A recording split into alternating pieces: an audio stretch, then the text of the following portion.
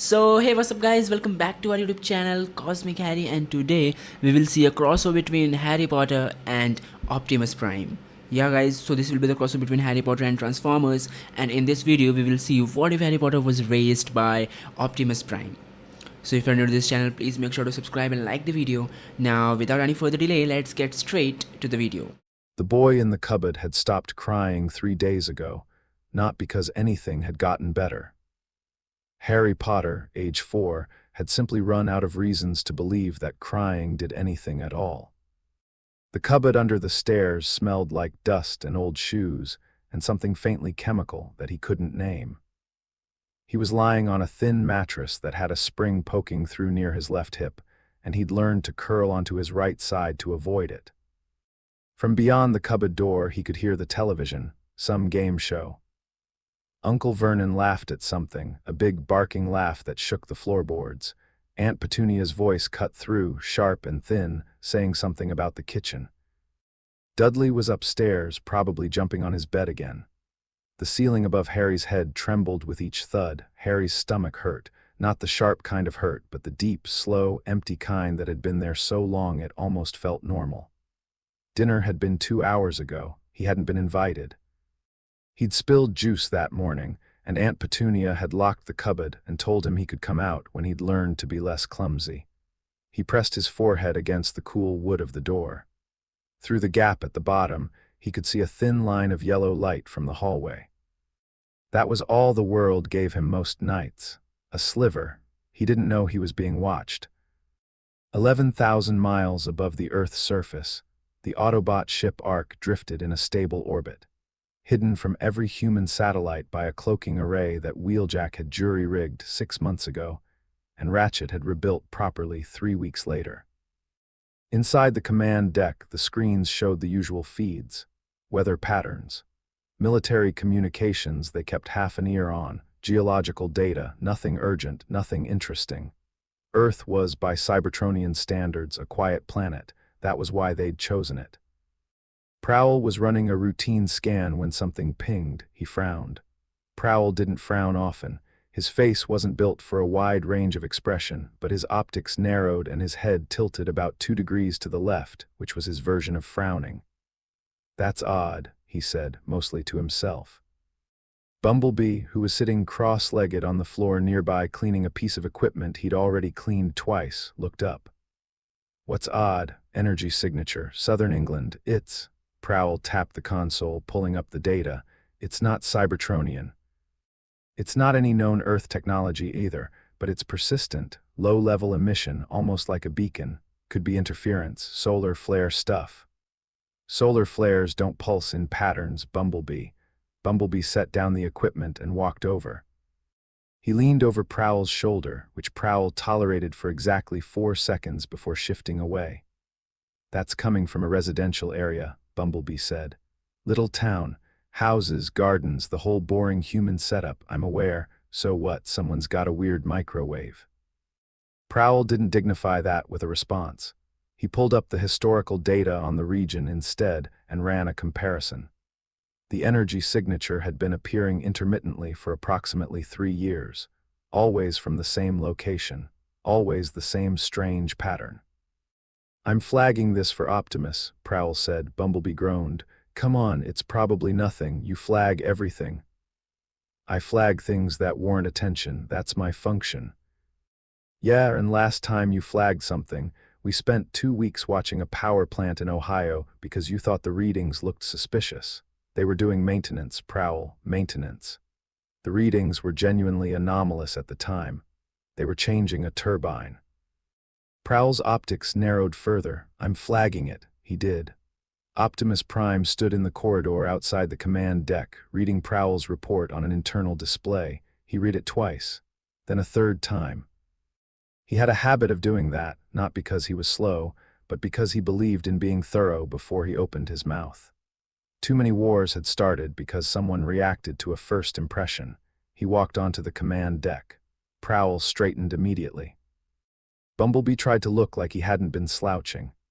"This energy signature," Optimus said. His voice filled the room without being loud. That was the thing about Optimus. He never shouted, he never needed to. How confident are you in the readings? Very, Prowl said. I've triple-checked. It's genuine, unknown origin, unknown type, but consistent and localized, and it's been active for 3 years, at minimum, possibly longer. Our scanning range for non-Cybertronian signals was limited before Wheeljack's upgrades. Optimus considered this. Bumblebee watched him, trying to read something from his face, which was usually a losing battle. Has Ratchet seen this? Optimus asked. Not yet. Get him. Bumblebee went to get Ratchet, who arrived looking irritated, which was his default state. Ratchet was the Autobot medic, and he carried himself like a doctor who'd been interrupted during surgery, even when he'd been doing nothing more critical than reorganizing his tools. He was sharp, blunt, and had exactly 0 patience for anything he considered a waste of time. What? He said by way of greeting. Prowl showed him the data. Ratchet stared at it for a long time without speaking. His irritation shifted into something else. Focus, genuine interest. That's biological, Ratchet said finally. Everyone looked at him. The energy signature. It's tied to a biological source. See this fluctuation pattern? He pointed at the screen. It correlates with what I'd expect from a living organism's stress response. Heart rate, cortisol analogs, adrenaline. Whatever this energy is, it spikes when the source organism is distressed. A human? Bumblebee asked, almost certainly. The location is a human dwelling. The biological markers are consistent with a young human. Very young, silence on the command deck. The kind of silence that has weight. A child, Optimus said. A child, Ratchet confirmed. And based on the spike frequency and intensity, a child who is distressed. Often, more silence. That's not our problem, Prowl said, and held up a hand immediately when Bumblebee opened his mouth. I'm not being heartless, I'm being practical. We are 4 Cybertronians hiding on an alien planet. We cannot involve ourselves in every human difficulty. This isn't every human difficulty, Ratchet said. This is an unknown energy signature emanating from a child. We don't know what it is, we don't know what it means, and we don't know who else might be able to detect it. That last part hung in the air. Decepticons, Bumblebee said quietly. If we can pick it up, they can pick it up, Ratchet said. Maybe not yet, maybe not from wherever Starscream is hiding these days, but eventually. And then we have a situation where an unknown power source is in the hands of whoever gets there first. We are not kidnapping a human child, Prowl said firmly. Nobody said kidnapping, Bumblebee said. We could just, go look, see what's going on. Reconnaissance, Prowl said flatly. Sure, reconnaissance, you love reconnaissance. Optimus had been quiet through this exchange. He was looking at the data again, the spike patterns, the frequency. Every few hours, another burst. Whatever was happening to this child, it was happening regularly. We go and observe, Optimus said. Prowl, you're correct that we cannot act rashly. Ratchet, you're correct that we cannot ignore a potential security concern. We will assess the situation before making any decisions. And if it turns out to be nothing, Prowl asked, then we'll have lost 1 evening, Optimus said. I can live with that. Number 4, Privet Drive, Little Whinging, Surrey, looked exactly like every other house on the street. Neat garden, clean windows, a car in the driveway that had been washed recently. The kind of house that screamed normal so loudly it was almost suspicious. Bumblebee was in vehicle form, parked 3 streets away. His holoform, a projection that looked like a young man in a yellow jacket, sat in the driver's seat with binoculars that were entirely for show. His actual sensors could read the heat signatures inside the house from this distance. 4 people inside, he reported through the comms. 3 adults and a child on the ground floor, 1 child, below ground level. No, wait, he adjusted. Under the stairs. There's a small space under the stairs and there's a child in it. Ratchet's voice came through, tight and controlled. Vitals on the child under the stairs. Elevated heart rate for a resting state, low body temperature. The energy signature is coming from that child. It's definitely the source. Silence on the comms. The child's been in that space for... Bumblebee checked his readings again. Checked them a 3rd time because he didn't want to say what they were telling him. Based on the thermal impression on the surfaces around him, he's been in there for several hours, minimum. The heat signature suggests he's lying down, probably on something thin, a mattress maybe, Bumblebee.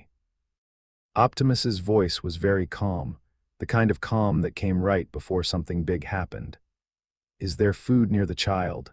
No, nothing. The other child upstairs has food wrappers around him. Sweet wrappers, crisp packets. The child under the stairs has nothing. Nobody spoke for a full 10 seconds. Prowl, Optimus said. Access local records. I want to know who lives at that address and who that child is. It took Prowl less than a minute. Human databases were not exactly challenging for Cybertronian intelligence. The house belongs to Vernon and Petunia Dursley. They have one son, Dudley, age 4. There's no record of a second child at this address, but, Prowl paused, cross-referencing local authority records, there was a child placed here approximately 3 years ago, a nephew, name, Harry Potter. Parents deceased, placed by a private arrangement, not through official social services channels. The paperwork is, frankly, a mess. Whoever arranged this didn't go through proper procedures. A dead parent's child, hidden under the stairs, unfed in the dark, Ratchet said. His voice was doing something none of them had heard before. It was shaking. Ratchet, who had performed surgery on Autobots in the middle of battlefields without flinching, was shaking. Optimus, I know what Prowl is going to say, I know the protocol, I know the risks. But if we leave that child there, I will never follow another order you give, and I mean that. Ratchet, Prowl started. Shut up, Prowl, I mean it, shut up. Prowl, shut up. We are soldiers, Optimus said slowly. We are not parents. And yet, Ratchet said, he's dying in slow motion down there. That sentence landed like a physical blow. Bumblebee made a sound through the comms that might have been a breath if Cybertronians breathed. Optimus was quiet for a long time, long enough that Bumblebee started wondering if the comms had cut out. Then he spoke.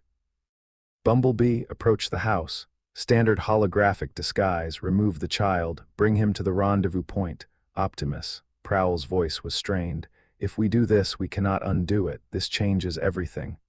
Some things should change, Optimus said. This is one of them. Bumblebee didn't need to be told twice.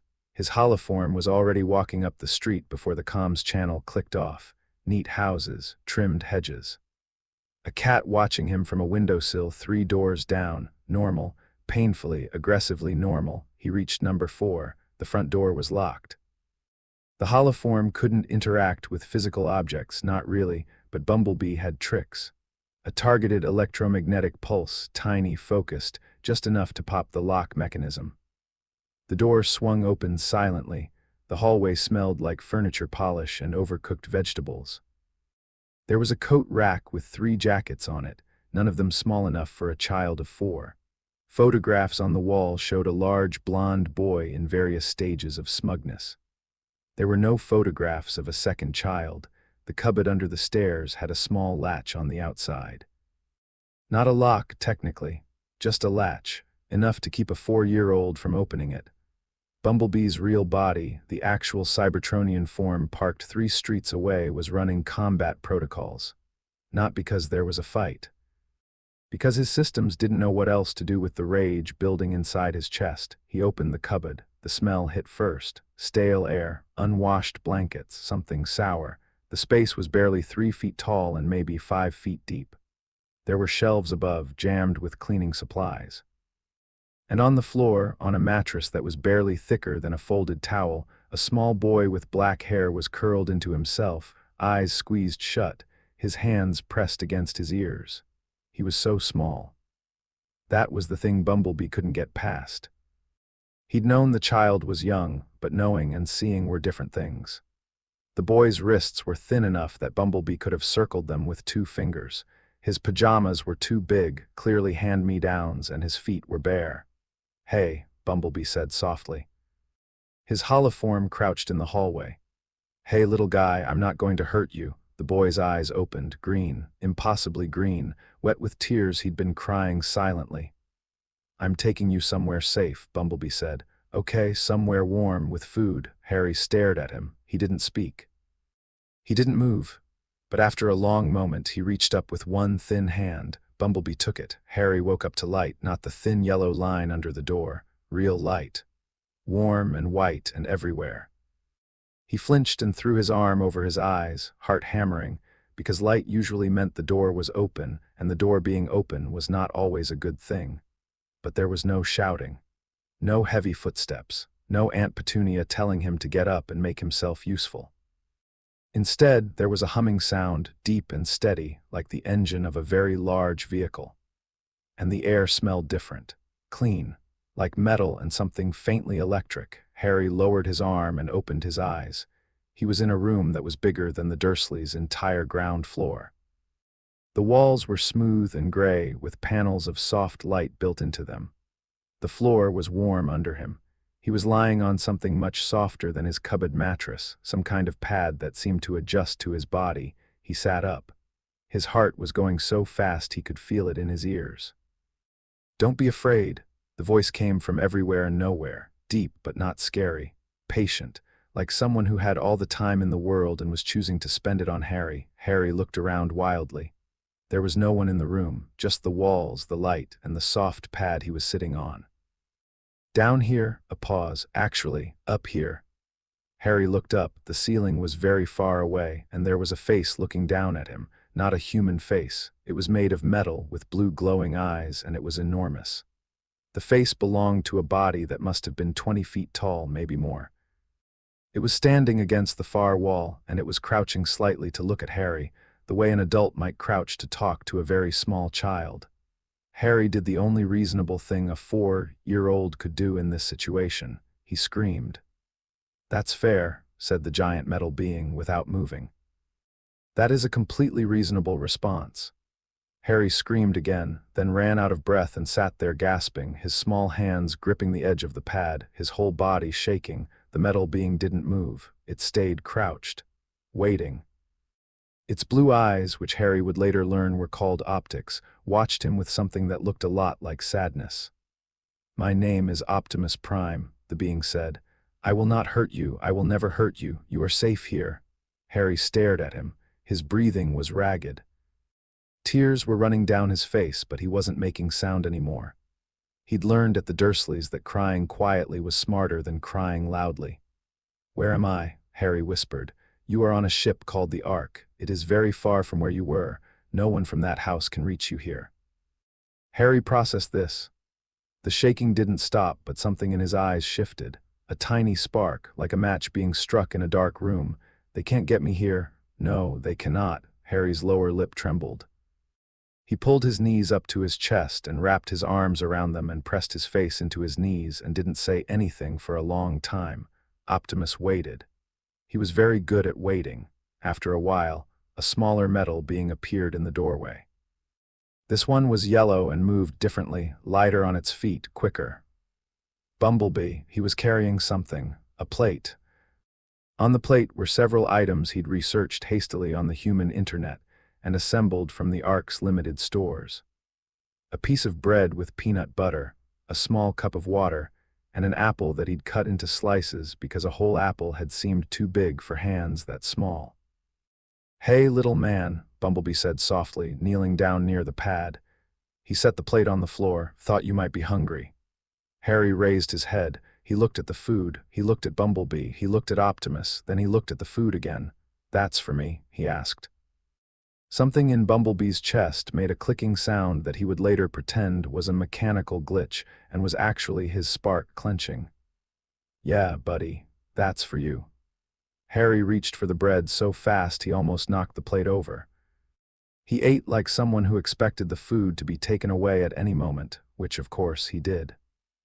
He shoved the bread into his mouth in 3 bites, barely chewing, and drank the water so quickly that half of it ran down his chin. Bumblebee watched. His hands, which could crush steel, were very still. "Slow down," came another voice from behind Bumblebee, rougher, more direct. Ratchet stepped into the room, and unlike the others, he didn't try to make himself smaller or less intimidating. He walked straight over and crouched down beside Harry with the businesslike manner of someone who had seen a lot of suffering and had decided long ago that the best response was competence. "Eat the apple pieces one at a time," Ratchet said.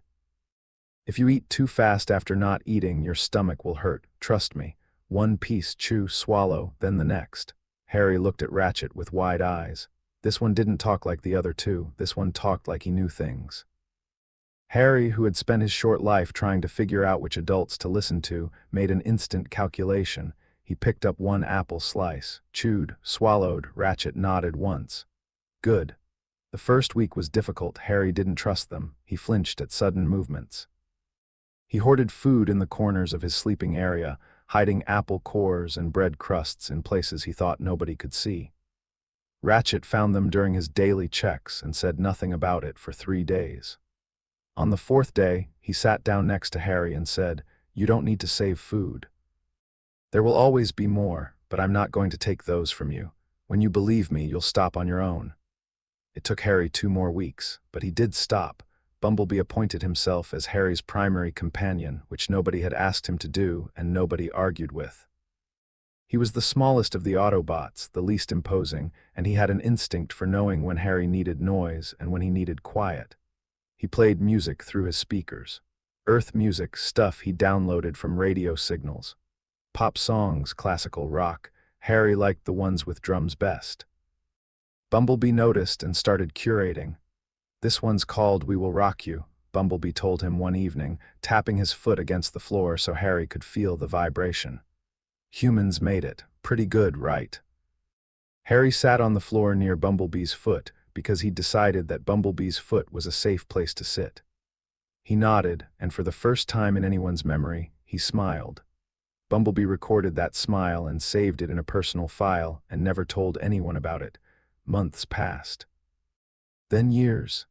Harry grew the way children do when they're fed properly and kept warm and talked to like they matter.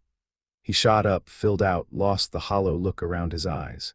His hair was permanently untidy, black and thick, sticking up at angles that defied every attempt at control. His eyes were green, startlingly green, the kind of green that made Ratchet run spectral analyses 3 times because he was convinced no human iris naturally produced that wavelength. "It's just his eye color," Bumblebee said. "It is a statistically improbable eye color," Ratchet replied. "I'm being thorough. You're being weird. Thoroughness is never weird." By 6, Harry had the run of the Ark. He knew every corridor, every maintenance hatch, every shortcut between decks. He knew which panels were warm and which were cold, and which ones made interesting sounds when you knocked on them. The ship was his home in a way that Number 4, Privet Drive, had never been, and the Autobots, each in their own way, became his family. Ratchet was the first to establish a formal routine. He called it basic field medicine and self-regulation, which was his way of avoiding the word parenting. Every morning, he spent an hour with Harry teaching him things he considered essential: how to control his breathing when he was scared, how to check for injuries, his own or someone else's, how to stay calm when everything around him was not calm. "Panic is a luxury," Ratchet told him. Harry was 7, sitting cross-legged on a medical bench while Ratchet pointed to a diagram of human anatomy he'd created. "In a crisis, you have about 4 seconds before your brain decides whether to fight, run, or freeze. If you train yourself, you can use those 4 seconds to think instead. Breathe in for 4 counts, hold for 4, out for 4. Do it now." Harry breathed in, held, breathed out, again. He did it again. "Now, while you're breathing, I want you to tell me 3 things you can see. The bench, your hand, that weird tool you keep poking me with. It's a scanner, not a poking device, but fine. 3 things you can hear. The engine, Bumblebee playing music somewhere. My own breathing. 3 things you can feel. The bench is cold. My socks are warm. My heart is slowing down." Ratchet paused. "You noticed that? Yeah, it was going fast before, now it's slower. That's because the breathing works, always works. Remember that when everything goes wrong. Your body wants to panic, you tell it no." Harry looked at him seriously. "Ratchet." "What? Has everything gone wrong for you before?" Ratchet was quiet for a moment.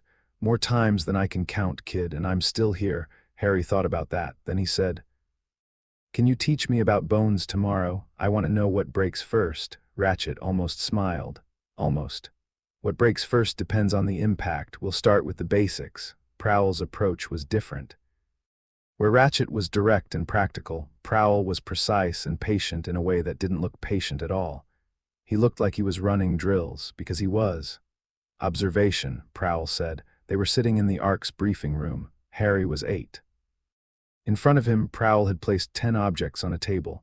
A bolt, a wire, a piece of cloth, a small metal disc, a shard of glass, a feather, a coin, a rubber band, a pebble, and a key.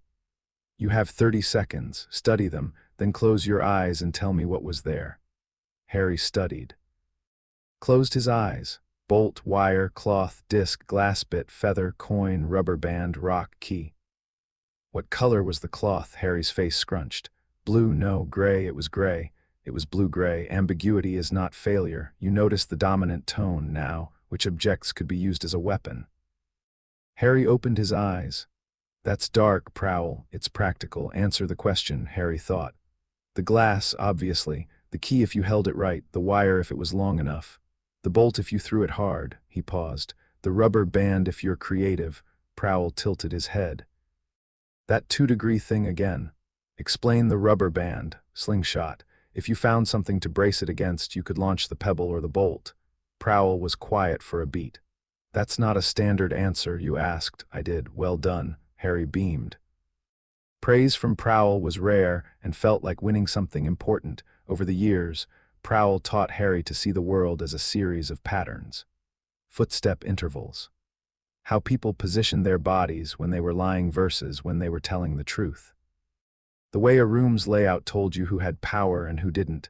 Exit routes, blind spots, the difference between what someone said and what they meant. People tell you who they are before they tell you who they are, Prowl said. You just have to be watching. Harry took this to heart in a way that would later make him the most unnerving first-year Hogwarts had ever seen. One evening, Prowl tested him differently. No objects on a table. Instead, he walked Harry through the Ark's corridors and stopped at random intervals. What just changed? Prowl asked. Harry listened, looked. The lighting panel on the left is flickering. It wasn't before. Good. What else? There's a vibration in the floor, faint. Ratchet's working on something 2 decks down. He dropped something heavy about 10 seconds ago. Prowl stared at him. I didn't hear that. You weren't listening for it. Prowl was quiet for a moment. Then he said something he almost never said. I'm impressed. Harry grinned. Can I have that in writing? Don't push it. But there was something in Prowl's voice, the faintest edge of warmth, that told Harry the compliment was real. And that mattered. It mattered because Prowl didn't hand out approval like candy. When Prowl said you did well, you had actually done well. No inflation, no comforting lies, just truth. Harry learned to crave that kind of honesty. Later, at Hogwarts, it would make him terrible at accepting flattery and excellent at spotting it. Bumblebee's lessons were the ones that didn't feel like lessons. He taught Harry how to laugh. Not the nervous, please don't hit me laugh that Harry had arrived with, but real laughter. The kind that started in your belly and took over your whole body and left you gasping and stupid and happy. He did this by being ridiculous. Bumblebee would trip over things on purpose and blame the furniture. He'd play terrible Earth music at full volume and dance badly, a 20-foot robot doing something that looked like a combination of the robot, obviously, and a broken washing machine. He made up stories about his adventures. On Cybertron that were 90% exaggeration and 10% things that had actually happened that were somehow even more ridiculous than the made-up parts. So there I was, Bumblebee said, Harry sitting on his shoulder as they walked through the Ark's lower corridors. Completely surrounded by Vehicans, right? Like maybe 30 of them, and my blasters jammed, and Prowl's on the comms going Bumblebee, retreat to coordinates blah blah blah, and I'm thinking, retreat, I don't even know where I am. What did you do? Harry asked, grinning. I transformed and drove straight through them, just plowed through. And I know that sounds cool, but what actually happened is I clipped a wall, spun out, knocked over like 12 of them by accident, and then drove in a circle for 30 seconds because my navigation was scrambled. And then Optimus showed up and handled it because Optimus always shows up. But for those 30 seconds, I was the most dangerous idiot on the battlefield. Harry laughed so hard he almost fell off Bumblebee's shoulder, but Bumblebee also taught Harry something else. He taught him that it was okay to be sad. That some nights you just felt bad and you didn't have to explain it or fix it or push through it. You could just sit with it. He was the first one to notice that Harry had nightmares. Ratchet tracked the boy's vitals, sure, but Bumblebee was the one who noticed that sometimes Harry wandered the corridors at 2 in the morning with his blanket wrapped around his shoulders and his eyes red.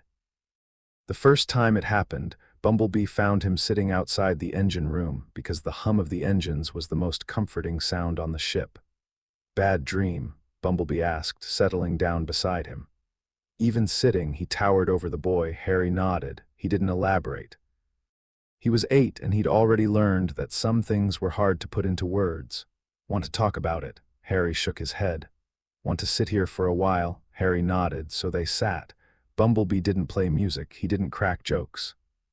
He just sat there, a warm metal presence in the dark corridor, and let Harry lean against his arm until the boy fell asleep. He carried Harry back to his room and set him down so gently that the boy didn't wake up. Optimus taught Harry last, and he taught him the hardest thing. It started when Harry was 9.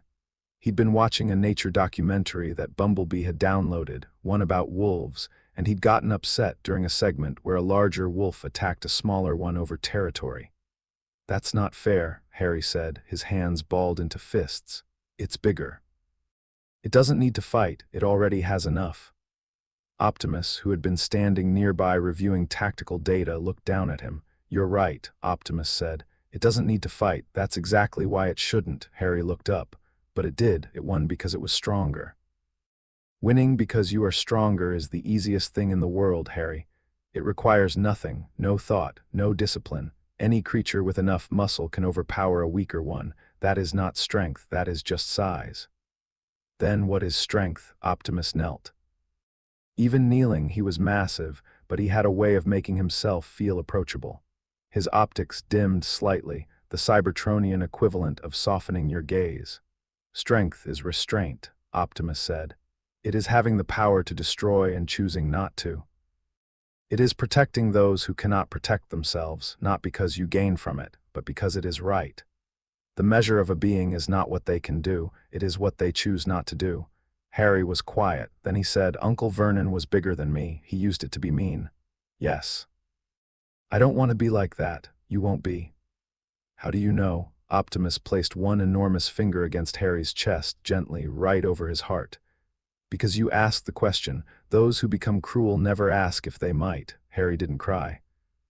But his eyes went bright, and he leaned forward and pressed his forehead against Optimus's finger, and stayed there until his breathing was steady again. The first time Harry did magic, he was 10 years old and absolutely furious. It happened in the training room. Prowl had set up an obstacle course designed to test reaction time. Harry was good at it, really good, better than a human child should have been. He'd been running the course for weeks, getting faster, smoother, more precise. But today something went wrong. A moving barrier clipped him mid-stride and knocked him sideways into a wall. Hard. His shoulder hit metal and the pain was instant and sharp, and it mixed with the frustration of failing a course he'd completed yesterday, and something snapped, not in Harry. In the room. Every light in the training room exploded simultaneously. The barriers froze mid-motion. The wall panel behind Harry cracked in a spider web pattern that radiated outward from the point where his shoulder had hit. And Harry himself was surrounded by a faint shimmer in the air, like heat rising off pavement, except it was green and it pulsed with his heartbeat. Then it stopped, all of it. The lights flickered back on. The barriers resumed their paths. The crack in the wall stayed. Harry sat on the floor, breathing hard, staring at his own hands. Prowl arrived first. He took one look at the room, one look at Harry, and tapped his communicator. "Optimus, Ratchet, training room, now." They came. Ratchet scanned Harry 6 ways from Sunday while Harry sat there in stunned silence, turning his hands over and over like they belonged to someone else. "It wasn't me," Harry said. "It was definitely you," Ratchet said, not unkindly. "Your energy output spiked to levels I've never seen from a human. Or from anything organic, for that matter. It came from inside you, Harry, from your cells, your nervous system, your—" He trailed off, looking at his scanner like it had betrayed him. I don't have a framework for this. It felt like being angry, Harry said quietly, but more. Like the anger had a shape and it just pushed out. Optimus knelt beside him. Were you hurt? My shoulder, but it's fine now. Harry paused. Actually, it was fine the second the thing happened, like it fixed it. Ratchet checked. The shoulder was uninjured, no bruising, no strain. As if the impact had never occurred. Self-repairing energy discharge triggered by emotional distress, Prowl said from the doorway, already cataloging. Responsive to intent, the wall damage suggests kinetic force projection. The barrier freeze suggests interference with electronic systems. And the healing suggests biomedical application. He paused. This is concerning. It's incredible, Bumblebee said from behind Prowl where he'd been eavesdropping. It's both, Optimus said. Harry, this energy, this ability, it is part of you. We will help you understand it. But I need you to hear me clearly. He waited until Harry's green eyes were locked on his blue optics. Power that you don't understand is dangerous, not because of what it is, but because of what it might do if you can't control it. We will learn this together. Agreed, Harry nodded. Agreed. They spent the next year running tests. Ratchet built sensors calibrated specifically for whatever this energy was. They learned that it responded to Harry's emotions, yes, but also to his intent. When Harry focused, really focused, he could make small objects move. He could make lights brighten or dim. Once, during a particularly calm meditation session with Ratchet, he made a metal tool float 6 inches off the table and hold there for 30 seconds. It behaves like no energy I've ever studied. Ratchet admitted to Optimus one night, after Harry had gone to bed. It has properties of electromagnetic radiation, but also of quantum entanglement. It responds to thought, to will. It's as if reality itself bends slightly in his presence when he wants it to. Can he control it? He's learning. He's disciplined, thanks to Prowl. He's emotionally aware, thanks to you and Bumblebee. But this is bigger than anything I can teach with scanners and breathing exercises. Whatever this is, Optimus, it didn't come from us. It came from wherever he came from. Optimus said nothing. But that night, he accessed the files Prowl had compiled on Harry's parents, James and Lily Potter, and the strange circumstances of their deaths. A house destroyed. A dark figure. A community that seemed to exist parallel to the normal human world, hidden, secretive, and impossible. He read the files twice, then a third time, and then the other signal appeared. It was 3 weeks after Harry's first magical outburst. Prowl picked it up during a night cycle sweep, a faint transmission so deeply encrypted that it nearly slipped through the filters entirely. It lasted 4 seconds, then it was gone. Prowl ran the signature through every database they had, nothing matched. But the pattern, the way it pulsed and then cut off, was familiar in a way that made his circuits cold. That's Decepticon. He told Optimus privately in the corridor outside Harry's room, both of them speaking in frequencies the boy couldn't hear. Old protocol, pre-war era, someone is using a legacy communication format to avoid detection. Origin, Earth, somewhere in Northern Europe. I couldn't narrow it further before the signal died. Could it be related to Harry? Prowl hesitated. Prowl never hesitated. The signal activated 27 minutes after Harry's energy discharge. It could be coincidence. But you don't believe in coincidence. No, I don't. Optimus stood in the corridor for a long time after Prowl left. Through the wall, he could hear Harry's breathing, slow and steady, the breathing of a child who had finally learned how to sleep without fear. Something was watching. Something had been watching for a while. And it had just seen what Harry could do.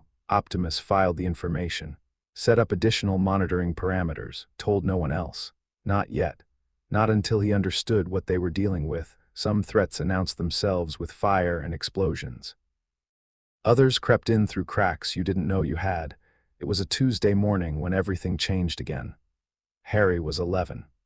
He was in the Ark's common area, eating breakfast, cereal with milk that Bumblebee had picked up during his latest supply run to a human town. Bumblebee's supply runs were always an adventure. He'd come back with groceries, random human gadgets he thought were interesting, and once, inexplicably, a traffic cone that he refused to explain. Harry was mid-bite when something appeared on the table in front of him, not arrived. Not slid into view, appeared, out of nothing. 1 second the table held a cereal bowl and a glass of orange juice. The next second it also held an envelope, heavy, yellowish parchment, thick.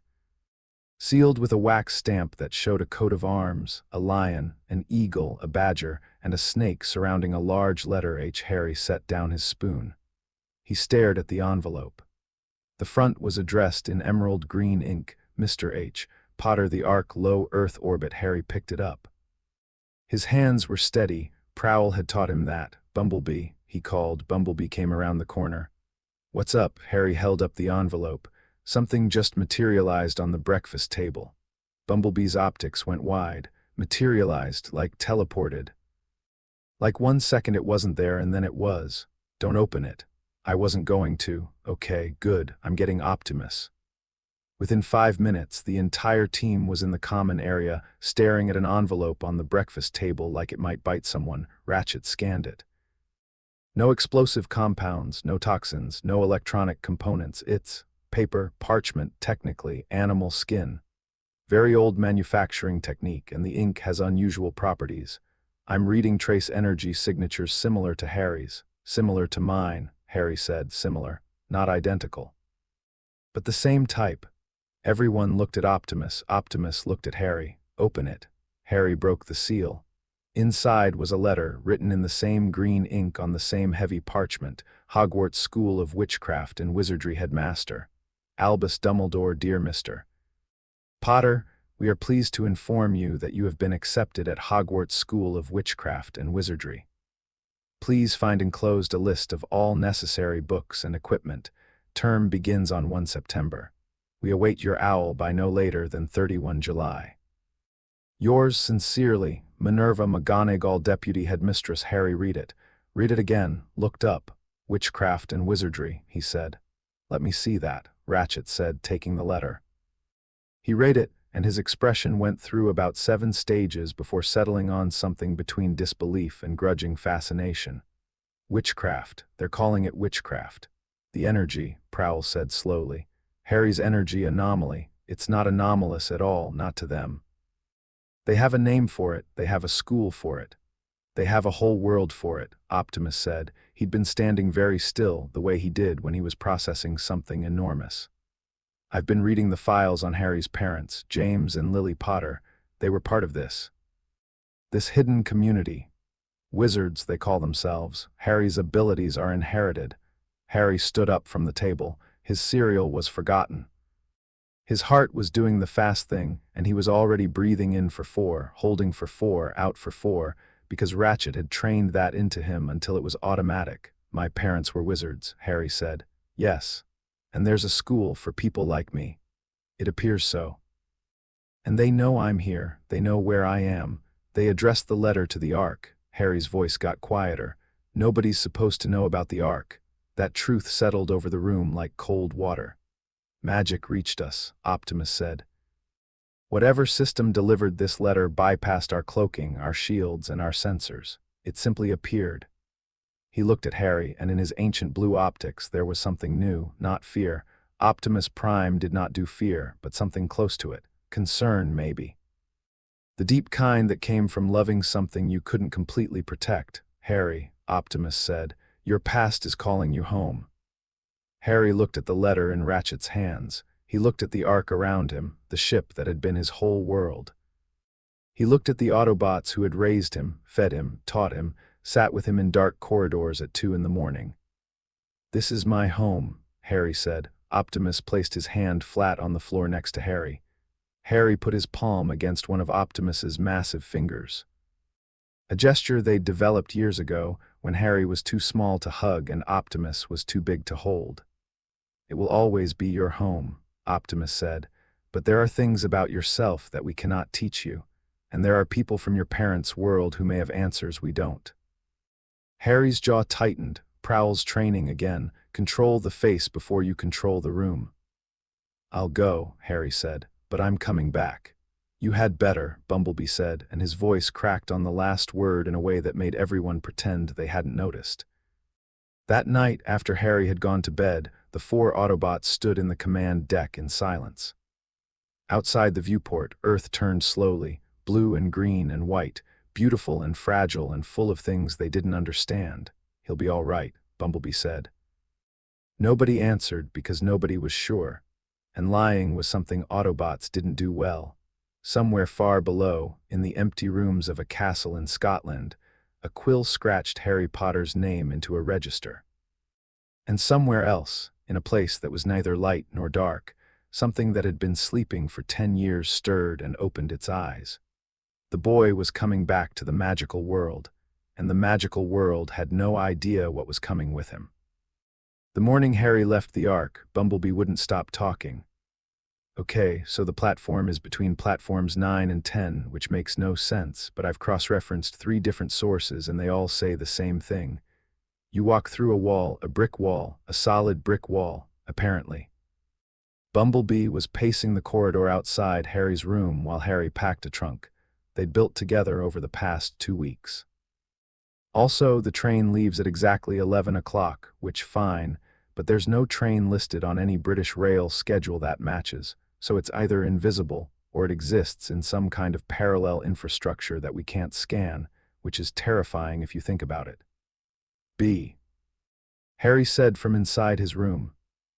"And I've mapped every exit in King's Cross Station, so if anything goes wrong, you head for the east side. There's a service corridor behind the coffee shop on the main concourse that leads to a staff parking area. I'll be parked there. Yellow Volkswagen. You can't miss me, B." "What?" Harry appeared in the doorway, holding a pair of socks. "I'm going to school, not a war zone." Bumblebee looked at him for a long second. "Yeah, I know, He trailed off. His optics dimmed slightly, and Harry recognized that look because he'd seen it 100 times. Bumblebee was worried, and when Bumblebee was worried, he talked. A lot. Harry crossed the corridor and pressed his palm flat against Bumblebee's leg, their version of a hug when size made actual hugging impossible. "I'll be fine. You'd better be. I just got you trained to appreciate good music. I'm not starting over with someone else." Harry laughed. It came out shaky, which neither of them mentioned. In the common area, Ratchet was running a final medical check, which he'd already done twice that morning. He pressed a small device into Harry's hand. It looked like a wristwatch, simple black band, plain face. "Comms unit," Ratchet said. "Disguised. Tap the face 3 times fast and it'll send us your coordinates and a short-range audio burst. Not a conversation, just a signal. Use it if things get bad, define bad, injured, cornered, unconscious and about to be unconscious. Trust your training and trust your gut, but don't be stupid about asking for help, Ratchet." Harry put on the watch. "Thank you for everything," Ratchet grunted. "Don't get sentimental. I'll see you at Christmas." Prowl was waiting in the transport bay. He'd prepared a dossier on Hogwarts that was, by human standards, insane. 30 pages of analysis based on scraps of information they'd pieced together from magical traces, historical records, and some very creative data mining. He'd mapped the castle's approximate layout from architectural records of medieval Scottish strongholds in the region. He'd identified likely faculty members based on magical energy signatures near the school. He'd even compiled behavioral profiles. "You won't be able to reference this openly," Prowl said, handing Harry a thin folder. "Memorize what you can, burn the rest. Prowl, it's a school. It's an unknown environment with unknown actors and unclear loyalties. It's a school the same way the Pentagon is an office building." Prowl paused. "Be careful who you trust. Observe first." "Always," Harry nodded. That one he didn't argue with, and then there was Optimus. He was standing by the external hatch, the one they'd used to transport Harry to the surface. He didn't have a gift, he didn't have a speech. He just stood there, looking at the 11-year-old boy who came up to his knee, and for a moment neither of them spoke. "I don't know what I'm walking into," Harry said quietly. "No, you don't. That scares me." "Good. Fear is not weakness. Fear is information. It tells you to pay attention." Harry looked up at him. Those green eyes, the ones Ratchet still insisted were statistically improbable, met Optimus's blue optics. "What if they don't like me?" And there it was. Under all the training, under the tactical thinking and the breath control and the observation skills. An 11-year-old kid going to school for the first time, scared that nobody would want to sit with him at lunch. Optimus knelt. He placed his finger against Harry's chest, right over his heart. Their gesture? Then they will be missing out, Optimus said simply. But I think you will find, Harry, that the people worth knowing are the ones who see you clearly and stay anyway. Harry swallowed hard. He pressed his forehead against Optimus's finger for a moment. Then he stepped back, picked up his trunk, and walked toward the hatch. He didn't look back. If he looked back, he'd stay. King's Cross Station was loud. Painfully, overwhelmingly loud. Harry had lived on the Ark for 7 years, and the Ark was quiet in the way that deep space was quiet. Mechanical hums, engine vibrations, the occasional clang of Ratchet dropping something and swearing.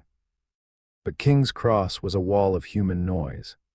Announcements, footsteps, conversations, a baby screaming somewhere, a trolley with a squeaky wheel, pigeons, coffee machines, somebody laughing too loud near the ticket office. Harry stood near the entrance with his trunk on a trolley, wearing jeans and a dark jacket that Bumblebee had bought from a shop in London 2 days ago.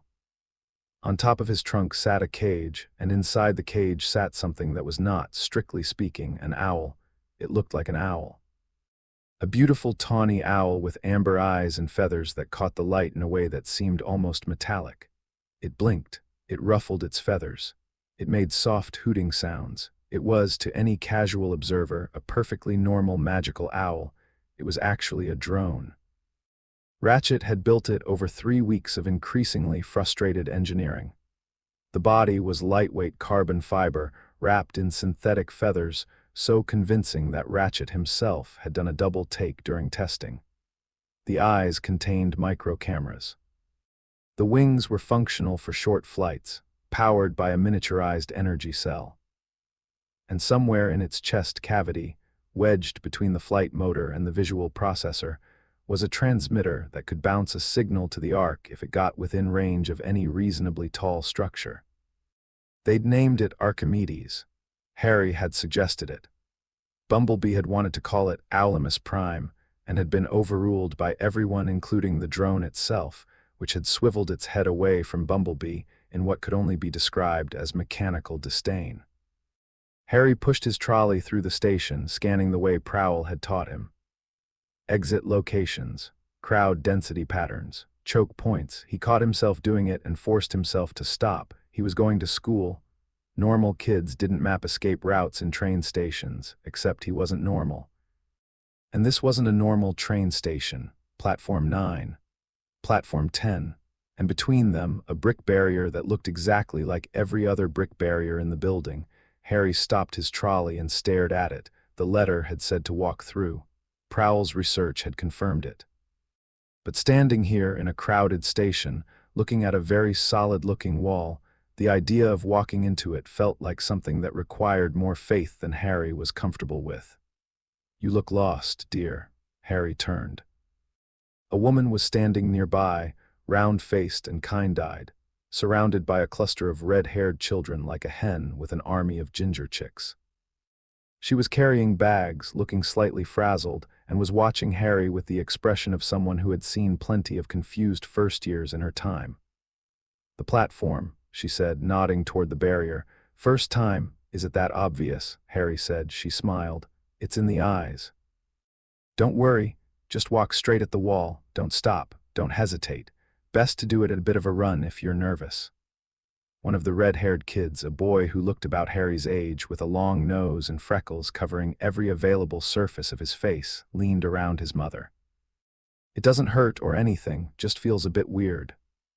"Ron, don't scare him," the mother said. "I'm not scaring him. I said it doesn't hurt. You said it feels weird. That's not reassuring. It does feel weird.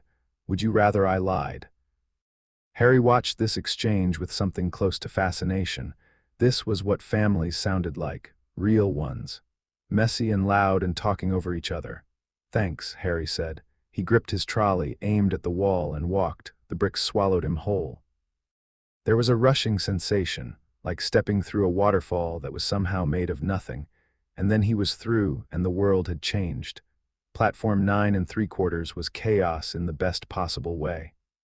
A scarlet steam engine sat along the platform, belching white smoke. Families were everywhere, hugging, crying, shouting instructions. Kids were hanging out of train windows. Cats and owls and something that looked like a toad were making various animal noises. A trunk fell off a trolley and burst open, scattering robes across the platform while a girl chased after them, red-faced and mortified. Harry stood there and took it all in. His chest felt tight, not in a bad way, in the way that happens when you see something enormous and real and new. Archimedes hooted softly from his cage. "Yeah," Harry said to the drone, "I know." He loaded his trunk onto the train and found an empty compartment near the back. He stowed his things, sat down by the window, and pulled out the Hogwarts letter to read it one more time. He'd memorized it already. He just liked holding it. It was proof that this was real. The compartment door slid open. Anyone sitting here? It was the red-haired boy from the platform. Ron. He was taller than Harry by a couple of inches and had the look of someone who'd grown faster than his coordination could keep up with. His robes were slightly too short at the wrists. He had a smudge of something on his nose. "Go ahead," Harry said. Ron dropped into the seat across from him with the graceless enthusiasm of someone who hadn't learned to sit down quietly yet. "Cheers. Everywhere else is packed." "My brothers grabbed a compartment and told me to get lost, so," he shrugged. "I'm Ron Weasley, Harry Potter." Ron's reaction was immediate and obvious. His eyes went wide, his mouth opened, he leaned forward. "You're joking." Harry had expected this. Prowl's research had turned up references to the boy who lived, a famous figure in the magical world. Harry had learned about his own celebrity status sitting in the Ark's briefing room, which was possibly the strangest way to find out you were famous. "Not joking," Harry said. "Blimey." Ron stared at him. "You've got do you have the—" He gestured vaguely at his own forehead. Harry pushed his fringe aside. The scar was there, thin and lightning-shaped, a souvenir from whatever had happened the night his parents died. Ron stared at it with an intensity that bordered on rude. Then he seemed to catch himself and sat back. "Sorry, that was probably weird. People must do that to you all the time." "Actually, you're the first. Seriously, I didn't grow up around this." Harry gestured at the train, the platform beyond the window, the whole magical world. "I grew up somewhere else." Ron looked confused. "The Muggles, I heard you were with Muggles." Harry hesitated. The cover story was already in place. Prowl had helped him build it, simple enough to remember, vague enough to hold up. Raised by a distant relative, homeschooled, kept out of the magical world for safety reasons, nothing that was technically a lie, just not the truth. "Something like that," Harry said. Ron, to his credit, didn't push. He just nodded like that made sense and immediately launched into a monologue about his family that Harry found himself genuinely enjoying. 5 older brothers, a younger sister, parents who were loving but stretched thin. A house that was apparently held together by magic and stubbornness. Fred and George, the twins, they're mental, Ron said, unwrapping a sandwich he'd pulled from somewhere. Last summer they turned Percy's prefect badge into a spider. Percy screamed. Mum screamed louder. Dad pretended to be mad, but you could tell he thought it was funny. It was brilliant, Harry laughed. A real laugh. And he realized with a small jolt of surprise that he liked Ron. Just like that. No tactical assessment required, no background check, he just liked the kid. The compartment door opened again. This time it was a girl. Bushy brown hair, slightly large front teeth, and an expression that said she had been born ready for school and had been waiting impatiently for the rest of the world to catch up. She was already wearing her Hogwarts robes and had the posture of someone who had read every textbook on the reading list and possibly some that weren't. "Has anyone seen a toad?" "A boy named Neville's lost one," she said, looking between them. "Haven't seen one." Ron said through a mouthful of sandwich. She wrinkled her nose at him, then looked at Harry. Her gaze was sharp, not unfriendly, but evaluating. Harry recognized the look because Prowl gave him the same one when he was being tested. "I'm Hermione Granger," she said. "And you are Ron Weasley." Ron said, Harry Potter, Harry said. Hermione's eyes widened, but she controlled it faster than Ron had. I've read about you, in modern magical history and the rise and fall of the dark arts and great wizarding events of the 20th century. Light reading, Ron muttered. You're in all of them, Hermione continued, ignoring Ron completely. She sat down, uninvited, which Harry found either bold or rude and couldn't quite decide. They don't say much about what happened after, though. Where you've been, I looked. You looked, Ron said. Of course I looked. He's one of the most significant figures in modern magical history, and he disappeared for 10 years. Wouldn't you look? I mean, I might have looked. I wouldn't have announced it like that. Hermione turned back to Harry. So, where have you been? Harry met her gaze, steady, calm. The way Optimus held eye contact during important conversations. I was kept safe, he said. That's all I can really say. Something flickered across Hermione's face, not suspicion exactly. More like recognition that she'd hit a wall, combined with the frustrating realization that she couldn't argue her way through it. That's very precise phrasing, she said slowly. Thanks, it wasn't a compliment, it was an observation. Most 11-year-olds don't talk like that. Ron looked between them like he was watching a tennis match. Am I missing something? She's trying to figure me out, Harry said. He noticed, Hermione said, and something shifted in her expression. Not quite respect, but interest. The kind of interest that, in Hermione's case, was probably more dangerous than respect. She left to continue the Toad search. Ron exhaled. She's a bit much, isn't she? Ron said. She's smart, Harry said. Yeah, terrifyingly. Did you see how fast she clocked the precise phrasing thing? Who even says precise phrasing at 11? She does, exactly. Terrifying. Harry leaned back against his seat. Outside the window, the English countryside was rolling by, green and gold and dotted with sheep. He watched it and thought about how different this landscape looked from the inside of the Ark.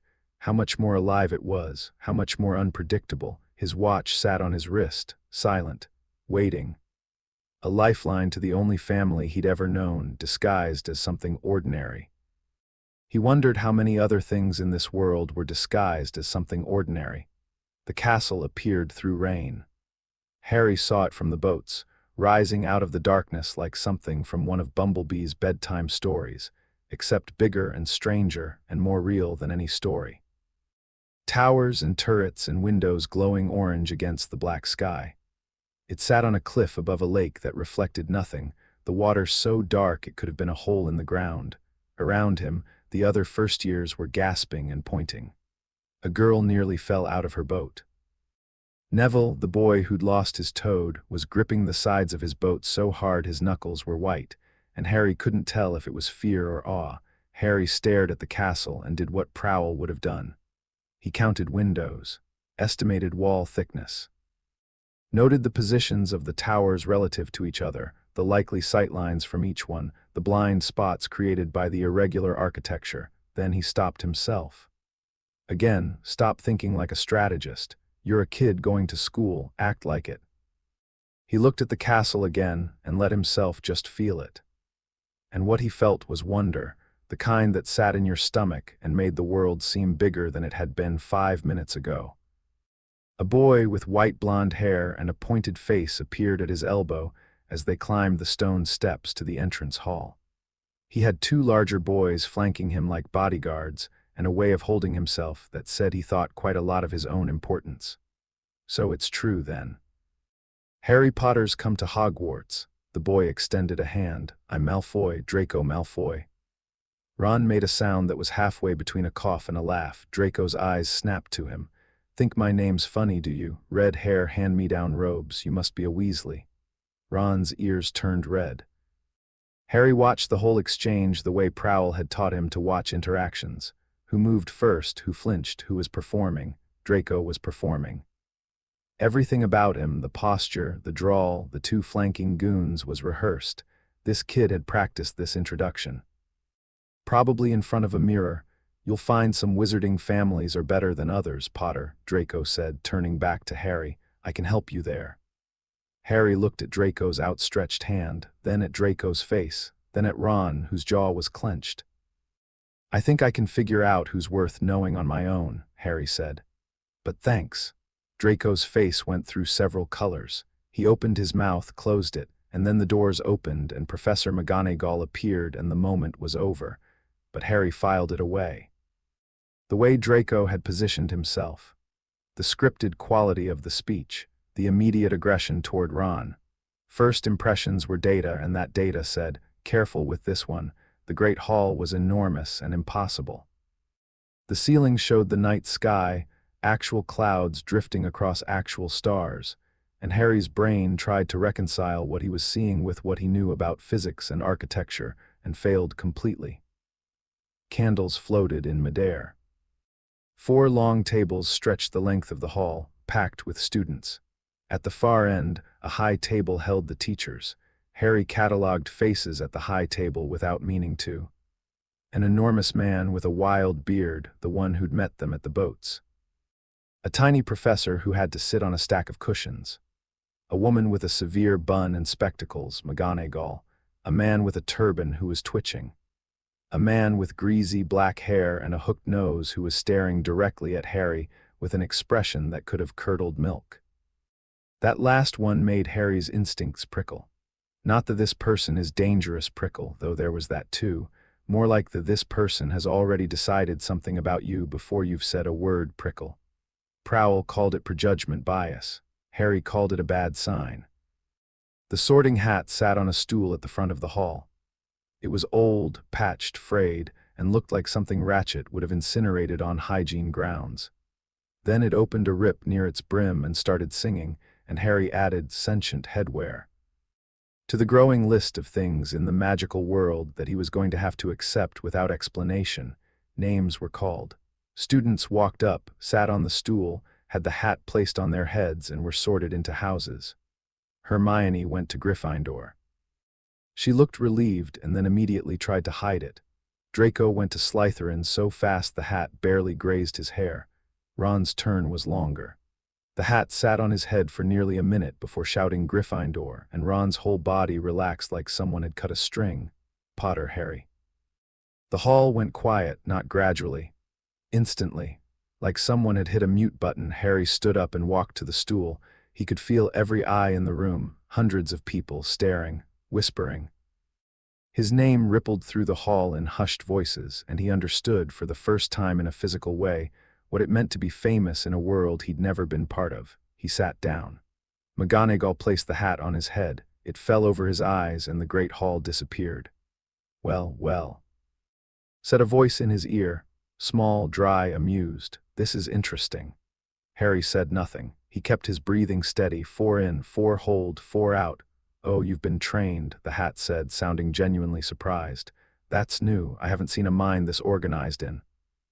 "Actually, I'm not sure I've ever seen a mind quite like this. You think in patterns, grids, threat assessments. Who taught you that?" Harry didn't answer out loud, but he thought Prowl. Prowl, not a name I recognize, not a wizard certainly, something else entirely. The hat was rummaging through his mind, not aggressively, but thoroughly, like someone browsing a library. "Courage, yes, plenty of that, but not reckless courage, controlled courage, disciplined. You've been taught that strength is restraint. That's an unusual lesson for someone your age." Harry felt the hat pause on certain memories, Optimus kneeling beside him. Ratchet's breathing exercises, Bumblebee in the dark corridor at 2 in the morning. "Love," the hat said quietly, almost to itself.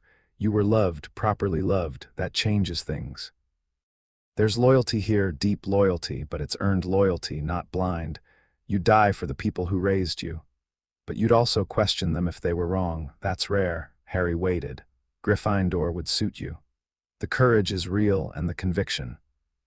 But there's a precision to your thinking that Ravenclaw would cherish. And the loyalty. Hufflepuff would kill to have someone with your sense of duty." "What about Slytherin?" Harry thought, because Prowl had told him to gather all the data. The hat chuckled. "You'd survive there. You'd probably thrive. You have the strategic mind for it, the self-control, the ability to read people. But I don't think it's where you belong. Slytherin rewards ambition, and your ambition isn't for yourself, it's for others. That's a fundamental difference." A pause, longer than the others. Harry could feel the hat thinking, turning him over like a puzzle piece that could fit in multiple places. "Here's what concerns me," the hat said, and its voice dropped lower. You don't fear darkness. That's what the others fear, the students I sort. They fear the dark things, the bad things, the things under the bed. But you fear becoming the dark thing. You fear that the discipline, the training, the power you carry might twist you into something that hurts instead of helps. That fear, the hat paused. That fear will either save you or destroy you. I hope you know which. The great hall was getting restless. Harry had been under the hat for over a minute now. He could hear shuffling, whispers. Put me where I'll do the most good, Harry thought. The hat was quiet for one more beat. Then, loud enough for the hall to hear, Gryffindor, the table on the far left, erupted. Cheering, stamping, the Weasley twins shouting, "We got Potter," loud enough to rattle the floating candles. Harry pulled the hat off and walked to the Gryffindor table on legs that felt slightly disconnected from his body. Ron was saving him a seat. Harry sat down. Ron grinned at him. "Took long enough, mate. Thought the hat was writing you a novel." "It sort of was," Harry said. Hermione, sitting a few seats down, was watching him with that evaluating look again. Harry met her eyes. She looked away first, but not before Harry saw something there that wasn't suspicion anymore. It was curiosity. The kind that wouldn't stop until it had answers. The first week at Hogwarts was an exercise in controlled chaos. Harry's room in the Ark had been quiet, temperature-regulated, and exactly the same every time he walked into it. The Gryffindor dormitory was none of those things. 5 boys in a round room with beds that creaked, windows that let in drafts, and a fireplace that couldn't seem to decide if it wanted to burn or smolder. Ron snored. Neville talked in his sleep. Seamus Finnegan had a habit of accidentally setting things on fire, which happened twice in the first 3 days. Harry adapted. That was what Prowl had trained him to do. But adapting was exhausting because it wasn't just the physical environment, it was everything. It was the way the other kids talked, loud and emotional and unfiltered, saying exactly what they felt the moment they felt it. Harry was used to Autobots, who chose their words carefully, who communicated with precision. These kids communicated with volume. It was the moving staircases, which violated every principle of structural engineering Ratchet had ever taught him. It was the portraits that watched him and whispered to each other as he passed, which tripped every surveillance instinct Prowl had drilled into his head. It was the ghosts, which were just floating dead people, and nobody seemed to think this was a problem, and it was the classes. Harry was good at magic. Embarrassingly good. The discipline Optimus had taught him, the focus, the control of intent, translated directly into spellwork. When Professor Flitwick asked them to levitate a feather, Harry got it on his first try.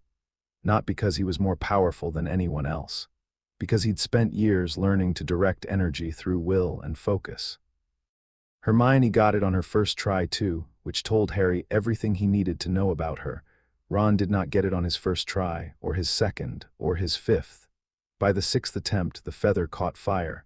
Wingardium Leviosa. Hermione said from beside him, enunciating each syllable like she was teaching a particularly slow student. "You're saying it wrong. It's Leviosa, not Leviosah." Ron's ears went red again. "If you're so clever, why don't you do it then?" "I already did." Ron looked at Harry for support. Harry held up both hands. "Don't bring me into this." "Some friend you are," Ron muttered, but he was almost smiling, and that was the thing about Ron. He got frustrated fast and he let go of it fast. No grudges, no silent treatment. He'd be annoyed at lunch and laughing at dinner, and everything in between was just Ron being Ron. Harry liked that. He liked the simplicity of it. The Autobots were wonderful, but they were ancient beings carrying the weight of a dead planet. Ron Weasley's biggest concern was whether there would be treacle tart at dessert. There was something healing about that kind of smallness, but the smallness had cracks. And Harry, trained to notice cracks, noticed them. It started in the 2nd week. A portrait on the 3rd floor, one Harry passed every day on the way to Charms, was behaving differently. The figure in the painting, an old wizard with a long beard and a fondness for napping, had always faced left. Now he faced right, and he wasn't napping, he was watching. His painted eyes tracked Harry every time he walked past, could be nothing. Portraits moved all the time at Hogwarts. That was their whole thing. But on the same day, Harry heard footsteps in an empty corridor, not ghost footsteps, which were silent, or Peeves's footsteps, which were chaotic. These were measured, even. The footsteps of someone who knew where they were going and didn't want to be heard. Harry stopped, listened. The footsteps stopped too. He waited 30 seconds. Prowl's voice in his head, "Don't move first, make them move first." The footsteps didn't resume. But something else happened. A faint sound, almost below the range of human hearing, a high-pitched whine that lasted for less than a second, like feedback from an electronic device. There were no electronic devices at Hogwarts. Magic apparently fried anything with a circuit board. Every kid who'd brought a phone or a laptop had discovered this within hours. So what had just made an electronic sound in a castle where electronics didn't work?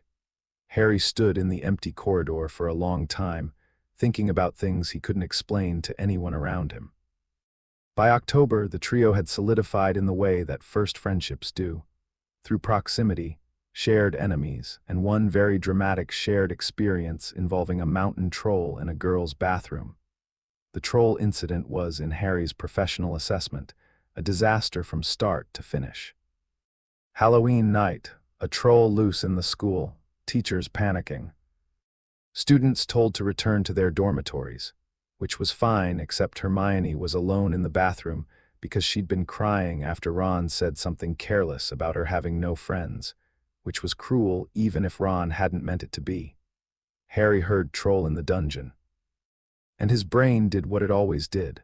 Assess, locate, act. Hermione doesn't know, he told Ron as they were being herded toward Gryffindor Tower. She's in the bathroom. She doesn't know about the troll. Ron went pale. The guilt hit him like a truck, and Harry watched it happen in real time. The widening eyes, the tightening jaw, the moment where not my problem became absolutely my problem. "We have to go get her," Ron said. They went. And they found the troll in the bathroom with Hermione, a 12-foot creature that smelled like an open sewer and was swinging a club the size of a small car. Harry's training kicked in. Not halfway, all the way. He assessed the room in 2 seconds. One exit, the door they'd come through. Hermione was on the floor against the far wall, frozen in terror. The troll was between them and her. It hadn't noticed them yet. It was focused on smashing the sinks, which was buying them maybe 10 seconds. "Ron, stay at the door. When I get its attention, get Hermione out. Get its attention." "Are you mental?" "Probably. Go." Harry grabbed a piece of broken pipe from the floor and threw it, not at the troll, at the wall behind the troll. The clang echoed off the stone. The troll spun around, confused, looking for the source of the noise. In that half-second of distraction, Ron sprinted along the wall toward Hermione.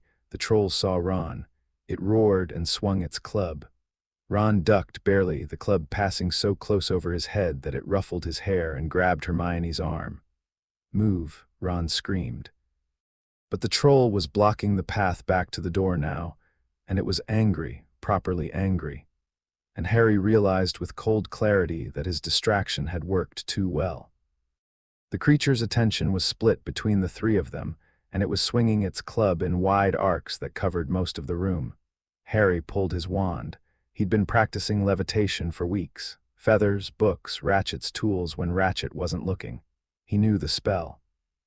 He knew he could do it. He aimed at the club, Wingardium Leviosa. The club jerked out of the troll's hand on the upswing and hung in the air, spinning slowly, 6 feet above the creature's head. The troll looked up at it with an expression of pure confusion. Harry let go of the spell. 12 feet of solid oak dropped straight down and hit the troll square on the skull. The impact sounded like a bag of wet cement hitting a floor. The troll swayed, its eyes crossed, and then it fell forward and hit the ground so hard the floor shook. Silence. Just the three of them breathing hard, staring at an unconscious troll. "Did you just plan that?" Hermione said. She was shaking. Her voice was thin, and she was gripping Ron's arm hard enough to leave marks. "Sort of," Harry said. His hands were trembling. The adrenaline was doing exactly what Ratchet had warned him it would do, hitting like a wave after the danger passed. His knees felt weak. His stomach was rolling. "Sort of," Ron said. You threw a pipe to distract it, told me exactly what to do, and then dropped its own club on its head. That wasn't sort of, that was a plan. A really good plan, he paused. A scary good plan, actually. Footsteps in the corridor, teachers arriving, McGonagall's voice sharp and frightened. What on earth? But Harry was looking at Hermione, and Hermione was looking at him, and he could see the gears turning behind her eyes. Who taught you to do that? She asked quietly under the noise of the arriving teachers. Do what? React like that? You didn't panic, you assessed the room.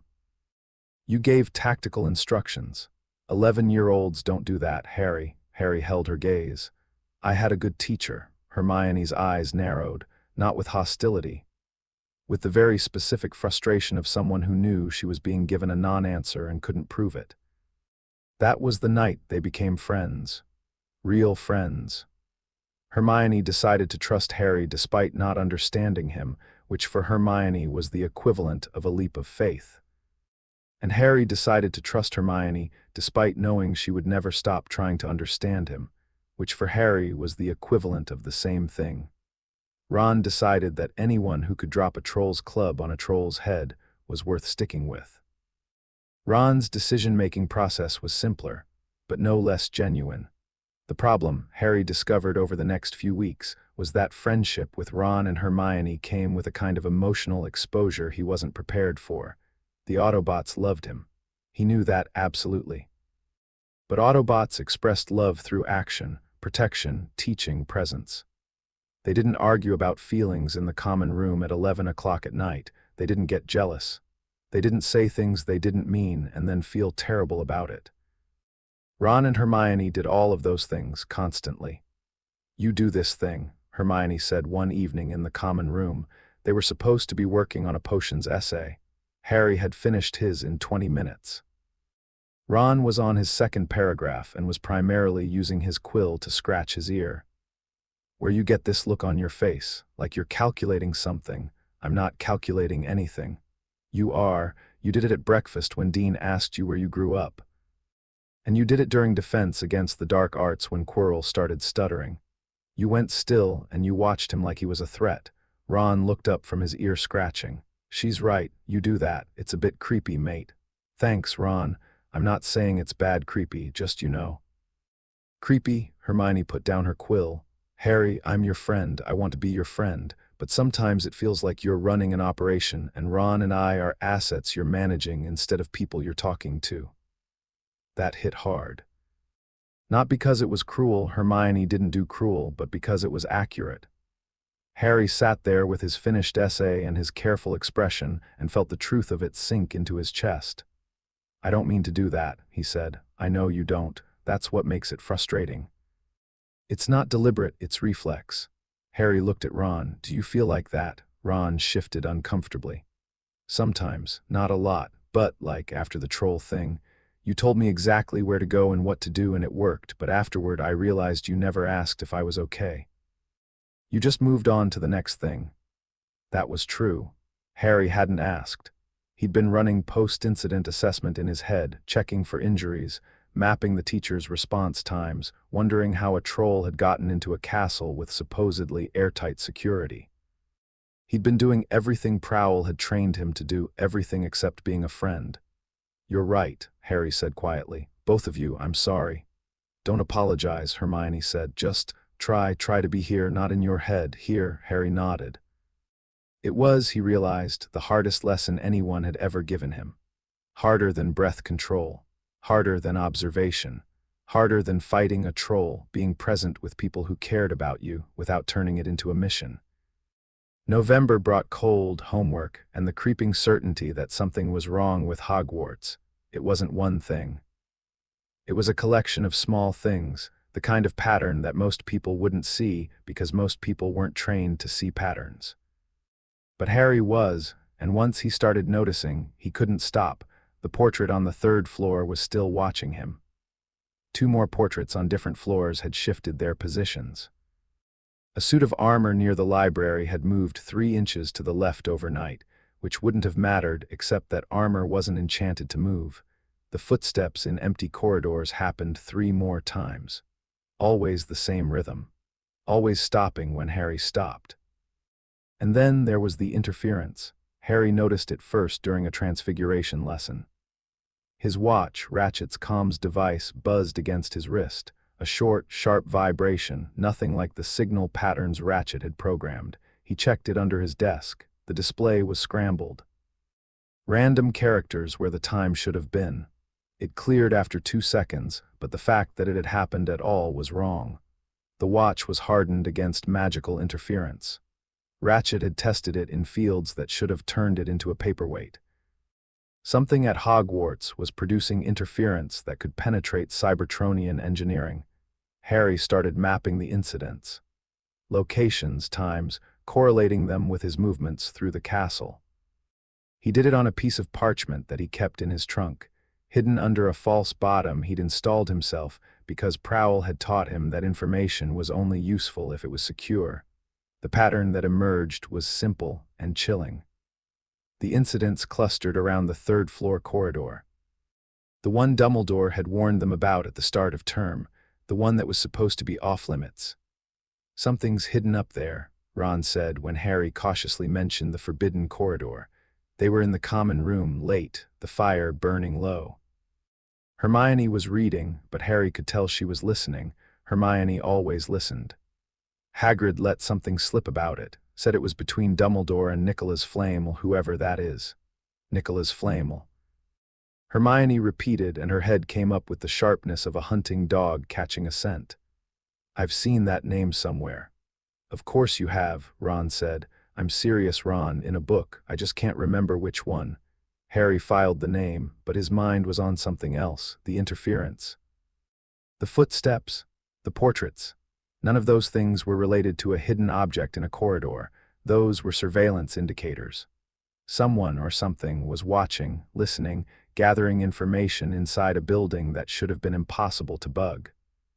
Late that night, after Ron and Hermione had gone to bed, Harry slipped out of the common room. He didn't have his invisibility cloak yet, that would come at Christmas, but he had something better. Years of Prowl's stealth training. He moved through the castle like a shadow, timing his steps with the creaks and groans of the old building, using the irregular architecture to stay out of sight lines. He reached the third-floor corridor. The door at the end was locked. He could hear something behind it, breathing, deep and slow, and more than one source. Something alive. Something big. He didn't try the door. That wasn't why he was here. He was here because this corridor was where the interference was strongest. He could feel it in his watch, a faint, steady vibration against his wrist, like a heartbeat that wasn't his. Harry knelt by the stone wall and ran his fingers along the base. Cold stone, old mortar, dust, nothing unusual. Then his fingers found it. A groove in the stone, hidden behind a loose chunk of mortar. Small, precise, not the kind of crack that happened naturally. This had been cut, recently.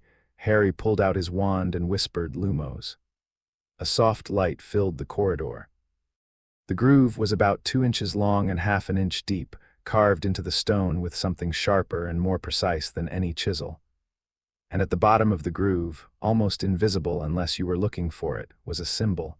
Harry's blood went cold. It was angular. Geometric. 2 lines forming a pointed shape, like a stylized face with harsh, predatory features. He'd seen it 1,000 times on the Ark, in Prowl's threat databases, in the warning files Optimus kept locked and encrypted, the Decepticon insignia. Carved into the wall of Hogwarts School of Witchcraft and Wizardry, Harry stared at it. His heart was hammering. His watch was vibrating steadily against his wrist. And somewhere in the castle, in a direction he couldn't pinpoint, he heard it again, footsteps. Measured, even, getting closer. He killed his wand light, pressed himself against the wall, breathed 4 in, 4 hold, 4 out. The footsteps passed the end of the corridor without entering it. They faded. The castle was silent again. Harry stood in the darkness with his hand pressed against the Decepticon symbol and understood, with a certainty that sat in his stomach like a stone, that whatever war he'd left behind on the Ark had followed him here. He wasn't just a wizard at school. He was a target in a building that had already been compromised. And nobody in this castle, not the teachers, not the students, not even Dumbledore in his high tower with his all-knowing eyes, had any idea what was hiding in their walls. Harry's second year started with blood on the wall, not his blood, not anyone's blood, technically. The words were painted in something dark and thick that dripped down the stone in slow, uneven lines. They appeared on the night of Halloween, which Harry was beginning to think was a cursed date in general, and they read, "The Chamber of Secrets has been opened. Enemies of the air, beware." Below the words, hanging from a torch bracket by her tail, was Mrs. Norris Filch's cat. Stiff. Eyes wide and glassy. Not dead, according to Dumbledore, but petrified, which apparently meant frozen in some kind of magical stasis that looked a lot like death to anyone without a medical degree. Harry stood in the corridor with the rest of the students who'd stumbled on the scene after the Halloween feast. The crowd was pressed together, whispering, some kids on tiptoe trying to see past others. The air smelled like candle smoke and cold stone, and something faintly metallic that Harry couldn't place. He wasn't looking at the cat. He was looking at the corridor itself. The water on the floor came from the girls' bathroom at the end of the hall. The writing was at eye level, which meant whoever did it was either average height or used magic to reach. The letters were rushed, uneven, the kind of writing you did when you were in a hurry or when your hands were shaking. And the substance used wasn't blood. Harry was almost certain of that. The color was wrong, too bright, too uniform. Ron was standing beside him, pale and wide-eyed, staring at the cat like it might come back to life and attack them. Hermione was on Harry's other side, and he could practically hear her brain working. "Enemies of the air," Hermione murmured. "That implies a specific bloodline, a specific claim." "It implies someone wants people scared," Harry said. "Well, it's working," Ron said. "I'm scared. Are you not scared? Because that's a frozen cat and a death threat written in something that looks like blood, and I'm very much scared." Draco Malfoy pushed through the crowd. His face lit up when he saw the message, and the expression was so genuinely pleased that it made Harry's stomach turn. "Enemies of the air, beware," Draco read aloud. "You'll be next, mudbloods." He was looking directly at Hermione when he said it. Ron lunged. Harry caught his arm before he could do anything stupid, which took real effort because Ron was taller and fueled by pure rage. Hermione didn't react visibly, but Harry saw her hand tighten around her wand inside her pocket. "Not here," Harry said to Ron, quiet and firm. "He just called her a—" "I know what he called her. Not here, not in front of teachers." Ron was shaking. He pulled his arm free from Harry's grip but didn't move forward. Harry looked at Hermione. She met his eyes, and her expression was controlled, but underneath it he could see the hurt, thin and sharp like a paper cut that wouldn't stop stinging. They walked back to the common room in silence. The castle felt different already, colder. The portraits were awake and agitated, whispering to each other across frames. A suit of armor creaked as they passed, and Ron flinched so hard he bumped into a wall. Harry's watch vibrated once against his wrist, not the programmed signal patterns. The scrambled interference he'd first noticed last year. It was back, and it was stronger. Over the next 3 weeks, 2 students were petrified. Colin Creevey, a first-year Gryffindor who followed Harry around with a camera and a level of enthusiasm that bordered on aggressive, was found on a staircase with his camera melted to slag in his hands. The film inside was destroyed. Whatever he'd photographed, someone or something didn't want it seen. Then Justin Finch-Fletchley, a Hufflepuff second year, was found rigid in a corridor near the library, his face locked in an expression of total terror. Beside him, nearly headless Nick, the Gryffindor ghost, was floating motionless, which shouldn't have been possible because ghosts were already dead, and nobody knew what it meant to petrify something that was already dead. The school was scared. Not the exciting kind of scared, the fun scary that came from ghost stories and forbidden forest rumors. This was real fear, the kind that made kids walk in groups and check over their shoulders and flinch at sudden sounds.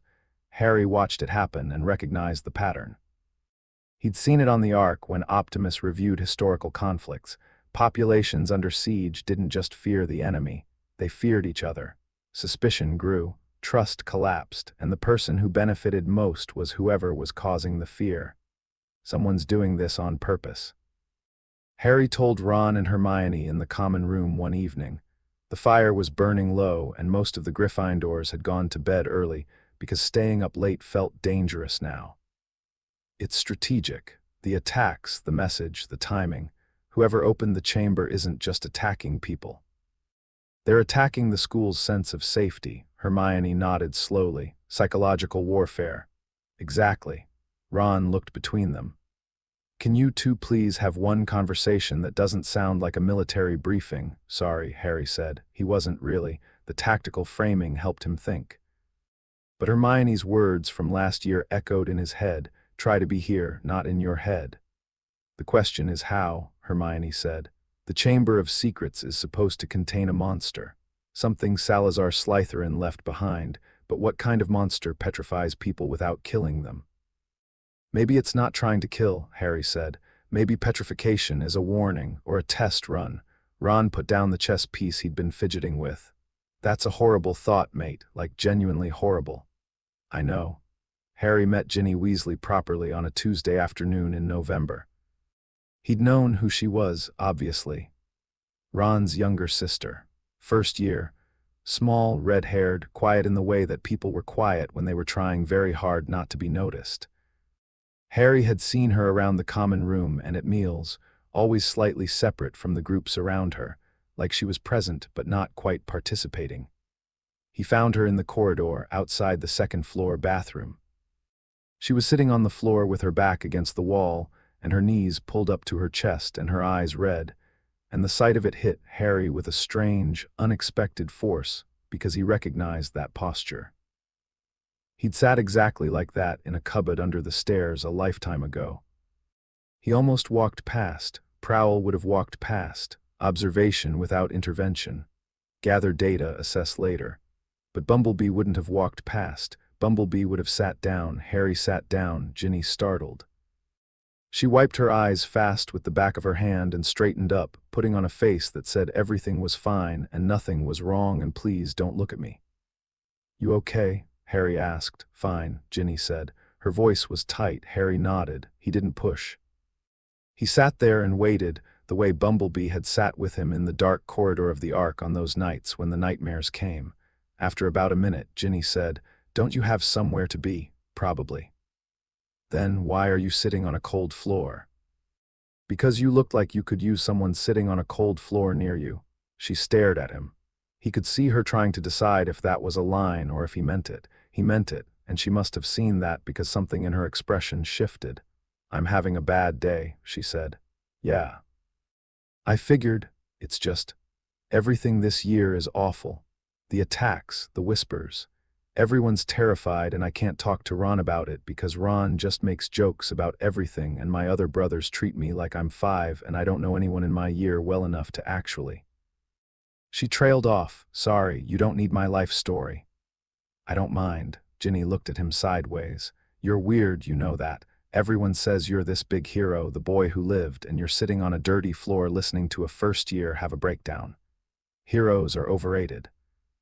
Listening's more useful. She almost smiled, not quite, but close.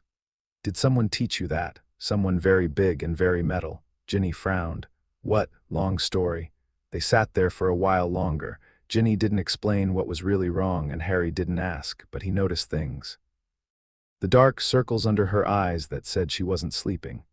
The way her fingers kept twitching toward her bag, like she wanted to grab something and then stopped herself. The ink stains on her right hand that were darker and more extensive than normal, like she'd been writing for hours. Harry filed all of it, not as intelligence, as concern. If you ever need to talk, he said as they both stood up. I'm usually in the common room after dinner, or I can be found. I'm not hard to find. Ginny looked at him with an expression he couldn't quite read. There was gratitude in it, but also something else. Fear, maybe, or guilt. Thanks, Harry, she said quietly. And then she walked away, and Harry watched her go and felt, for the first time, a pull in his chest that had nothing to do with magic and nothing to do with tactics. He didn't know what to call it yet, but he noticed it. And noticing things was what Harry did best. The diary surfaced in December. Hermione found it first, technically. She'd been researching the Chamber of Secrets with the single-minded intensity that she brought to everything, which meant she'd read approximately 40 books and cross-referenced them with historical records and come to conclusions that most adult wizards wouldn't reach in a year.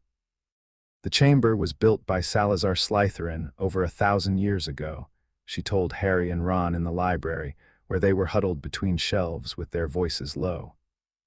He wanted a way to purge the school of Muggle-born students. When the other founders disagreed, he left. But he sealed a creature inside the chamber, something only his heir could control. Heir meaning descendant, Ron said. Heir meaning someone who can speak Parseltongue, Hermione said. The language of snakes, that's the key to the chamber. You need a Parselmouth to open it. Ron looked at Harry. Harry looked at Hermione. They were all thinking the same thing, but nobody wanted to say it. I spoke to a snake at the dueling club, Harry said flatly. Everyone saw. Yeah, mate, that was. Ron searched for the right word. Alarming. The whole school thinks you might be the heir of Slytherin now. I'm not. I know that, you know that. Hermione definitely knows that, but everyone else saw you having a chat with a cobra and the context wasn't great. Harry rubbed his face with both hands. This was the problem with secrets. You kept one, and then reality created a situation where the secret made you look guilty of something you hadn't done. But the diary was the real discovery. Harry found it in the second-floor bathroom, the one that was always flooded because of moaning Myrtle, the ghost who lived in the pipes and cried constantly. He was there because the interference on his watch had spiked near this bathroom 3 times in the past week, and Harry had learned to follow interference the way a bloodhound followed a scent. The diary was lying on the wet floor near the sinks, a small black book with a blank cover. No name on the outside. When Harry picked it up, the pages were empty, except they weren't. Harry felt it the moment his fingers touched the leather cover. Energy, not magical energy, or not only magical energy, something else. Something that felt structured and layered and familiar in a way that made the hair on his arms stand up. It felt like data. Compressed, stored, waiting to be accessed. He'd spent 10 years on the Ark surrounded by Cybertronian technology. He knew what encoded information felt like when it radiated energy. He'd held data cores the size of his fist that contained the entire recorded history of civilizations. This diary felt like that. Different material, different source, but the same fundamental principle. Memory, preserved and interactive. He opened it carefully. The pages were still blank, but when he touched a page, the paper warmed under his finger and he felt the energy shift like a system booting up, waiting for input.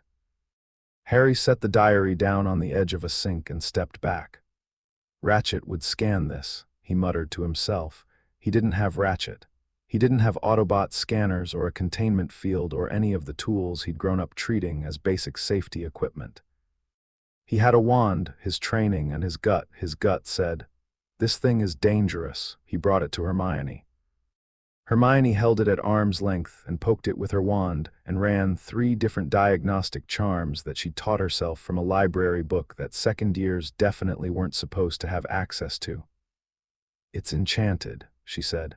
"Obviously, but it's not just enchanted. There's something inside it, a presence, like an imprint or a recording." "A data core," Harry said. Hermione looked at him oddly. "A what?" "Nothing, go on. The magic is old, really old, and she frowned. "It's hungry, that's the only way I can describe it. The enchantment wants input. It wants someone to write in it, and when they do, it writes back, like a conversation. You write a message, the diary absorbs the ink, and then a response appears. It's a dialogue with whatever's stored inside."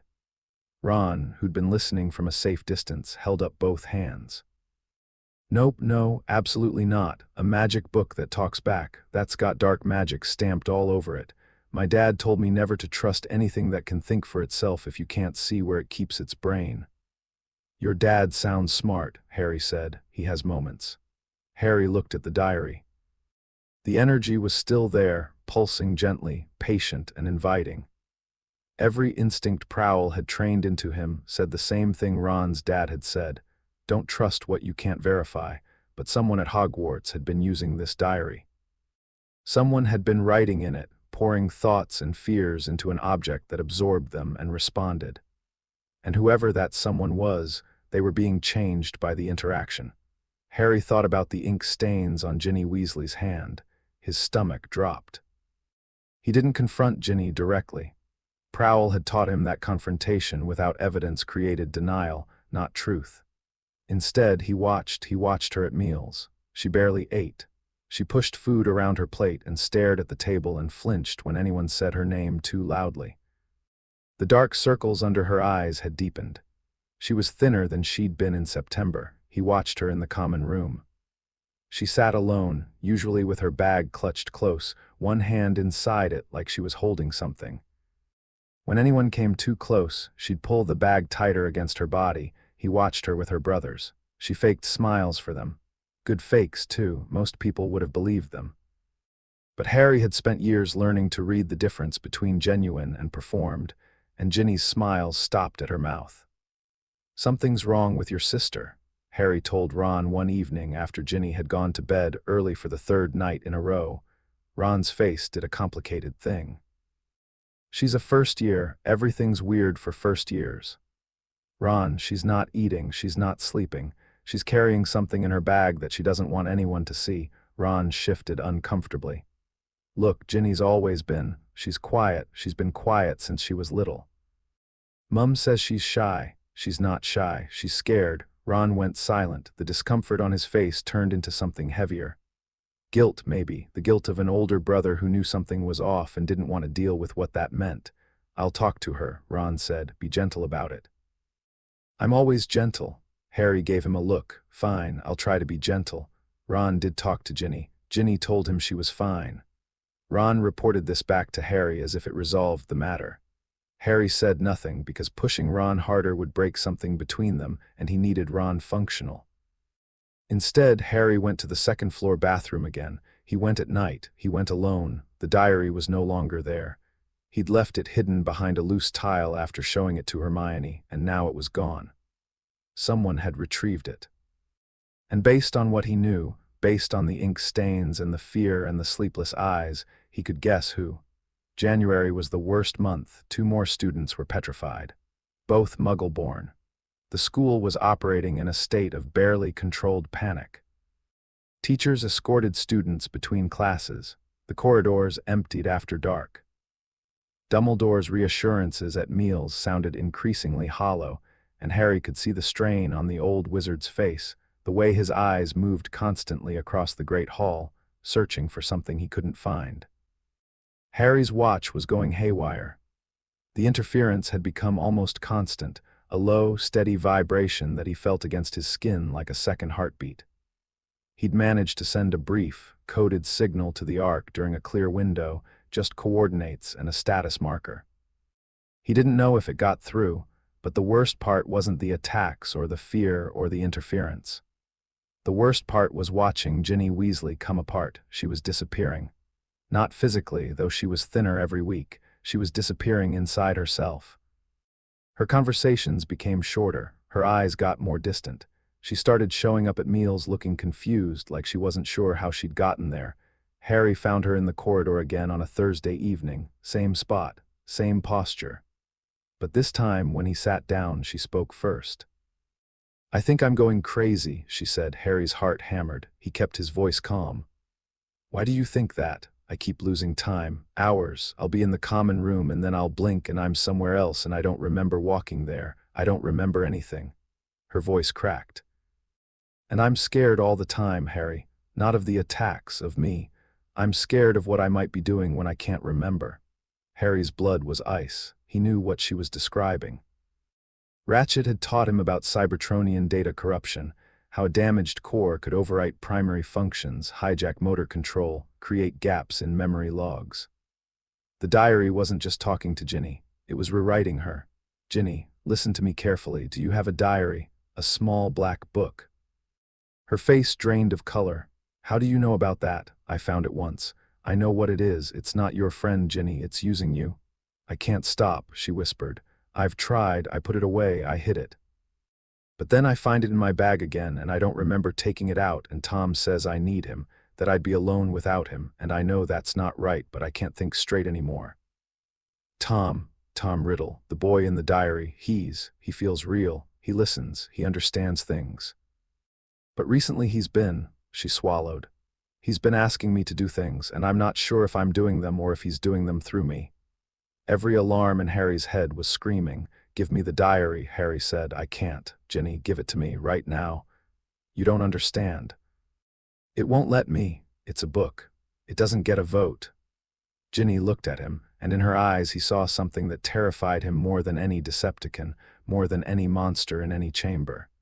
He saw a 12-year-old girl who knew she was drowning and couldn't figure out which way was up. "It's in my bag," she said. "Under my bed. Take it, please, before I change my mind." Harry went to the first-year girls' dormitory. Hermione helped him get access, asking no questions in the moment, which was the most generous thing she'd ever done given that Hermione's default state was questions. He found the bag under Ginny's bed, and inside it, wrapped in a school scarf, was the diary. The moment Harry touched it, the energy surged, stronger than before. Much stronger. It pushed against his mind like a fist, insistent and invasive. And for a split second he heard a voice, not with his ears but inside his skull, cold and precise and hungry. "Let me in." Harry slammed every mental wall Prowl had helped him build. He shut the voice out the way you'd shut a door on a storm. The energy recoiled, confused, like it had expected an open pathway and found reinforced steel instead. He wrapped the diary tighter in the scarf and shoved it into his own bag. What did it feel like? Hermione asked, watching him with wide eyes, like something trying to install itself in my head. Hermione opened her mouth, then closed it, then opened it again. That's not how magic is usually described. Maybe it's not usual magic.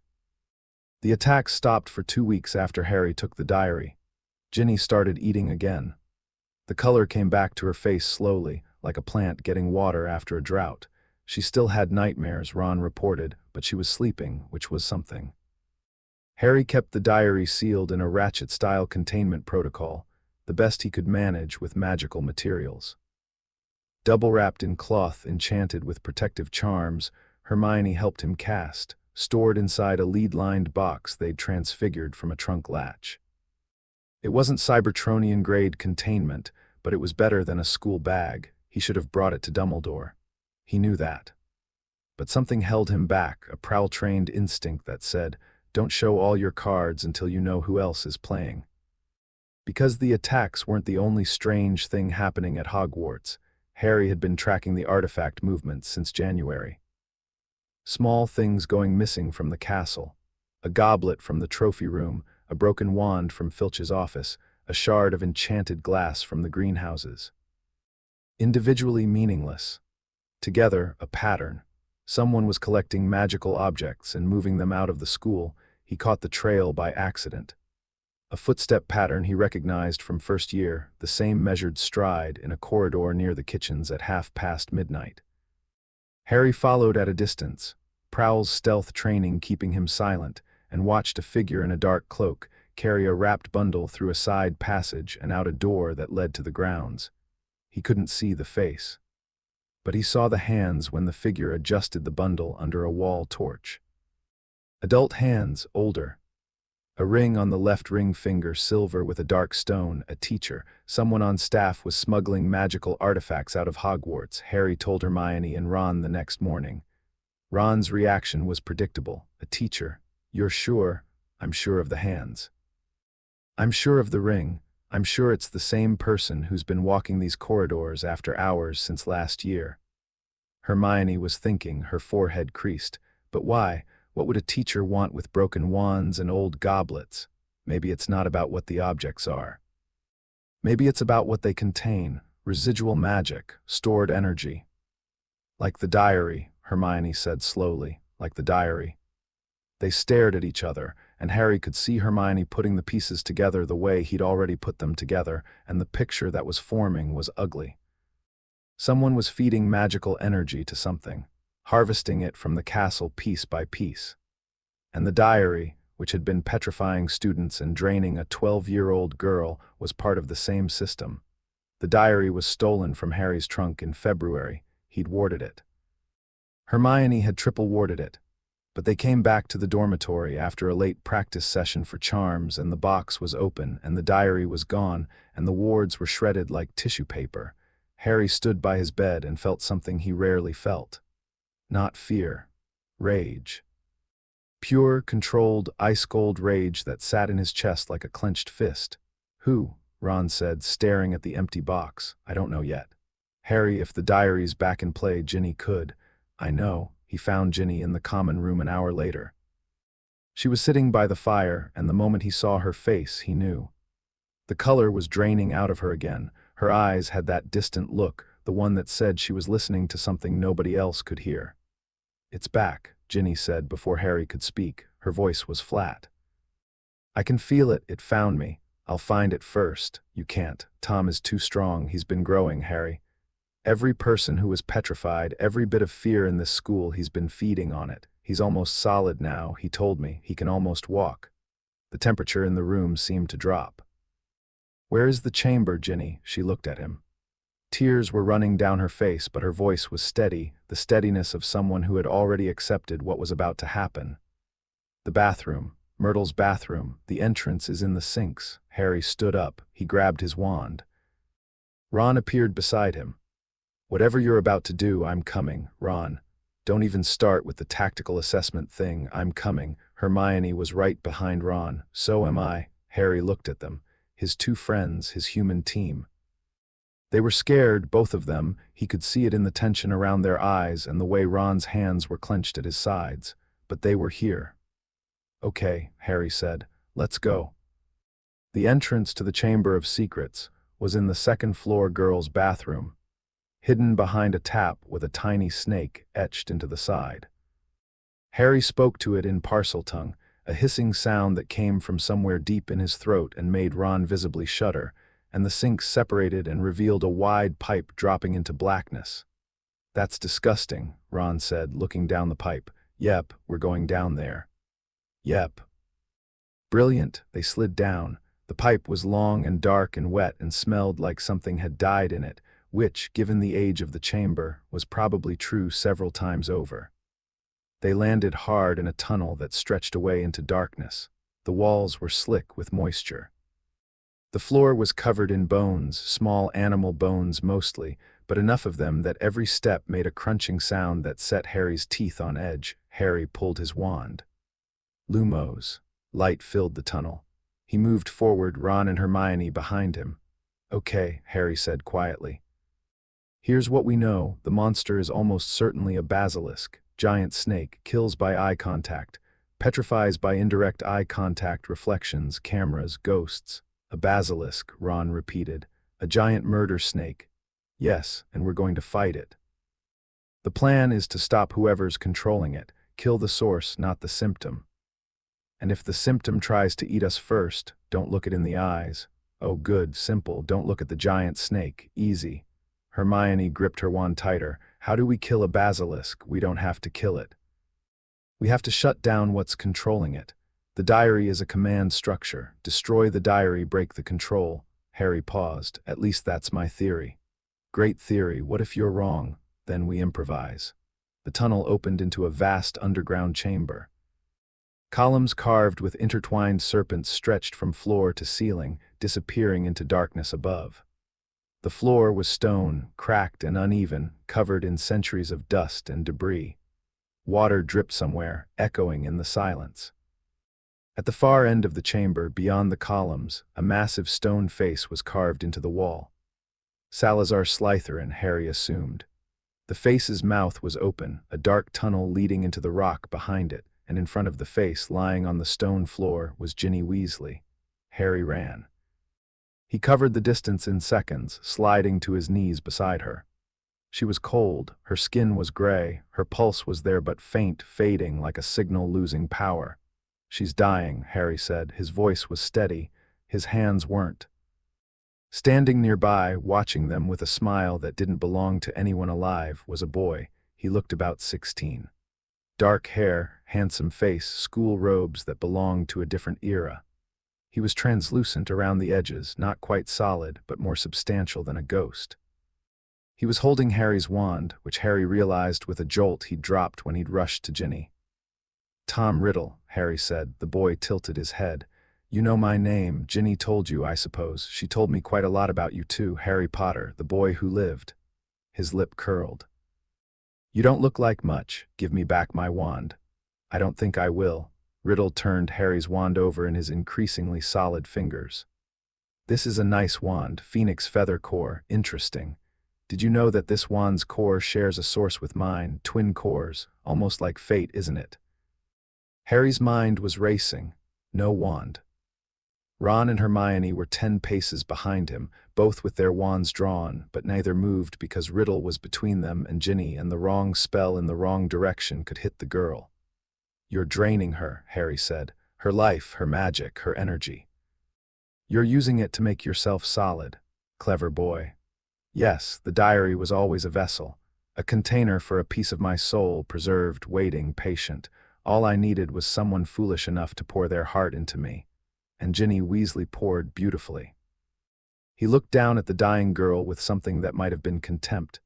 So much fear, so much loneliness, so much need. She was perfect. Ron made a sound behind Harry, raw and ugly and broken. "The basilisk," Harry said. "You've been controlling it through her.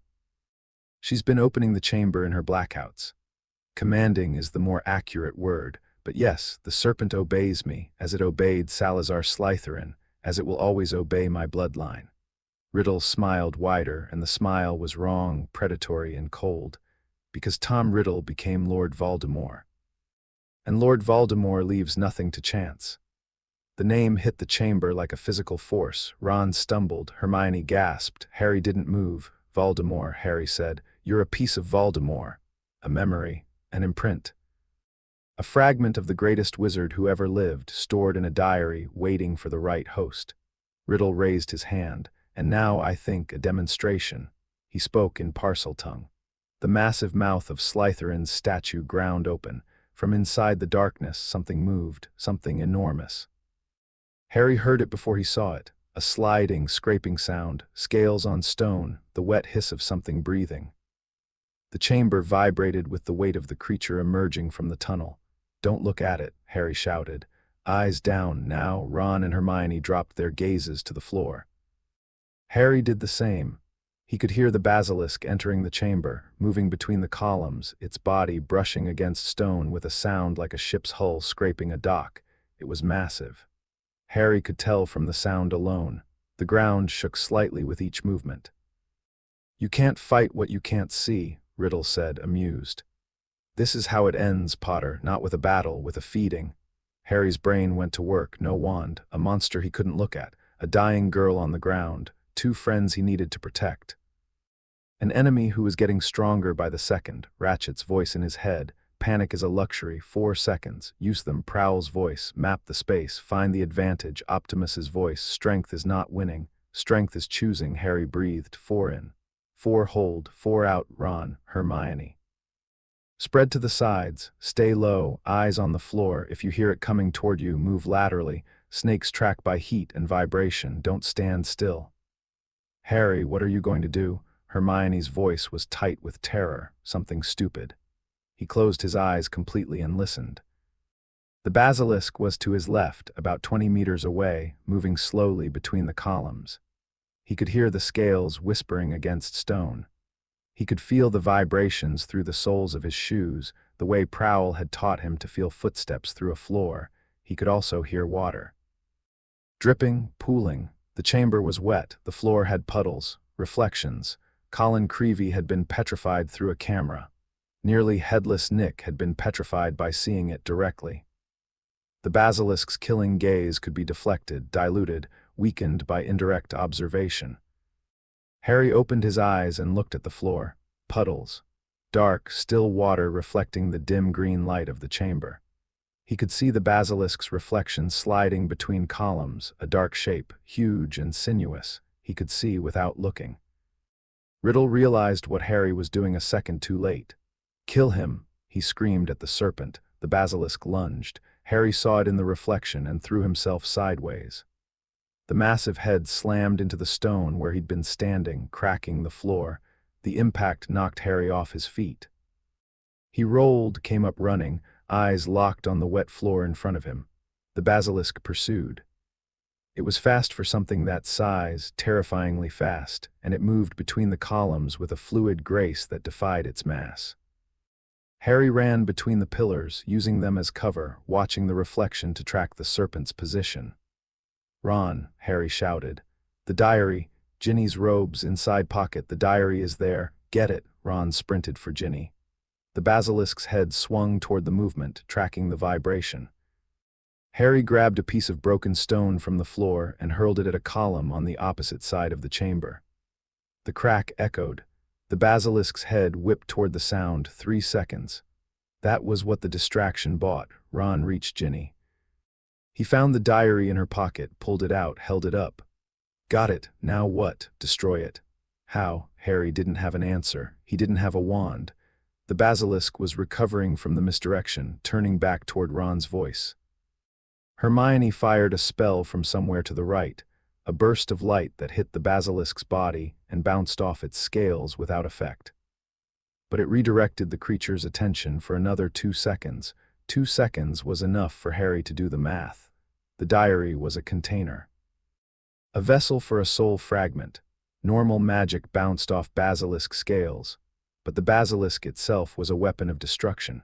Its venom, its teeth, objects of lethal magical power. You kill the container with the weapon that created it.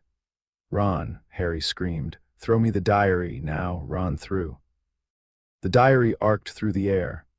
Harry caught it and sprinted toward the basilisk, which was exactly as insane as it sounded, and Ron's strangled shout of "Harry, no," confirmed it. The basilisk reared up. Its mouth opened. Harry could see the fangs, each one as long as his forearm, dripping with venom that hissed and smoked when it hit the stone floor. Harry slid. The stone floor was wet. Harry dropped to his knees and let momentum carry him forward, sliding under the basilisk's head as it struck downward. The massive jaws snapped shut above him, so close he felt the rush of air on his face. A fang caught his right arm, a gash that burned like fire, and venom hit his blood and his vision went white for a second. But he was under the basilisk's head, and the mouth was still open. And the fang that had cut him had broken off on the stone floor beside him, jagged and dripping. Harry grabbed the fang with his bleeding hand and drove it into the diary. The effect was immediate and violent. The diary screamed. Not a human scream, but a sound like metal tearing, like data being corrupted, like something alive realizing it was dying. Black ink erupted from the puncture wound, spraying Harry's face and hands, hot and acidic. The diary writhed in his grip like a living thing. Riddle screamed too.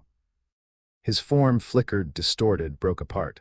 Light poured out of the holes in his image, white and blinding. He reached toward Harry with hands that were dissolving into nothing. "No," Riddle shrieked. "No." Harry twisted the fang, pushed it deeper.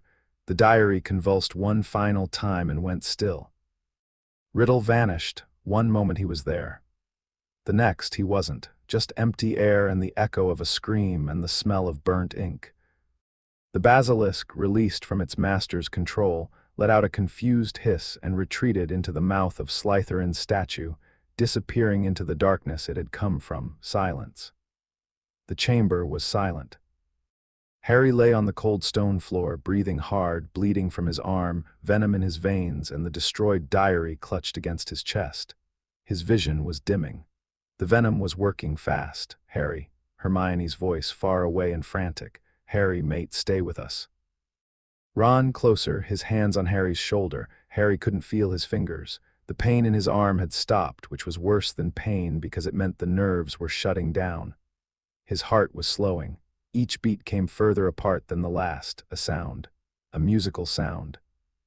High and clear and impossibly beautiful, filling the chamber like liquid gold. A bird appeared, large, crimson, and gold with a tail like a flame. It landed on Harry's chest and lowered its head to his wound, tears. The bird was crying. Each tear fell on Harry's arm and the venom receded like darkness before a lamp. Feeling rushed back, his heart steadied. The fog in his vision cleared. Fawkes, Dumbledore's phoenix. Harry had read about phoenixes in Prowl's briefing files, healing tears, loyalty to the pure of heart. They appeared to those who showed true allegiance to Dumbledore. Harry hadn't shown allegiance to Dumbledore. He'd shown allegiance to a girl dying on a stone floor. Apparently, that counted. Ginny woke up. She woke up gasping and crying, and immediately tried to apologize for everything, which Ron put a stop to by hugging her so hard she couldn't talk. Harry sat against a column a few feet away, his arm wrapped in a strip torn from his robes, Hermione beside him running diagnostic charms she probably shouldn't have known. "You're an idiot," Hermione said, her voice shaking. "You slid under a basilisk, under it. What was your plan if you missed?" "I didn't miss." "That's not an answer, Hermione." Harry looked at her. She was pale and her eyes were red and her hands were trembling. "I'm okay, you almost died." "Almost only counts with explosives. Who told you that, Bumblebee?" Hermione made a sound that was half laugh, half sob, and then she punched his good shoulder hard enough that he actually felt it. "Don't ever do that again. Can't promise that, I know. That's what terrifies me." Ron came over half carrying Ginny, who was shaking and pale but alive and lucid and already trying to pretend she was fine. She looked at Harry and opened her mouth and then closed it again. "Thank you," she said finally. "Small, sincere, you don't have to thank me." "Yeah, I do." She wiped her face with her sleeve. "I let that thing control me for months, and you came down here and nearly died to fix it. You didn't let it do anything. It was designed to overpower people. It found your loneliness and exploited it. That's not weakness, Ginny. That's just being human." She stared at him, and despite the fact that she was 12 and exhausted and covered in dust and dried tears, there was something in her eyes that was harder and sharper than anything Harry had seen there before. Not gratitude, recognition. The look of someone who'd been through the worst thing they could imagine and come out the other side, and was quietly deciding they'd never be that vulnerable again. Harry recognized that look because he'd worn it himself, once in a cupboard under the stairs. They climbed out of the chamber. They reported to Dumbledore. Ginny was taken to the hospital wing. Ron went with her. Hermione went to the library because Hermione processed trauma by researching it. Harry went to the dormitory. He pulled out the wreckage of the diary from his bag. The fang was still embedded in it. The pages were soaked with black ink, ruined, dead, but one page at the back was torn. A corner, roughly the size of a thumbnail, was missing. Ripped out cleanly with an edge that suggested it hadn't been torn by accident, someone had taken a piece of the diary before Harry destroyed it. A piece of a soul fragment, a piece of Voldemort. Harry sat on his bed and stared at the torn page and felt the weight of something he couldn't yet name settle onto his shoulders. The chamber was dealt with. The students would recover. Ginny would heal. The school would go back to pretending everything was normal. But somewhere outside these walls, someone had a fragment of the darkest magic Harry had ever encountered. And based on the interference patterns, based on the smuggled artifacts, based on a Decepticon insignia carved into stone, Harry was increasingly certain that the someone who had it wasn't entirely human. He tapped his watch 3 times fast. The emergency signal. Coordinates and an audio burst, compressed and encrypted. 3 seconds later, the watch vibrated once. Acknowledgement received. The Ark had heard him. And whatever was coming next, Harry wouldn't be facing it alone. But lying in bed that night, staring at the ceiling while Ron snored and Neville mumbled in his sleep, Harry couldn't shake the image of Ginny's face in the chamber. The gray skin.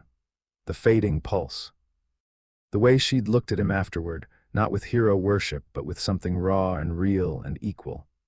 He pressed his hand against his chest, over his heart, the same spot where Optimus always touched 2 wars. The one hiding in these walls and the one hiding in a diary. Both of them had nearly killed him tonight. He had a feeling the next one would try harder. Harry didn't put his name in the goblet of fire. He needed everyone to understand that. He needed Ron to understand that. He needed Hermione to understand that. He needed the entire school, which was currently looking at him like he'd personally insulted every student over 17 who'd actually wanted to compete, to understand that. He didn't put his name in the goblet. Someone else did, Harry said to Dumbledore. They were in a small room behind the Great Hall, the one used for overflow at feasts, and it was crowded with people who were all talking at once. Dumbledore, McGonagall, Snape, Karkaroff, the Durmstrang headmaster, who had a face like a hawk and the personality to match. Madame Maxime, the Beauxbatons headmistress, who was taller than most door frames. Barty Crouch from the Ministry, thin and rigid and radiating disapproval. Ludo Bagman, who seemed to think the whole situation was fantastic, and the other three champions. Cedric Diggory, a sixth-year Hufflepuff who looked like he'd been carved out of good intentions. Fleur Delacour, who carried herself like someone accustomed to being the most impressive person in any room. Victor Crumb, who said nothing and watched everything and reminded Harry uncomfortably of Prowl. The goblet constitutes a binding magical contract, Crouch said. Regardless of how his name entered, Potter must compete. He's 14, McGonagall said, and her voice could have cut glass. The goblet doesn't recognize age, it recognizes commitment. A commitment he didn't make. Harry stood in the middle of this argument and did what Prowl had trained him to do in situations where people were making decisions about him without consulting him. He observed, he mapped the room. He read the faces. Dumbledore was troubled deeply, but hiding it behind calm eyes. McGonagall was furious. Snape was watching Harry with that same curdled milk expression from first year, but underneath it Harry caught something else. Calculation. Snape was working something out. Karkaroff was angry, but it was performative anger, the kind designed to establish a negotiating position. Madame Maxime was genuinely offended. Bagman was useless. Crouch was dangerous, not because he was hostile, but because he genuinely didn't care what happened to Harry as long as the rules were followed. Someone put my name in that goblet, Harry said, cutting through the noise. The room went quiet. 14-year-olds weren't supposed to command silence in rooms full of adults, but Harry had learned how to project calm authority from the best. I didn't do it. I don't want to compete, but if the contract is binding, then I need to know who entered me and why, because this wasn't an accident. This was sabotage. The word landed hard. Dumbledore's eyes sharpened. Snape's expression flickered. Crouch opened his mouth to object, then closed it. Sabotage is a serious accusation, Mr. Potter, Dumbledore said carefully. Entering an underage student into a lethal tournament without their consent is a serious act, Harry replied. Silence. McGonagall looked at Harry with an expression that was half concern and half something that might have been pride.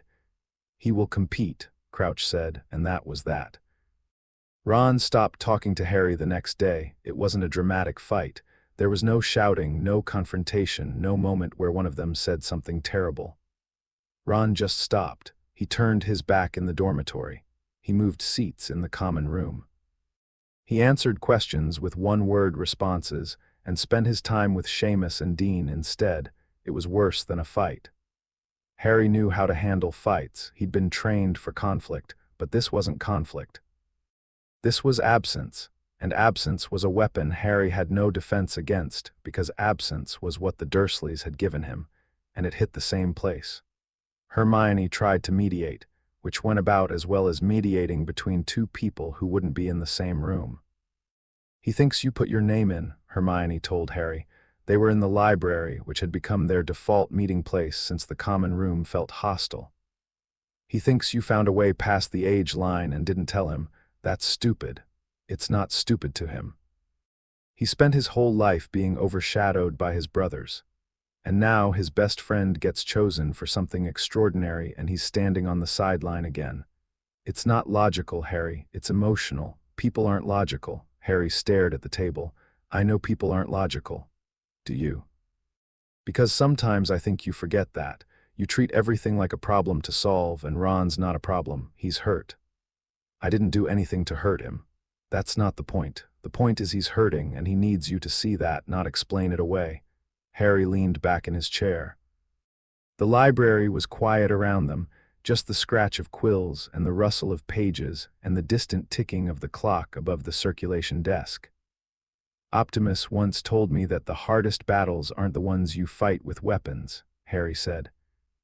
They're the ones you fight by standing still and letting someone be angry at you until they're ready to stop. That's good advice. I hate it. Hermione almost smiled. Give him time. He'll come around. Ron always comes around. What if he doesn't? Then I'll drag him by the ear. But give him time first. Harry gave Ron time. It was the hardest thing he'd done since the chamber. Meanwhile, Harry investigated. The Goblet of Fire was a powerful magical artifact. Confunding it required advanced magic, well beyond a student's capability. Someone with serious skill and access had entered Harry's name, which meant someone on the inside. A teacher. A ministry official. A visitor from one of the competing schools, or something else entirely. Harry's watch had been acting up since the goblet spit out his name.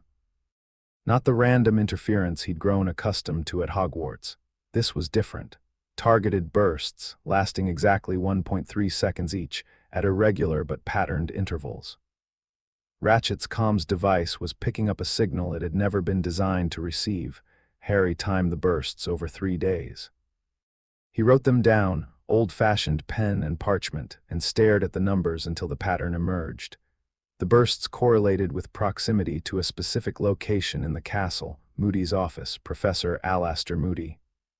Mad-Eye Moody. The new defense against the dark arts teacher, a retired Auror with a magical eye that could see through walls, a face covered in scars, and a paranoia level that made Prowl look relaxed. He'd been hired by Dumbledore personally.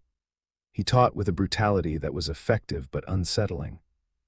And every time Harry walked past his office, the watch pulsed. Harry didn't tell anyone. Not yet. Prowl had a rule about accusations. Never show your hand until you've seen all the cards. Instead, he watched Moody the way Moody watched everyone else. In class, during meals, in the corridors. And he saw things that bothered him. Moody drank from a hip flask constantly, every hour like clockwork.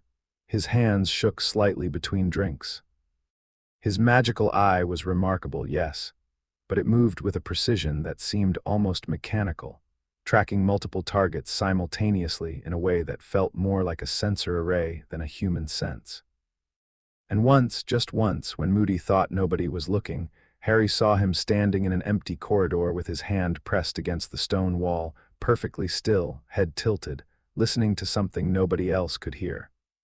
The posture was wrong, not a human posture. It was the way Harry had seen Prowl stand when he was interfacing with a data terminal. Something was wrong with Moody, something fundamental. And whatever it was connected to the interference that had followed Harry through this castle for 4 years. The first task was dragons. Harry found this out from Hagrid, who probably shouldn't have told him but did anyway, because Hagrid's concept of secret keeping was generous at best. 4 dragons, 1 per champion. Nesting mothers, territorial and vicious, guarding golden eggs that contained a clue for the second task. Harry's dragon was a Hungarian horntail, which was apparently the most dangerous species available, because of course it was. He had 2 weeks to prepare. 2 weeks to figure out how to get past a 50-foot fire-breathing lizard with armored scales, and a spiked tail that could demolish a stone wall. Hermione helped. She was relentless, pulling books, testing theories, running through spell options with the systematic precision of someone who treated academic research like a combat operation. They worked in empty classrooms after hours, practicing summoning charms and shield spells and every evasive technique Harry had ever learned. "Your broom," Hermione said one evening, 3 days before the task. "You're the best flyer in the school. Summon your broom and outfly the dragon." "The dragon flies too. Not as well as you. You're putting a lot of faith in my flying. I'm putting faith in the fact that you've been trained by alien robots to react faster than any human should be able to. Use that." Harry looked at her. "You know about that." Hermione gave him a long, flat stare. "Harry, you reference Cybertronian science in casual conversation. You sit in Charms class analyzing spellwork like you're debugging code. You once described the Whomping Willow as having poor threat discrimination protocols. I'm not an idiot." "I never said you were." "Good. Because I've known something was different about your upbringing since first year, and I've been waiting for you to trust me enough to explain it. But right now, we have a dragon to deal with, so the alien-robot conversation can wait. Harry felt something crack open in his chest, not painful, relieving, like a pressure valve releasing. After the tournament, he said, "I'll tell you everything. I'm holding you to that." The morning of the first task, Harry's stomach was in knots.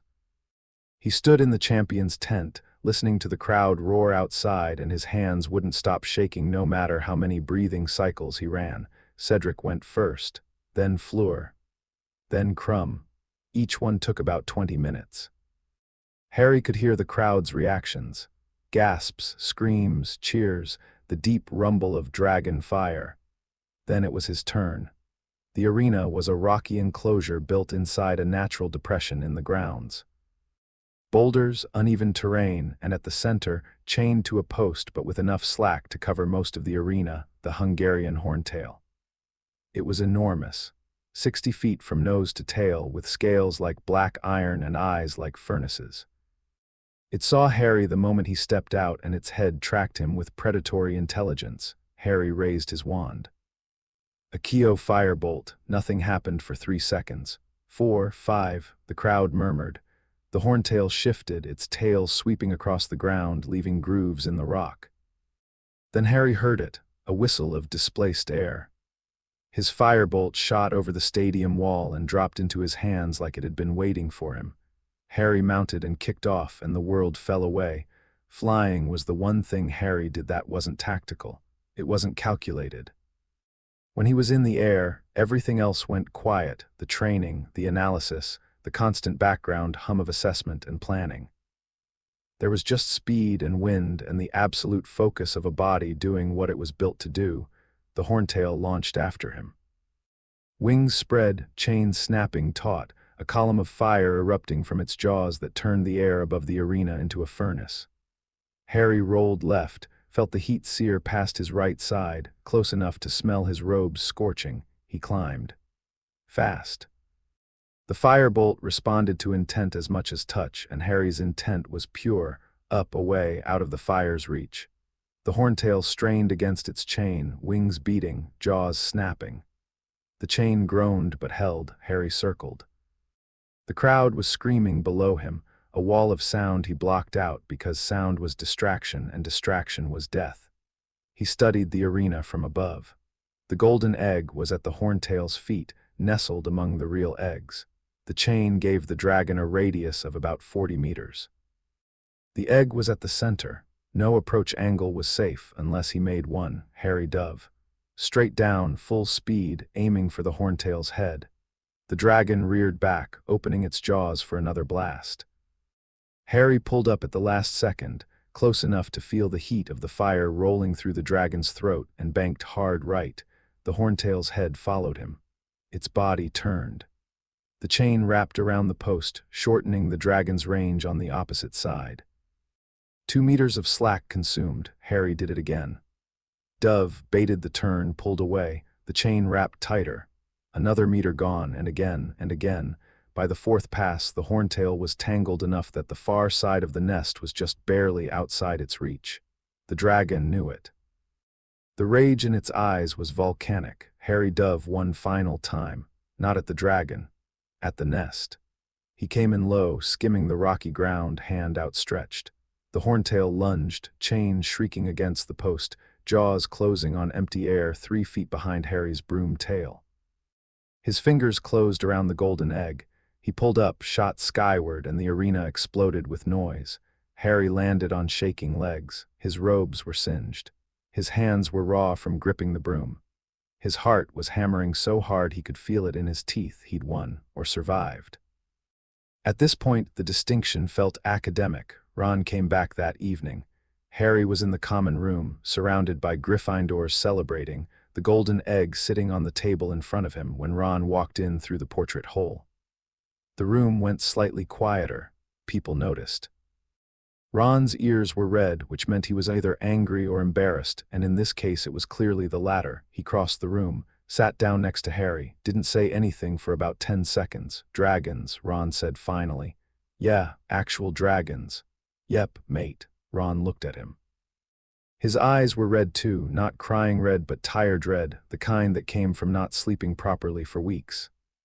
I was a prat, little bit, a massive prat. That too. I know you didn't put your name in. I knew the whole time, really. I was just... He stopped, swallowed, started again. Do you know what it's like being the sixth son?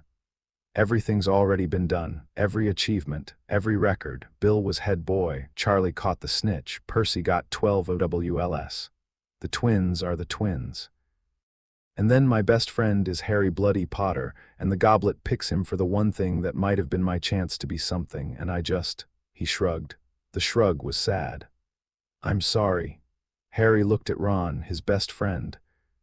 This gangly, insecure, loyal, infuriating kid who'd charged at a troll and slid into the chamber and stood by Harry through everything except his own jealousy. You are something, Harry said. You're the person who ran toward a basilisk because your sister was in danger. You don't need a tournament for that. Ron's jaw worked. He blinked a few times, then he stuck out his hand. Harry took it. They shook once. Firm, we good, Ron said. We're good. Brilliant. Now tell me about the dragon, because I could see you doing something completely mental from the stands, but I couldn't tell what. Harry told him. Ron listened with his mouth open and his eyes wide and kept saying, You're joking. At intervals, which was Ron's version of being impressed, and for the first time in weeks, the space between them felt normal again. Hermione appeared later, saw them talking, and her face went through relief and happiness and then settled into practiced annoyance. Finally, she said, sitting down. I was running out of patience shuttling between you two like a diplomatic envoy. Sorry, Hermione, Ron said. You should be. I have better things to do than manage your emotional crises. No, you don't, Ron said, grinning. Hermione threw a cushion at him. Ron ducked. The cushion hit Neville, who yelped. It was perfect. The second task was the lake. Harry had to rescue something precious from the bottom of the Black Lake in an hour.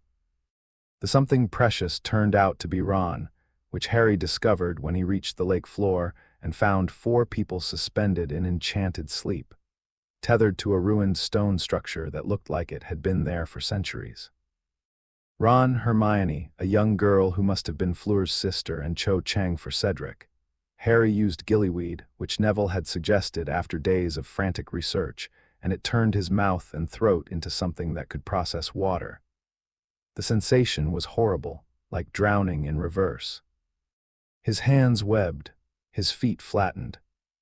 He kicked downward through black water that got colder with every meter, past weeds that grabbed at his ankles and creatures that watched from the dark with luminous eyes. He cut Ron free with a severing charm. He waited for the others to be collected. When Fleur didn't come for her sister and the hour was running out, Harry cut the girl free too and dragged both of them to the surface, because leaving a child at the bottom of a lake was not something he was capable of, tournament rules or not. He finished second. Cedric finished first. The judges gave Harry extra points for moral fiber, which Hermione later said was the most patronizing phrase she'd ever heard. The third task was the maze, and the maze was alive.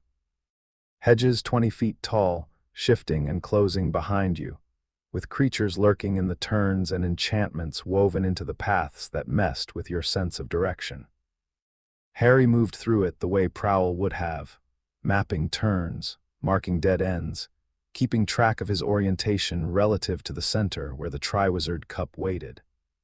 He encountered a boggart that turned into something he'd never told anyone about, the image of Optimus lying broken and dark-eyed on a battlefield. He shoved it aside with ridiculous and a focused burst of will that left him shaking for 30 seconds afterward. He found Fleur unconscious and sent up red sparks for her. He heard Crumb attacking Cedric under the Imperious Curse and intervened, stunning Crumb from behind and helping Cedric to his feet. Together, Cedric said, looking at the cup. We both got here. Together, Harry agreed. They reached for the cup at the same time, and the cup was a portkey, and the world twisted, and they landed in a graveyard where a high, cold voice said, Kill the spare, and a green light hit Cedric in the chest and he fell. Harry would remember that sound forever. The sound of Cedric hitting the ground, the sound of a life ending because it was inconvenient, but the tournament itself wasn't what kept Harry awake at night. What kept him awake was Moody. The interference from Moody's office had intensified after the first task. Harry's watch now picked up clear signal patterns, not random bursts but structured transmissions. Someone was broadcasting from inside Hogwarts, and the source was in or near Moody's quarters. He shared the suspicion with Hermione during a late study session. Not the full picture, not the watch data or the Cybertronian implications, but enough to plant the seed. "You think Moody is compromised," Hermione whispered, her quill frozen above her parchment. "I think something about him doesn't add up. The flask, the eye. The way he teaches dark arts like he's selling them, not fighting them. He's one of Dumbledore's most trusted allies, Harry, which makes him the perfect person to replace." Hermione put down her quill. "Replace, you mean Polyjuice, an imposter, maybe, I'm not certain. But the flask timing is suspicious. Every hour on the hour, Polyjuice wears off in an hour." Hermione sat back. Her face cycled through disbelief, analysis, and then the grim focus that meant she'd accepted the premise and was already working the problem. "If you're right, then whoever is pretending to be Moody has been inside Hogwarts all year. Inside Dumbledore's inner circle, with full access to students, to you specifically. Yeah, and you want to break into his office to find proof." "I didn't say that, you were thinking it. You had that look." "What look?" "The look that precedes you doing something dangerous and then calling it reconnaissance. I've learned to recognize it."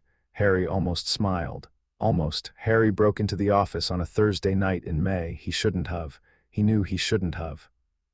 Prowl would have told him to wait, to gather more data, to confirm the target before risking exposure. But Harry had been watching students get hurt all year.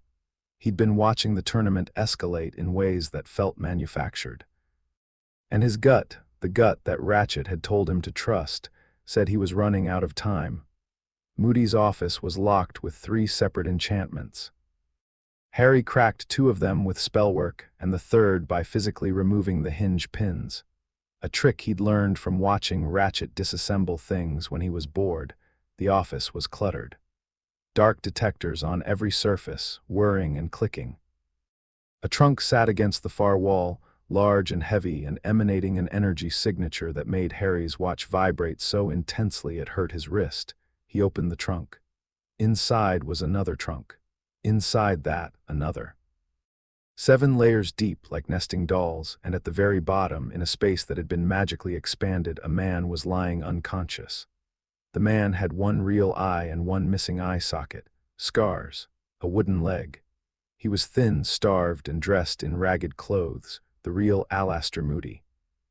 Harry's brain went cold. If the real Moody was in this trunk, then the person teaching defense against the dark arts, the person who'd been in the castle all year, the person generating the interference Harry had been tracking, was someone else entirely. He heard the office door open behind him. "Clever boy," said a voice that was Moody's but wasn't. "Too clever in the end." Harry spun. The fake Moody stood in the doorway. His magical eye was fixed on Harry, and up close, with the knowledge of what he was looking at, Harry could see the wrongness. The eye didn't move like a magical prosthetic. It moved like a scanner, precise, mechanical, tracking Harry's heat signature, his heart rate, his breathing. "Who are you?" Harry demanded. His wand was up. His stance was textbook, weight balanced, shoulders squared, wand arm extended with the elbow slightly bent. Prowl's combat posture, the fake Moody smiled. It was an ugly smile, the kind that didn't reach the eyes. "I'm the person who put your name in the goblet, Potter. I'm the person who's been guiding you through this tournament like a lamb to the slaughter, and I'm the person who's about to deliver you to the Dark Lord." He raised his wand. Stupefy. Harry dodged, not with magic, with movement. He threw himself sideways, hit the ground, rolled, came up behind one of Moody's dark detectors. The stunning spell hit the wall and left a scorch mark. "Fast," the fake Moody said, impressed despite himself. "Very fast. The reports didn't do you justice." "What reports?" "You think you're the only one who's been watching, boy. You've been monitored since you were 4 years old. A magical child living with non-human entities of extraterrestrial origin." Did you think that would go unnoticed? Harry's blood went ice cold. The fake Moody fired again. Harry blocked with a shield charm that held for one impact and shattered on the second. He returned fire, a disarming charm that the imposter batted aside like a fly. They were in a confined space. Moody's office was cluttered, dark, full of objects that could become projectiles or cover. Harry used the terrain the way Prowl had taught him to use any environment. Block sightlines, create obstacles, force the opponent into predictable patterns. He overturned a desk, launched a chair with a banishing charm, sent 3 dark detectors spinning at the fake Moody's head in rapid succession, forcing the man to shield rather than attack. But the imposter was better. Older, more experienced, fighting with a viciousness that came from conviction rather than training. A curse Harry didn't recognize caught his left leg, and the pain was blinding, a burning that started at the knee and spread upward. Harry went down. His leg buckled. He caught himself on the edge of the trunk, the one containing the real Moody, and for a second his vision grayed. Enough. The fake Moody said. He wasn't even breathing hard. The Dark Lord awaits, and you, Potter, are the final ingredient. He pointed his wand at Harry, and the world went black. Harry woke up in a graveyard. His hands were tied behind a gravestone. His wand was gone. His leg was still burning. The air was cold and damp and smelled like wet earth and decay. He blinked, focused, assessed. The graveyard was old. Crooked headstones, overgrown paths, a rusted iron fence at the perimeter. A church in the distance, dark and empty. And in front of him, about 30 feet away, a large stone cauldron sat over a fire that burned green.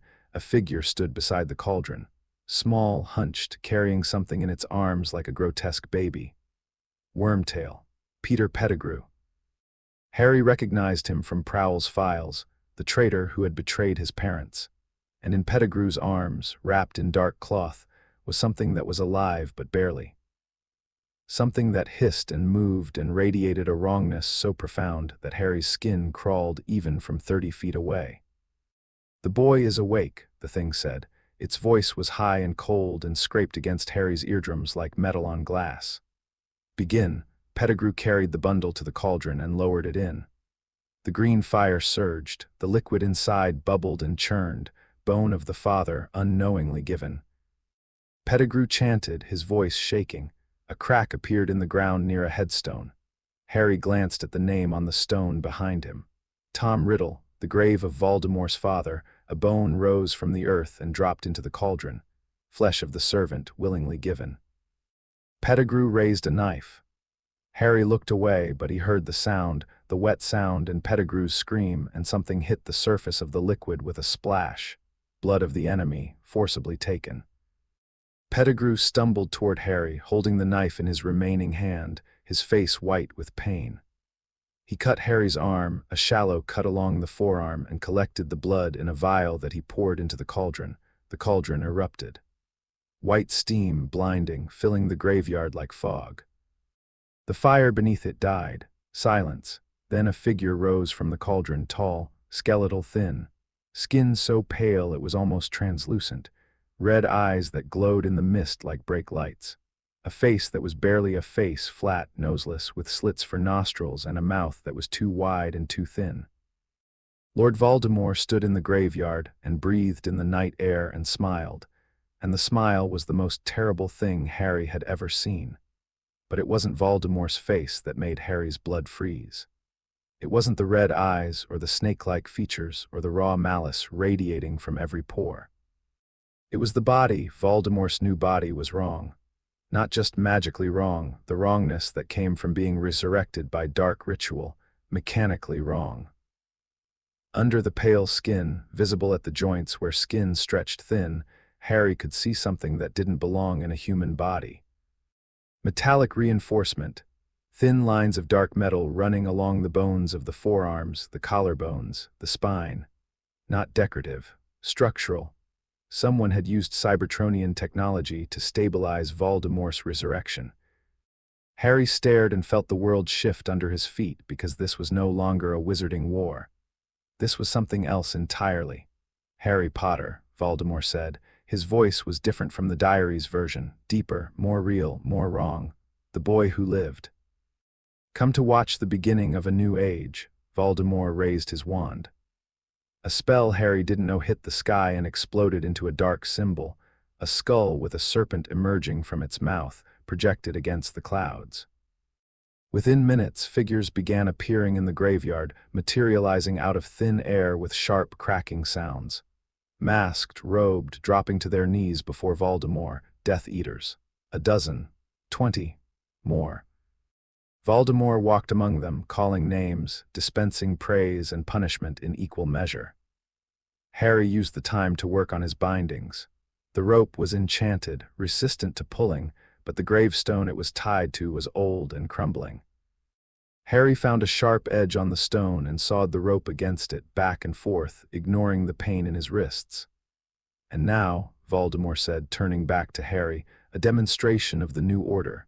He flicked his wand. Harry's bonds fell away. His own wand sailed through the air and landed at his feet. Pick it up, Voldemort said. I want my followers to see what happens when the boy who lived faces the Dark Lord properly. I want them to see that their faith is not misplaced. Harry picked up his wand. His hands were shaking. His leg was still burning. His arm was bleeding from the cut.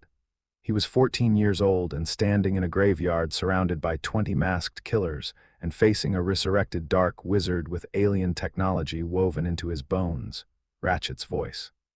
4 seconds. Breathe. Prowl's voice. Assess. What do you have? What does he have? Optimus's voice. You don't have to win. You have to survive. Voldemort raised his wand. Crucio. The pain hit Harry like a freight train. Every nerve in his body fired simultaneously. He dropped to the ground, his back arching, a scream tearing out of his throat that he couldn't stop. It was beyond anything he'd experienced, beyond the basilisk venom, beyond every injury he'd ever sustained. It was pure pain, weaponized with no source and no location, just everywhere, consuming everything. It stopped. Harry lay on the ground, gasping, tears and snot on his face, his body twitching with aftershocks. Get up, Voldemort said. Harry got up. It took everything he had. His legs barely worked. His hands were shaking so badly he could barely hold his wand. Again, Voldemort said. Crucio. Harry dodged. He didn't know how. His body moved before his brain could process, Prowl's reflexive training overriding the damage, throwing him sideways and out of the spell's path. The curse hit a gravestone and the stone exploded. Voldemort's eyes widened, just slightly. Surprise, Harry fired back, stupefy, Expelliarmus. Impedimenta. 3 spells in 2 seconds, aimed not at Voldemort but at the ground in front of him, kicking up dirt and debris, obscuring the sightline. Harry ran. Not away. There was no away in a graveyard full of Death Eaters. He ran toward the cluster of gravestones on the far side, using them as cover, creating distance and angles. Voldemort followed. Curses tore through the air, green and red and colors Harry didn't recognize, hitting gravestones that shattered and trees that ignited. The Death Eaters watched from the perimeter, a ring of masked faces, and none of them interfered because Voldemort wanted this to be personal. Harry's mind was working even through the pain and the terror. He couldn't win this fight. Voldemort was more powerful, more experienced, more everything. But he didn't need to win. He needed to survive long enough to escape. Escape required 2 things, his wand and the Triwizard Cup. The cup was still in the graveyard. It had been the portkey that brought them here, him and Cedric was. Harry shut that thought down hard. Cedric was on the ground near the cauldron. He wasn't moving. He wasn't going to move. The killing curse had hit him the moment they'd arrived, before Harry could react, before Harry could do anything. Cedric was dead, and Harry could mourn later. Right now, he needed to live. He spotted the cup on the ground near where they'd landed, about 50 meters away. Across open ground, Voldemort fired again. Harry raised his wand, Expelliarmus. Their spells collided mid-air. The effect was nothing Harry could have predicted. The 2 beams of light connected, locked, and formed a single bridge of golden energy that hummed with a sound like a choir singing a single note. Harry's wand vibrated in his hand, so hard it hurt. The golden thread between them grew brighter, thicker, and beads of light began sliding along it. Voldemort's face showed genuine shock. His hands were locked on his wand, straining. The beads of light were moving toward him, and where they touched the thread, shapes emerged. Shadows, echoes, ghosts. Cedric Diggory emerged from Voldemort's wand like smoke. Then an old man Harry didn't know. Then a woman. Then another woman, and Harry knew this one because he'd seen her in photographs Prowl had found, Lily Potter. His mother. A shade, a ghost, not real but not nothing. She looked at Harry with green eyes identical to his own, and she spoke. "Hold on, Harry, hold on and run. We'll give you time." Tears were streaming down Harry's face. He couldn't wipe them because both hands were locked on his wand. His arms were screaming. His whole body was screaming. "Now," his mother said. Harry broke the connection. He pulled his wand away, and the golden thread shattered, and the ghosts surged forward, surrounding Voldemort, blocking his sight, buying seconds. Harry sprinted. 50 meters of open ground, the fastest 50 meters of his life. He grabbed Cedric's body because he was not leaving Cedric in this place. He grabbed the cup, the world twisted, the graveyard vanished. Harry hit the ground at Hogwarts so hard the impact knocked the air out of him, and he lay there in the grass with Cedric's body beside him and the crowd cheering because they thought he'd won. They thought this was part of the tournament. They didn't understand what they were looking at. Harry's hand was still gripping Cedric's wrist. The skin was already cooling. "He's back," Harry said. His voice was barely audible. McGonagall was there. Dumbledore was pushing through the crowd. Hands were grabbing Harry, pulling him upright. "Voldemort's back. He killed Cedric. He's back." The cheering stopped, and the silence that replaced it was the worst sound Harry had ever heard. Later. Much later.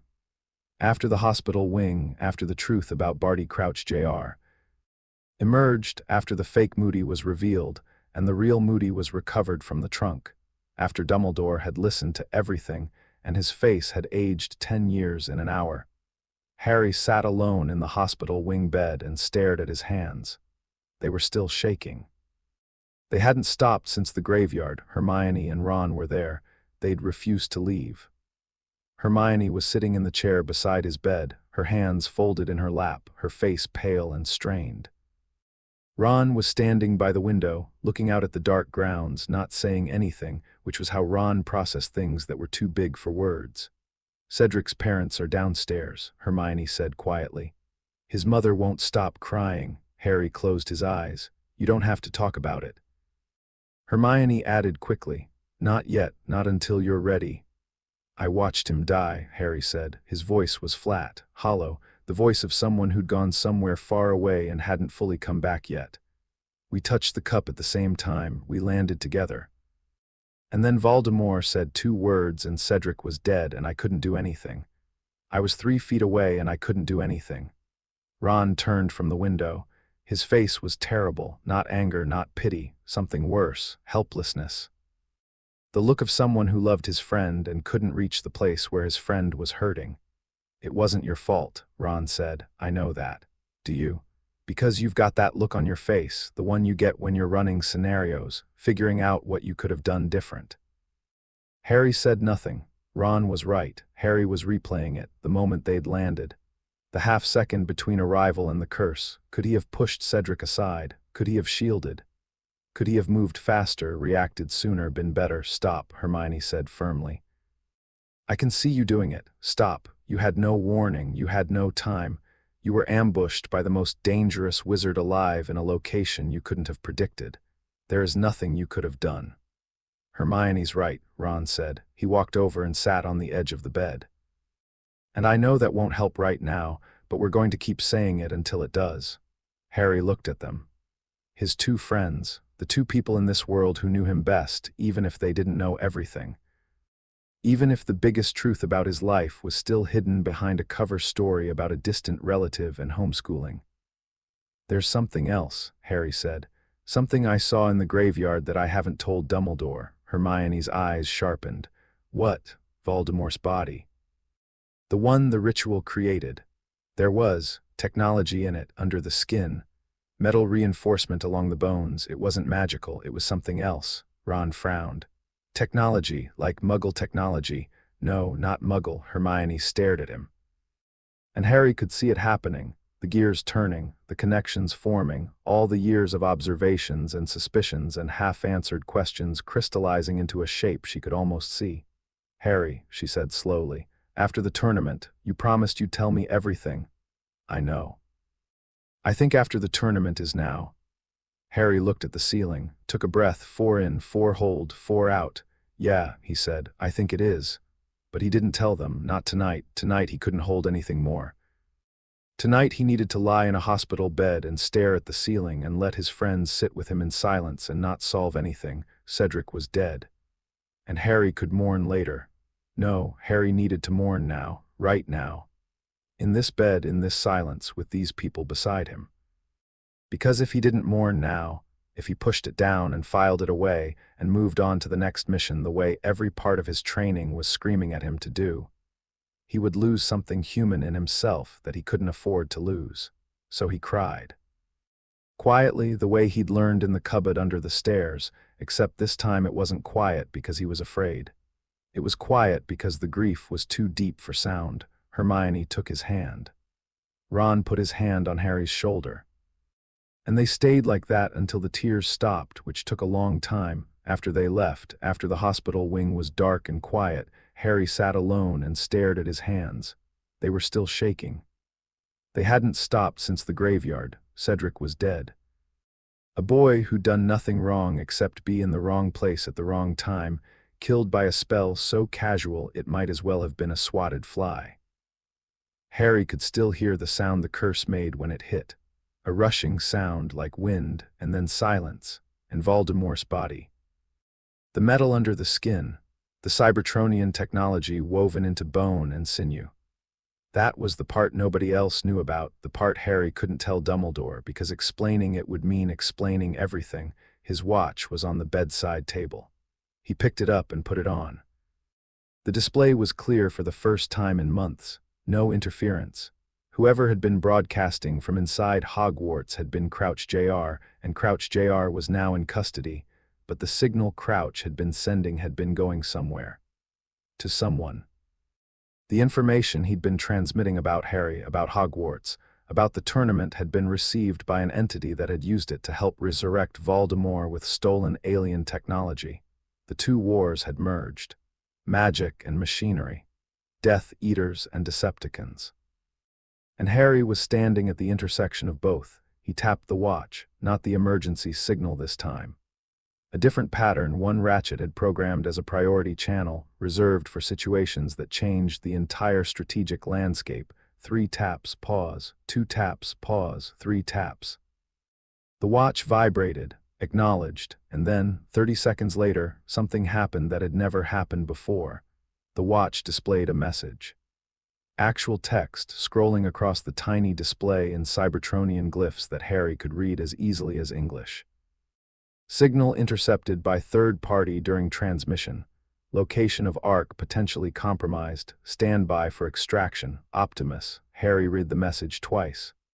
A third time, the signal Harry had just sent had been intercepted. Something had been listening to the emergency channel. And now they knew roughly where the Ark was. Secrecy was over. Harry set the watch down. He lay back on the hospital bed and stared at the ceiling and listened to the sounds of Hogwarts at night. The creaking and settling and distant murmur of a castle full of sleeping children who had no idea how much the world had just changed. Somewhere above the earth, Optimus Prime was making decisions that would end the Autobots' hidden existence on this planet.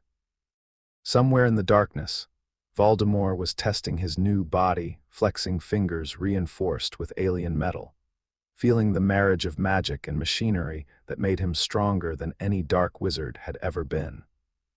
And somewhere between them, a 14-year-old boy lay in a hospital bed with blood on his shirt and a dead friend's face burned into his memory, and the certain knowledge that everything, absolutely everything, was about to get worse. Harry closed his eyes. He didn't sleep. But he closed his eyes and he breathed, and he waited for whatever came next. The summer between 4th and 5th year was the worst of Harry's life, and he'd spent the first 4 years of his life in a cupboard. The Ark was tense. Not the usual tension of soldiers in hiding, the low-level alertness that Harry had grown up with and barely noticed anymore. This was different. This was the tension of a family that had almost lost someone and didn't know how to talk about it. Optimus had pulled Harry from Hogwarts within 72 hours of the graveyard, not a suggestion. An order. The only time Optimus had ever given Harry a direct order, and the coldness in his voice when he delivered it through the watch had scared Harry more than Voldemort had. You are coming home, now. This is not a discussion. Harry had come home. And for 3 weeks, nobody discussed what had happened. Harry trained. Ratchet ran medical scans and found lingering neural damage from the Cruciatus curse that took careful, painstaking treatment to repair. Prowl analyzed the intelligence Harry had gathered about the Decepticon interference at Hogwarts and the Cybertronian technology in Voldemort's body. Bumblebee hovered, which was his way of worrying without admitting he was worried, and Optimus said very little. It broke on a Tuesday. Because the big things in Harry's life always seemed to happen on Tuesdays, Harry was in the training room, working a combat sequence Prowl had designed, when Optimus walked in and stood by the door. He watched for a full minute without speaking. Harry could feel the weight of his gaze. "You want to say something," Harry said, not stopping the sequence. "Block, pivot, strike, reset. You've wanted to say something for 3 weeks." Yes, Harry stopped, turned. Looked up at the being who had raised him, taught him, loved him in the enormous and sometimes clumsy way that a Cybertronian loved a human child. Optimus's optics were dim, the way they got when he was carrying something heavy. "I almost lost you," Optimus said. "I know. You were taken to a location I could not reach, by an enemy I could not detect, and subjected to violence I could not prevent. A boy died beside you. You were tortured, and I was here." Harry's chest tightened. "That's not your fault." "I did not say it was my fault. I said I was here." "That is a fact, and it is a fact I am struggling to accept." Harry walked closer. He put his hand flat against Optimus's leg, their old gesture, palm against warm metal. "You can't protect me from everything. I know that, do you? Because the way you've been looking at me since I came back says you're thinking about locking me in a room and never letting me leave." Optimus was quiet. The silence had weight. Then he said very carefully, "The thought has occurred to me." Harry almost laughed, almost. "Optimus. I have to go back, I know. Voldemort is building something. He's using Cybertronian technology. He has connections to Decepticons or to someone supplying Decepticon tech. If I don't go back, if I'm not in the wizarding world, we lose our best source of intelligence on what he's doing. You are not an intelligence asset. You are my son." The word landed like a thunderclap. Optimus had never used it before, not once in 11 years. He'd called Harry the child, then the boy, then Harry. Never son. Harry's eyes burned. He blinked, swallowed. Pressed his forehead against Optimus's leg and stayed there until his voice was steady. "I know," Harry said, "and that's why I have to go, because you taught me that protecting people matters more than protecting yourself. You taught me that, Optimus. You can't take it back now because it's inconvenient." Optimus made a sound that, in a human, would have been a laugh. It wasn't quite a laugh, but it was close. "You are using my own principles against me. Is it working?" Regrettably, yes. Harry went back to Hogwarts in September. But the world he returned to was not the one he'd left. The Ministry of Magic had decided that Voldemort had not returned. This was, by any rational assessment, insane. Harry had watched the resurrection happen. Cedric Diggory was dead. Barty Crouch Jr. had confessed under truth serum. The evidence was overwhelming and undeniable. The Ministry denied it anyway. Cornelius Fudge, Minister for Magic, gave a series of statements to the Daily Prophet that painted Harry as an attention-seeking liar, Dumbledore as a senile old man angling for political power, and Cedric's death as a tragic accident during the tournament. The narrative was clean, simple, and entirely fabricated, and it spread through the wizarding world like ink through water. Harry read the articles at the Gryffindor table on the first morning back, and the anger that went through him was so sharp and hot that his fork bent in his hand. Not magically, physically, he just gripped it too hard. They're calling me a liar, Harry said. They're calling Dumbledore worse, Hermione said grimly. She had a stack of newspapers in front of her that she'd been collecting all summer. The prophet's been running smear pieces for months. Fudge is terrified. He'd rather pretend nothing happened than deal with the reality that the most dangerous, dark wizard in history is back. It's politics, Ron said, and his voice had a bitterness that was unusual for him. Dad says the ministry's been rotten for years. Fudge keeps his job by keeping people calm, and you can't keep people calm if you tell them Voldemort's back. So they shoot the messenger instead, Harry said. Welcome to government, Ron said, but the ministry wasn't content with newspaper articles. They sent enforcement. Dolores Umbridge arrived at Hogwarts as the new defense against the dark arts teacher. And from the moment she opened her mouth at the start of term feast, Harry understood exactly what she was. She was short, pink, and spoke in a voice like poisoned honey. She smiled constantly, a fixed, wide smile that never touched her eyes. She wore a cardigan with a brooch shaped like a kitten, and she delivered a speech about progress for progress's sake and pruning practices that ought to be prohibited.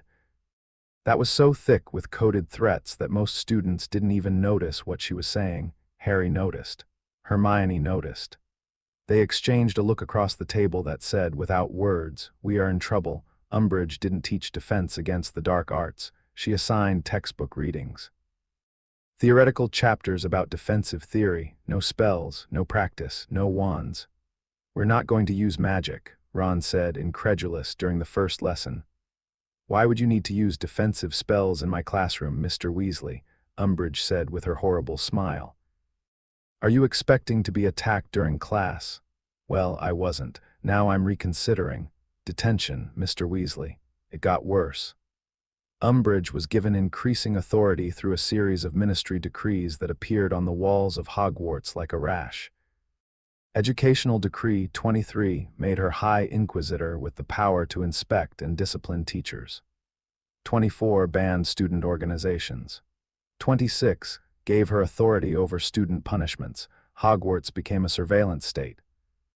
Umbridge's Inquisitorial Squad, a group of students led by Draco Malfoy who'd been given authority to dock points and report violations, patrolled the corridors with the smug entitlement of hall monitors who'd been handed machine guns. Harry's watch picked up something new. Not the Decepticon-style interference from previous years. This was different, monitoring charms woven into the walls of the castle, activated by Umbridge's authority. They detected certain words, certain names, certain topics of conversation. Harry discovered this when he said Voldemort in the common room and felt a faint magical pulse sweep the area, like a ripple in still water. She's bugged the castle, Harry told Hermione and Ron that evening in a corridor he'd verified was clean. Keyword-triggered monitoring. Say the wrong thing in the wrong place and it pings her office. That's illegal, Hermione said. Since when has that stopped the ministry? Hermione's jaw tightened. She looked like she wanted to march straight to Umbridge's office and file a formal complaint, which would have been very Hermione and very ineffective. We need to do something, she said instead. She's not teaching defense. Nobody's learning anything useful. And if Voldemort is really building an army, which we know he is, these students are going to be completely unprepared. What exactly do you suggest? Ron asked. We can't form a club. Educational Decree 24. We form it anyway, Hermione said. Secretly, off the grid. She looked at Harry. And you teach it. Dumbledore's army started with 28 students in the Room of Requirement, a magical room on the 7th floor that appeared when you needed it and became whatever you needed it to be. Hermione had found it. Hermione found everything. The first meeting was awkward. 28 teenagers standing in a large, cushion-lined room, looking at Harry with expressions ranging from eager to skeptical. Neville was there. Luna Lovegood, a Ravenclaw with enormous silvery eyes and a dreamy manner that masked something sharper than most people realized. Dean Thomas. Seamus Finnegan, who'd spent the first week of term loudly suggesting Harry was a liar and had spent the second week quietly regretting it. The Weasley twins. Ginny. Harry stood at the front of the room and felt the weight of it. These people were trusting him to teach them something that might keep them alive. Right, Harry said. I'm not going to lie to you. Voldemort is back. The Ministry is pretending he isn't. Umbridge isn't teaching you defense because the Ministry doesn't want you defended, so we're going to fix that. How? Zacharias Smith asked from the back. He had a skeptical tone that Harry found deeply irritating and completely fair. By training, real training, spells, reflexes, teamwork. Not just wand-waving, the actual practice of staying alive when someone is trying to kill you. And you can teach us that, Smith said. You're 15. I'm 15 and I've fought a basilisk, survived a tournament designed to kill me, and dueled Voldemort in a graveyard. But yeah, if you'd rather learn from the textbook, the door's right there. Smith shut up. Harry taught the way he'd been taught, not Hogwarts style with lectures and theory and essays, Prowl style, practical, repetitive, focused on muscle memory and reflex. He started with disarming, Expelliarmus. He paired them up and made them practice until the spell was automatic, until they could cast it without thinking, without aiming, just point and fire. Again, Harry said as Neville's spell went wide for the 4th time. Don't aim with your eyes, aim with your body. Turn your whole shoulder toward the target. Neville adjusted, fired. The spell hit Ron square in the chest and Ron's wand flew out of his hand and clattered across the floor. Oh, Neville said, his face split between shock and delight. I did it, did you see that? Brilliant, Neville. Harry said and meant it. Neville's face went red with pleasure, which was worth more than any house points. He moved them to shields next. Pratigo. The discipline here was different. Shields weren't about power, they were about timing. Ratchet had taught Harry that the difference between a wound and a near miss was usually about half a second. Shields were the magical equivalent. Cast too early and the shield faded before the curse hit. Cast too late and you were on the floor. The key is anticipation. Harry told them, walking between pairs. Don't wait to see the spell, watch the wand movement, watch the shoulder. Every spell has a wind-up. If you can read the wind-up, you can shield before the spell is even cast. Hermione was excellent. She'd been excellent from day one. Her shields were tight and precise. And she tended to cast slightly early rather than slightly late because Hermione's instinct was always to over-prepare. Ron was messy but effective. His shields had holes and his timing was inconsistent, but when they worked hard. Ron's magic was like Ron himself, not elegant but powerful when it mattered. Luna was something else entirely.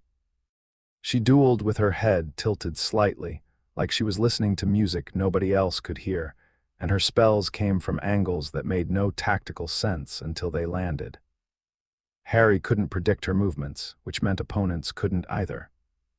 Luna, where did you learn to cast from that angle? Harry asked after she'd disarmed Dean Thomas with a spell that seemed to curve around his shield.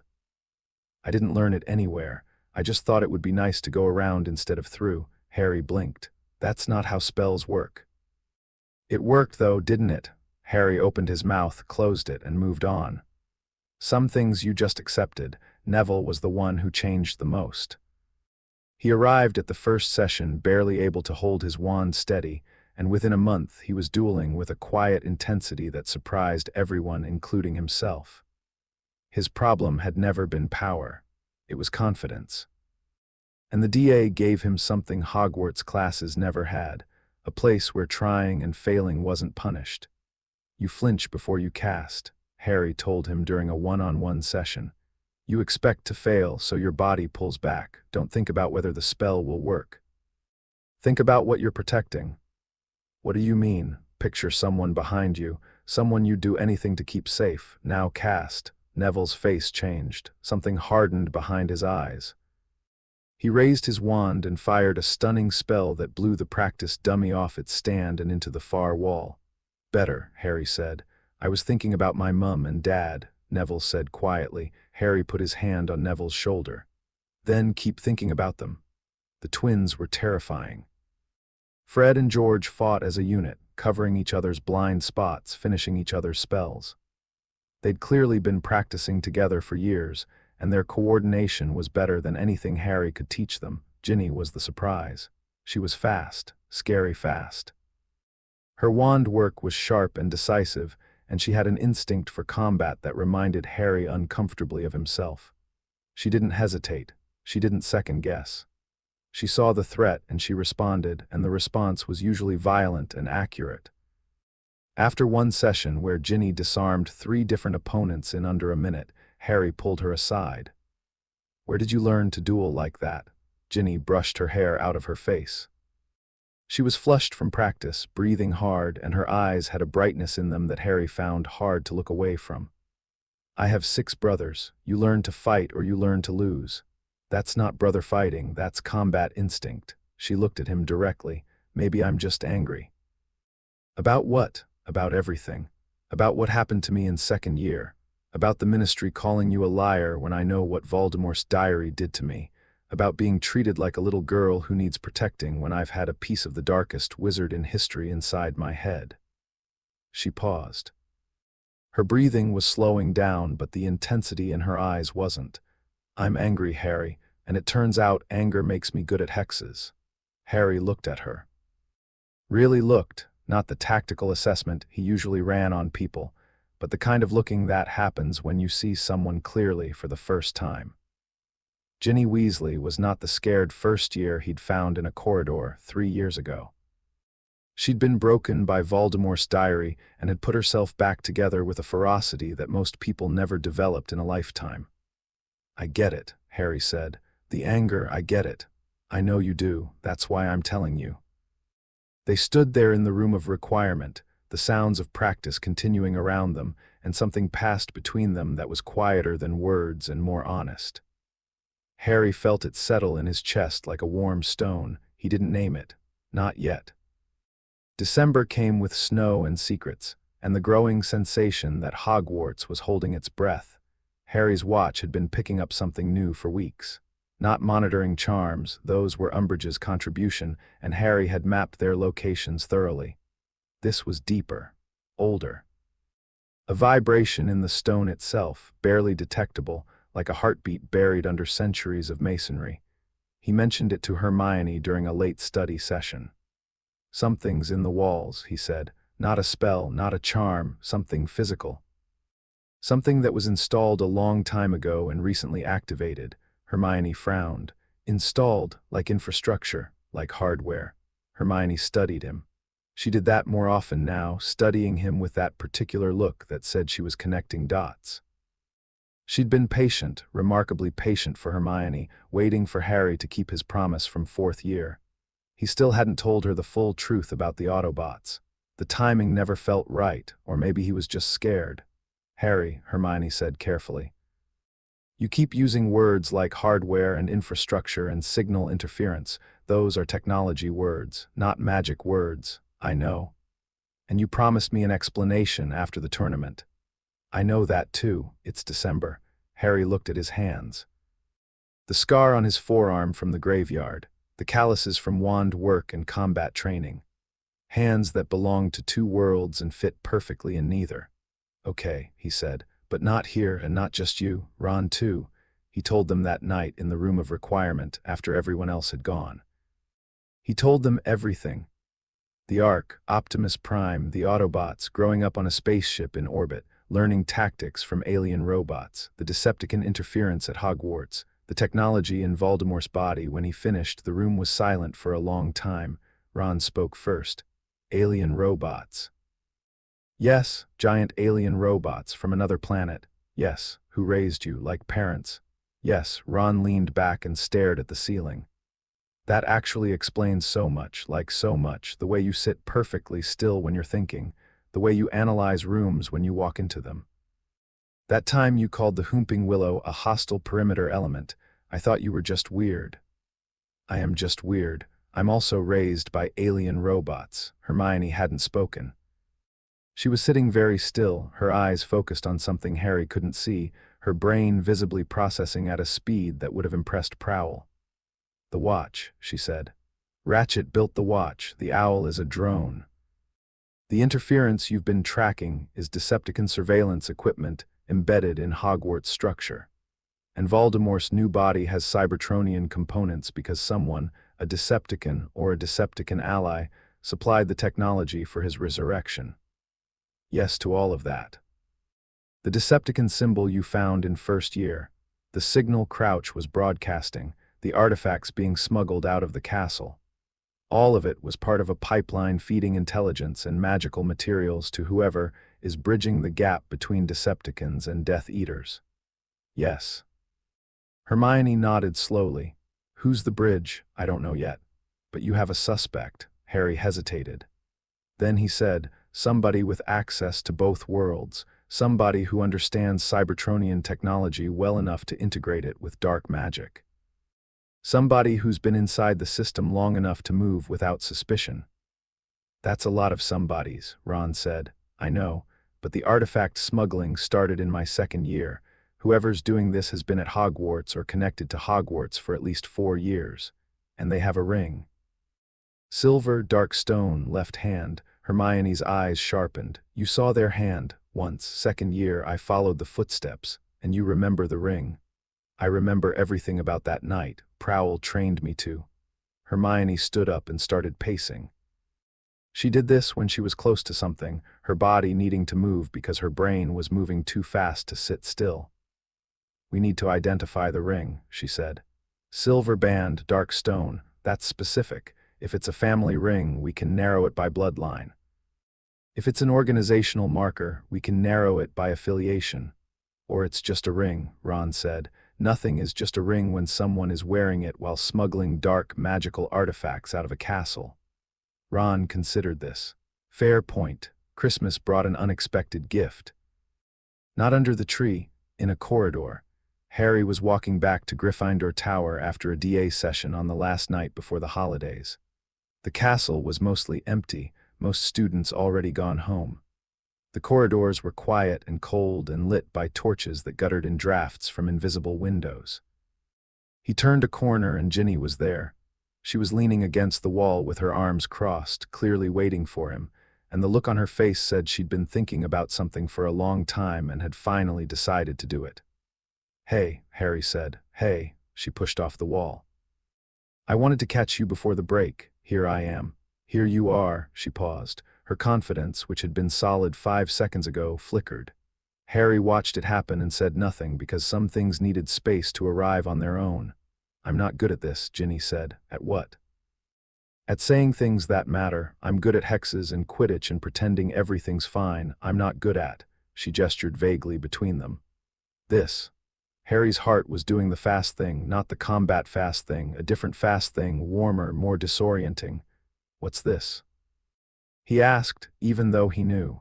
He knew because he'd been feeling it for months, the pull in his chest that started in second year and had grown slowly and steadily until it was impossible to ignore. You know what this is, Harry. Don't make me spell it out. I really think you should spell it out. Ginny glared at him. You're doing that thing. The calm, measured, I'm in control thing. Stop it. I'm not in control. I'm terrified. That stopped her. Ginny stared at him, and the glare softened into something vulnerable and surprised. You're terrified. Ginny, I was raised by giant metal aliens. I can fight a basilisk without panicking. I can duel Voldemort and keep my head. But standing in a corridor with you makes me forget how to breathe, and I have been specifically trained in breathing, so that's saying something. Ginny's face did something complicated. A fight between laughter and emotion won. I like you, she said. I've liked you for a long time, not because you're Harry Potter and you've got a scar and you're famous. I liked you before I knew any of that. I liked you because you sat on a cold floor and listened to me when nobody else was paying attention. I liked you because in the chamber, you didn't look at me like a victim. You looked at me like I mattered. You do matter. See, that's what I mean. You just say it, like it's obvious. Like it doesn't even need explaining. It doesn't. Ginny stepped closer. Close enough that Harry could count the freckles across her nose, which was an insane thing to be thinking about, but his brain had apparently abandoned tactical analysis in favor of freckle cartography. I'm going to kiss you, Ginny said. Is that okay? Very okay. She kissed him. Soft, a little hesitant at first, warm and real and nothing like anything Harry had expected and better than everything he'd imagined.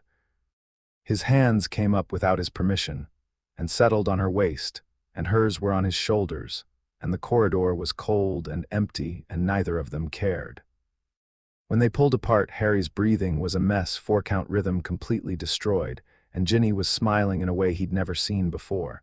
Not the careful smiles or the brave smiles or the performing smiles. A real one, bright and fierce and just for him. "Okay," she said. "Good." "Yeah." Harry said, "Good, you're eloquent. Shut up." She laughed. He laughed, and they stood in the corridor and held each other's hands and didn't say anything else, because for once in Harry's life, silence wasn't the absence of something. It was the presence of everything. January of 5th year was when the trap closed. Harry had been tracking the silver ring for months. Hermione had cross-referenced every known wizarding family ring design with historical records. Ron had casually interrogated his father about ministry officials' jewelry habits in a conversation that Arthur Weasley had found deeply confusing. The breakthrough came from an unexpected source. Luna Lovegood. Luna had a habit of saying things that sounded completely unhinged and turned out to be unnervingly accurate. During a DA session, she mentioned offhand that Professor Mundungus Fletcher, a known associate of the Order of the Phoenix who occasionally hung around Hogsmeade, had been seen meeting someone in a pub who wore a ring that made the air feel like static. "Static," Harry said. "Like when you stand too close to a television. My dad has a television. He took it apart once to look for nargles." Luna tilted her head. "The man with the ring wasn't there to drink. He was there to trade." Harry's stomach tightened. "Trade what?" "Small things, wrapped in cloth," they hummed. "Magical artifacts, wrapped, humming with residual energy. Being traded to someone whose ring made the air feel like electrical interference, Cybertronian-adjacent technology in the hands of someone who was buying magical artifacts from a petty thief." Harry followed the trail. Carefully, quietly. The way Prowl had taught him. Not directly toward the target, but around the edges, mapping the network rather than confronting the center. The network was ugly. Mundungus Fletcher was selling artifacts stolen from the Black family house, Sirius's family home, which had become the Order of the Phoenix's headquarters. He was selling them to a middleman, and the middleman was selling them to someone inside the Ministry of Magic. The ring belonged to Augustus Rookwood, a Death Eater. A former unspeakable, someone who'd worked in the Department of Mysteries. A man who'd been in Azkaban and released during Voldemort's first rise, and who had quietly slid back into the Ministry's shadows over the following years.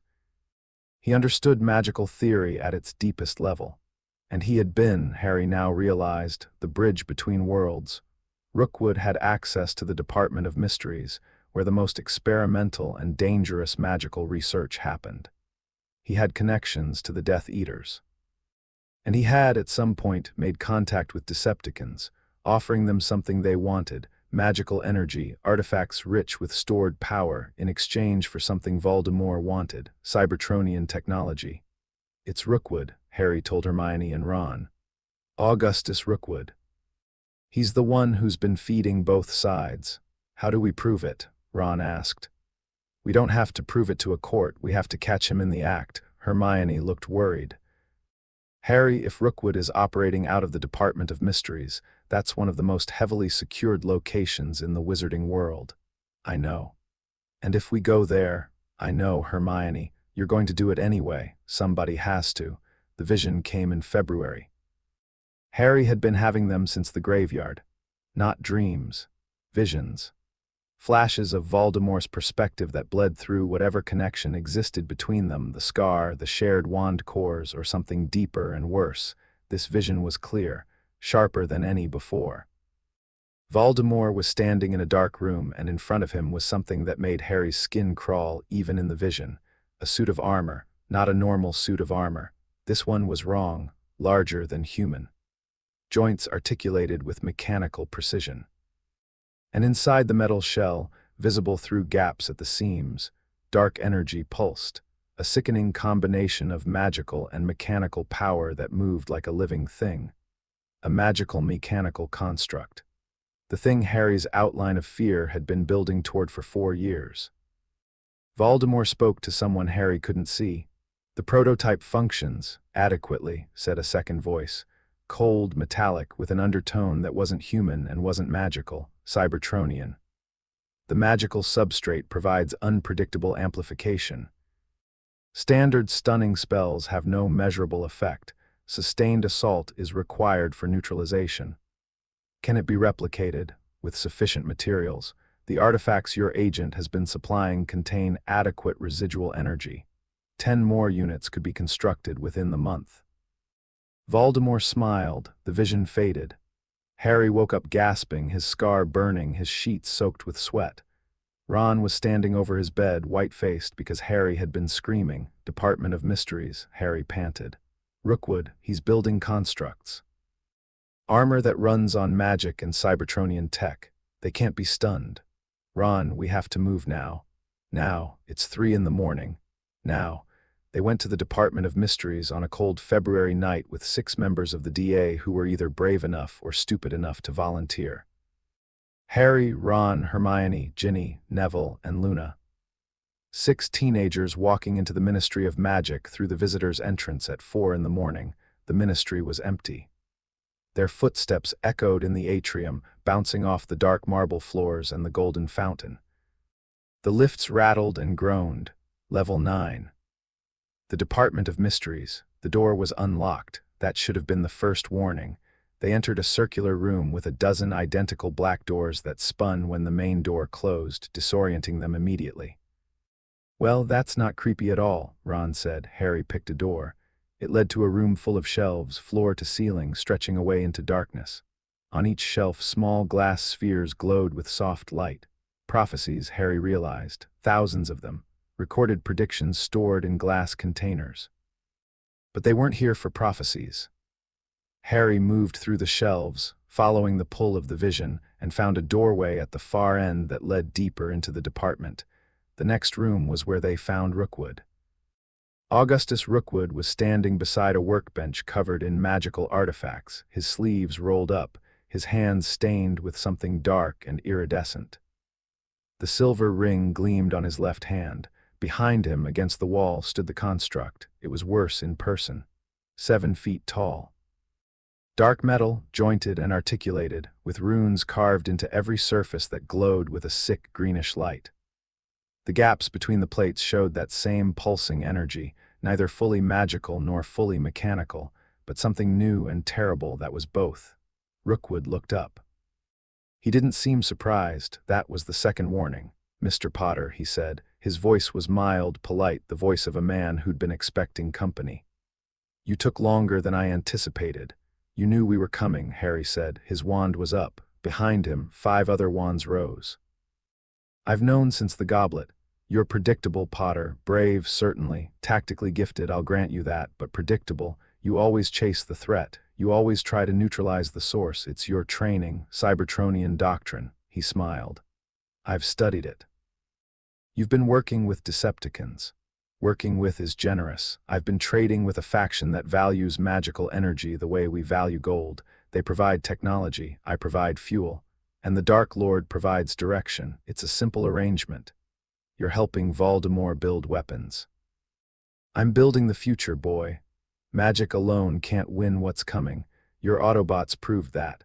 Cybertronian technology is the most powerful force this planet has ever encountered, and when properly fused with magical energy. He gestured at the construct behind him. You get something that neither world can defeat alone. He flicked his wand. The construct's eyes lit up, 2 points of red light that tracked across the group of teenagers. It stepped off the wall. The floor shook. It moved with a fluid, mechanical grace that was nothing like the enchanted armors at Hogwarts. Those were puppets on strings. This thing was alive. Run, Harry said. They ran. The construct pursued. It crashed through the doorway, ripping the frame out of the wall, and followed them into the prophecy room. It moved fast, faster than something that size should move, and it swept the shelves aside like curtains. Glass spheres shattered by the hundreds, releasing whispered prophecies that filled the air with ghostly voices. Stupefy, Hermione screamed, hitting the construct dead center. The red light splashed against the metal and dissipated. No effect, reducto, Ron shouted. The blast hit the construct's chest plate and left a scorch mark. The construct didn't slow down. "I told you it can't be stunned," Harry shouted. Sustained assault, hit it with everything, same point, don't stop. They formed up the way Harry had trained them, not a line, a formation. Neville and Ron on the flanks, Hermione and Luna providing cover fire. Ginny beside Harry in the center. "On my mark," Harry said. "Right shoulder joint, everyone." Now, 6 spells hit the construct's right shoulder simultaneously. Reducto, Bomberta, Defindo, Confringo, a blasting hex from Luna that was wildly overpowered, and Harry's own focused cutting curse. The combined impact blew the shoulder joint apart. The construct's right arm fell to the floor with a crash that shook the room. The construct paused. Its remaining arm reached for them. Harry ducked, grabbed Ginny, pulled her sideways. The metal fist slammed into the floor where they'd been standing, cracking the stone. Again, left knee, they hit the knee joint. It buckled. The construct dropped to one leg. It was still reaching for them, still moving, the runic energy in its body pulsing faster, trying to repair the damage. "The chest plate," Hermione gasped. She was bleeding from a cut on her forehead where shrapnel had caught her. "The core is in the chest, the energy convergence point." "Kill the core, kill the construct." Harry raised his wand. Focused. Everything Optimus had taught him about restraint and control and using power precisely, he poured into this single spell. Reducto, the spell hit the construct's damaged chest plate and punched through. The runic energy inside detonated. The construct exploded, sending chunks of metal and magical shrapnel across the room. Harry threw himself over Ginny. Ron shielded Neville. Hermione's Protego caught most of the debris. When the dust settled, the construct was scrap metal on the floor. The room was devastated, shelves toppled, prophecies shattered, and from somewhere deeper in the department, the sound of running footsteps, Death Eaters. Rookwood had called for backup. The next 20 minutes were the worst of Harry's life. They retreated from the prophecy room into the circular entrance. The doors spun. Harry grabbed the first handle he could reach, and they tumbled through into a long, narrow room filled with clocks. Grandfather clocks, pocket watches, hourglasses, and in the center, a massive bell jar where a hummingbird was aging and de-aging in an endless loop, cycling from egg to adult to skeleton and back again. The Death Eaters came through the door behind them. 3, then 4, then 6. Harry recognized masks, not faces, but the way they moved told him enough. These weren't amateurs, these were Voldemort's inner circle. "Cover the door," Harry shouted. "Neville, Ron, hold the entrance. Ginny, Luna, with me, we flank right." They fought among the clocks. Spells shattered glass cases and sent gears and springs scattering across the floor. A time turner caught a stray hex and exploded in a shower of golden sand that made the air shimmer and crackle. Ron ducked a killing curse that missed his ear by an inch, close enough that he heard it sizzle past, and his return fire hit a Death Eater's knee and dropped the man screaming to the floor. Neville was bleeding from a broken nose, hit by a curse that snapped the cartilage sideways, and blood ran in a thick stream over his mouth and chin. He wiped it with his sleeve and kept casting. His eyes were focused and furious, and he did not stop. They pushed through the clock room and into another chamber, this one darker, dominated by a stone archway on a raised dais. A tattered black veil hung in the archway, fluttering in a wind that didn't exist. And from behind the veil, voices whispered. Luna paused. "I can hear them," she said softly. "The people behind the curtain." "Don't listen," Harry said. "Keep moving." Another door, another room. This one was filled with tanks, glass tanks the size of bathtubs, and floating inside them were brains. Human brains, pale and pulsing, trailing long tendrils of thought that drifted in the preserving fluid like jellyfish tentacles. A Death Eater blasted one of the tanks. A brain tumbled out and its tendrils whipped through the air and latched onto Ron's arm. Ron screamed. The tendrils burned through his sleeve and into his skin, leaving welts that looked like writing, like the brain was trying to inscribe its thoughts directly onto his flesh. Ginny severed the tendrils with a cutting curse and dragged Ron sideways, and his wand clattered to the floor and his arm hung useless at his side, burned from wrist to elbow. "I'm fine," Ron said through gritted teeth, his face white as paper. "You're really not," Ginny said. "I'm fine enough." "Keep going." They kept going. Hermione went down in the next room, a purple curse that hit her in the chest, and she fell and didn't move. Harry saw it happen from across the room, and the sound that came out of him wasn't human. He destroyed the Death Eater's shield with raw magical force and hit the man with a stunning spell so powerful it threw him into a wall. Then the order arrived. Sirius, Lupin, Tonks, Moody, the real one, Kingsley. They poured into the department, and the battle shifted from desperate to chaotic. And then Sirius fell. A curse from Bellatrix Lestrange hit him in the chest. He stumbled backward. His expression was surprised, almost amused, as if he couldn't believe something so small could hurt so much. He fell backward through the stone archway with the whispering veil, and the veil fluttered and he was gone. Harry lunged for the archway. Lupin caught him, held him. Harry fought hard, throwing elbows and screaming, and Lupin held on with a strength born of grief, because Lupin had just lost his last best friend, and he was not going to lose James's son too. "He's gone, Harry, he's gone." "He's not. He just fell through. We can get him back. Let me go." "He's gone." Harry stopped fighting, not because he accepted it, because his body ran out of force. He sagged in Lupin's arms, and the sound that came out of him was the sound of something breaking that would take a very long time to repair. They were back at Hogwarts by dawn. Hermione was alive in the hospital wing, unconscious but stable. Ron's arm was bandaged. Neville's nose was set. Luna had a concussion. Ginny had cuts and bruises and the shattered look of someone who'd seen too much. Harry sat on the steps outside the hospital wing and didn't move for a long time. The ground shook. It was subtle at first, a vibration in the stone. Then a rhythmic pattern like footsteps, but too heavy and too spaced apart. Students who were awake looked at each other in confusion. Harry's watch buzzed. A message scrolled across the face, arriving. East grounds, immediately. Harry ran. He reached the edge of the forbidden forest as the tree line bent and cracked and Optimus Prime stepped out of the shadows. Full size. No hologram, no disguise. 25 feet of living Cybertronian metal, standing on the grounds of Hogwarts School of Witchcraft and Wizardry in the pale light of a February morning. Harry stopped. His chest heaved. His eyes were red and raw and empty. "You're too late," Harry said. Optimus looked at him. Looked at the castle. Looked at the sky that was turning gray with approaching dawn, and on his ancient face in those blue optics that had seen the fall of Cybertron and the death of worlds, Harry saw something he'd never seen before: failure. "I know," Optimus said. "Sirius is dead. Hermione is in the hospital. My friends are hurt, and you're too late." "I know, Harry. I sent the signal. Months ago, after the graveyard, I told you what was happening. I told you Voldemort had Cybertronian tech. I told you someone was building weapons, and you stayed in orbit. We had to."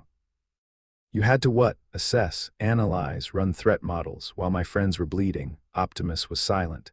The trees around them creaked in the early morning wind. Somewhere in the castle, a bell tolled. "You taught me that protecting people matters more than protecting yourself," Harry said. His voice was shaking now, not with anger, with something deeper, the kind of pain that comes from loving someone who let you down. "You taught me that strength is choosing, and you chose to stay hidden while people died." "Harry," Optimus's voice was quiet, damaged. The voice of a father who knew his son was right and had no defense.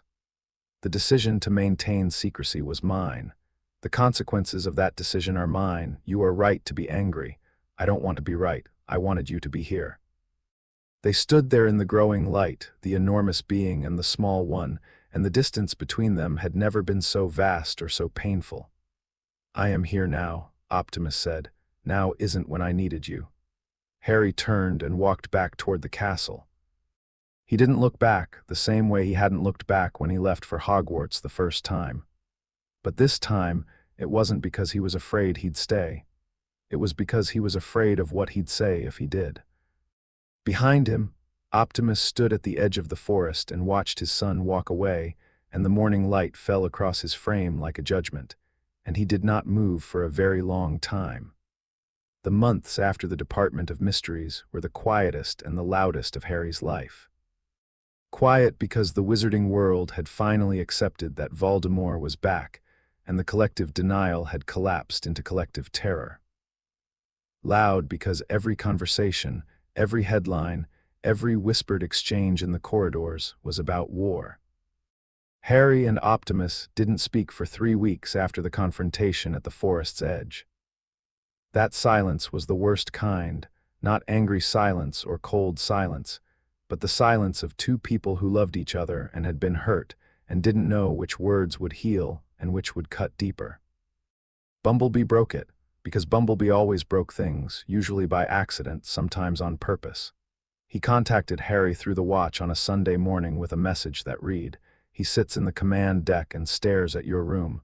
This is getting pathetic. Fix IT." Harry stared at the message for a full minute. Then he tapped back, "Tell him I'm sorry." 3 seconds later, "Tell him yourself. I'm not your owl." Harry laughed. It was a small, broken laugh, but it was the first one in weeks, and it cracked something open. He sent the message himself. Just 3 words in Cybertronian glyphs. "I am sorry." The response took 11 minutes. "I am sorry too. Come home when you can. We have work to do." Harry went home for Easter break. The reunion on the Ark was awkward and tender and involved no grand speeches. Optimus put his finger against Harry's chest. Harry pressed his forehead against it. They stayed like that for a while. Then Optimus said, "I have something to show you," and the war began in earnest. Ratchet had spent 6 months building something he called a resonance scanner. It filled an entire room on the Ark, a tangle of sensors and processors and crystalline arrays that hummed with a frequency Harry could feel in his teeth. "Voldemort's soul," Ratchet said, pulling up holographic displays that showed energy signatures mapped across the British Isles. "It's not intact, you already know that. The diary was a fragment. Based on the energy patterns we've cataloged, the residual signatures from the diary's destruction, and the data from your Scar's connection to him, I've identified a consistent signal type. A fingerprint, essentially, for pieces of Voldemort's soul." "Horcruxes," Harry said. Dumbledore had used that word in a private meeting before Christmas. Objects containing fragments of a dark wizard's soul, anchoring them to life even if the body was destroyed. Terrible name, but yes. Ratchet pointed at the displays. "I found 6 distinct signature clusters. The diary was one, destroyed. The others are still active." He expanded the map. 6 points of light, scattered across England and Scotland. "This one is in London. Somewhere underground, probably a vault or secured chamber. This one is in a coastal village, a structure near water. This one is mobile, which suggests it's being carried by a person or creature. This one is at Hogwarts." "At Hogwarts," Harry said, "in the castle itself, deep inside." "The signal is faint but consistent." Prowl stepped forward. He'd been silent until now, standing at the edge of the room, doing what Prowl did best, processing. "The 5th signature is in a forest, remote, heavily concealed both magically and physically. I'd estimate it's protected by defensive measures." "And the 6th?" Harry asked. Ratchet hesitated. That hesitation, from a being who never hesitated about medical facts, made Harry's stomach drop.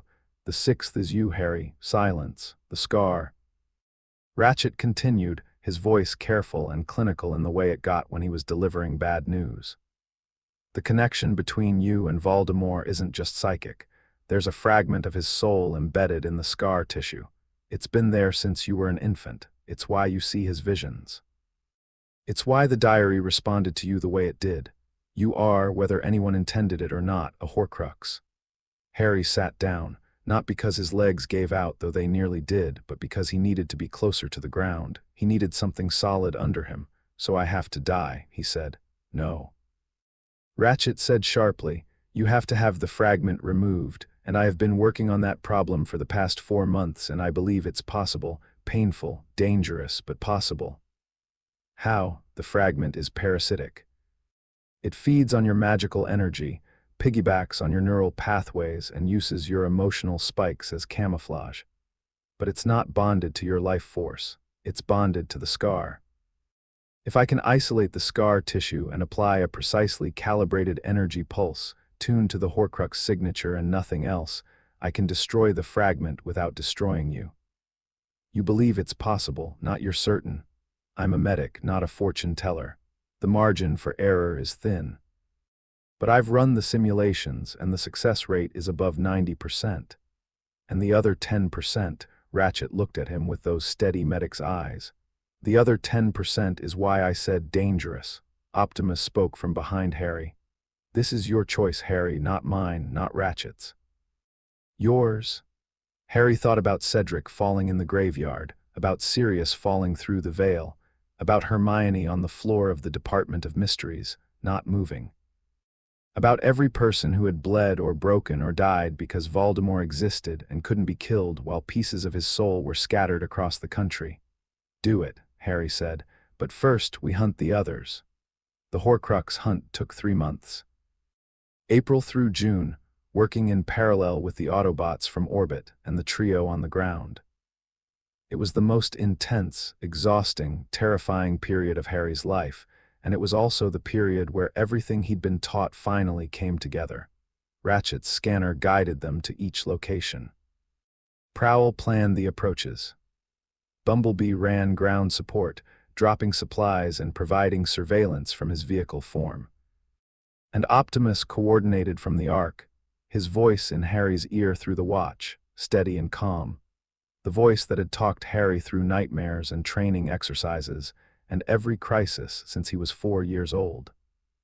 The locket was in a cave by the sea, hidden behind blood magic, and guarded by an army of corpses that dragged themselves from a black lake when Harry touched the water.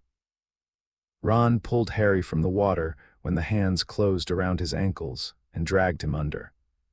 Hermione blasted the Inferi back with fire so hot it turned the cave walls to glass. The locket fought them when they tried to destroy it, pouring visions of their worst fears into their heads, and Ron was the one who struck the killing blow, driving the sword of Gryffindor through the locket while it showed him every insecurity he'd ever carried, and screaming through it. And winning.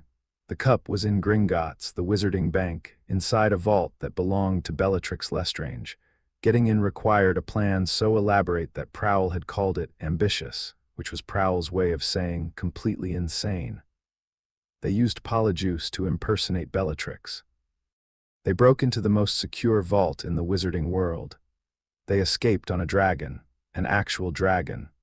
Bumblebee, watching from orbit, later told Harry it was the most incredible thing he'd ever seen, and he'd seen the fall of Cybertron. The diadem was at Hogwarts, hidden in the room of requirement in a mountain of forgotten objects piled floor to ceiling.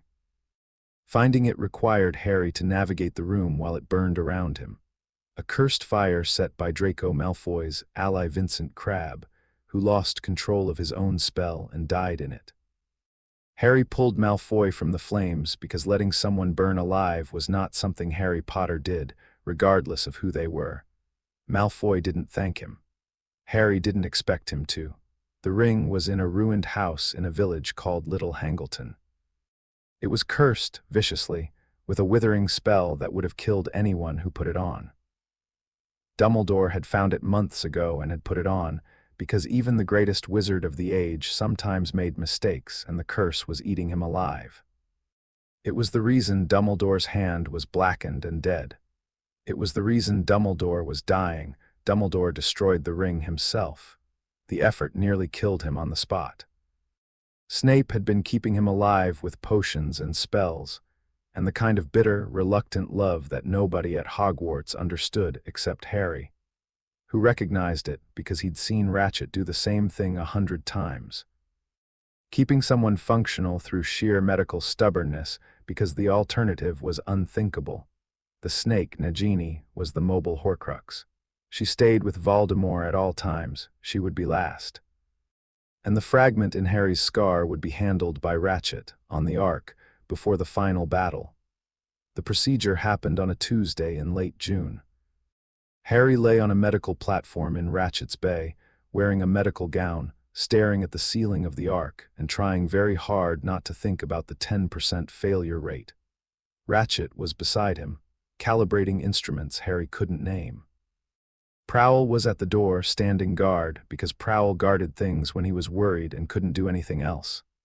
Bumblebee was sitting on the floor near Harry's platform, close enough to touch. "B," Harry said. "Yeah, if this doesn't work, it's going to work. But if it doesn't..." "Tell Ginny He stopped, swallowed.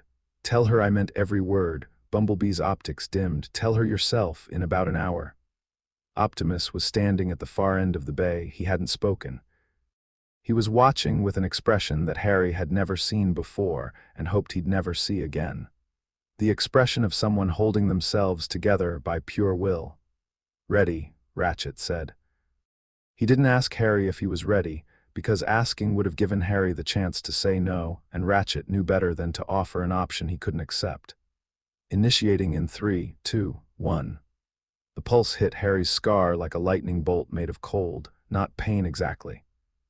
Something beyond pain. A tearing sensation, like a piece of adhesive being ripped from raw skin, except the adhesive was sewn into his thoughts and his memories and the core of who he was. Harry's back arched off the platform. His fingers clawed at the metal beneath him. Every muscle in his body locked and his vision went white and then black and then white again, cycling through states of consciousness like a radio scanning for a signal. He could feel it separating. The fragment.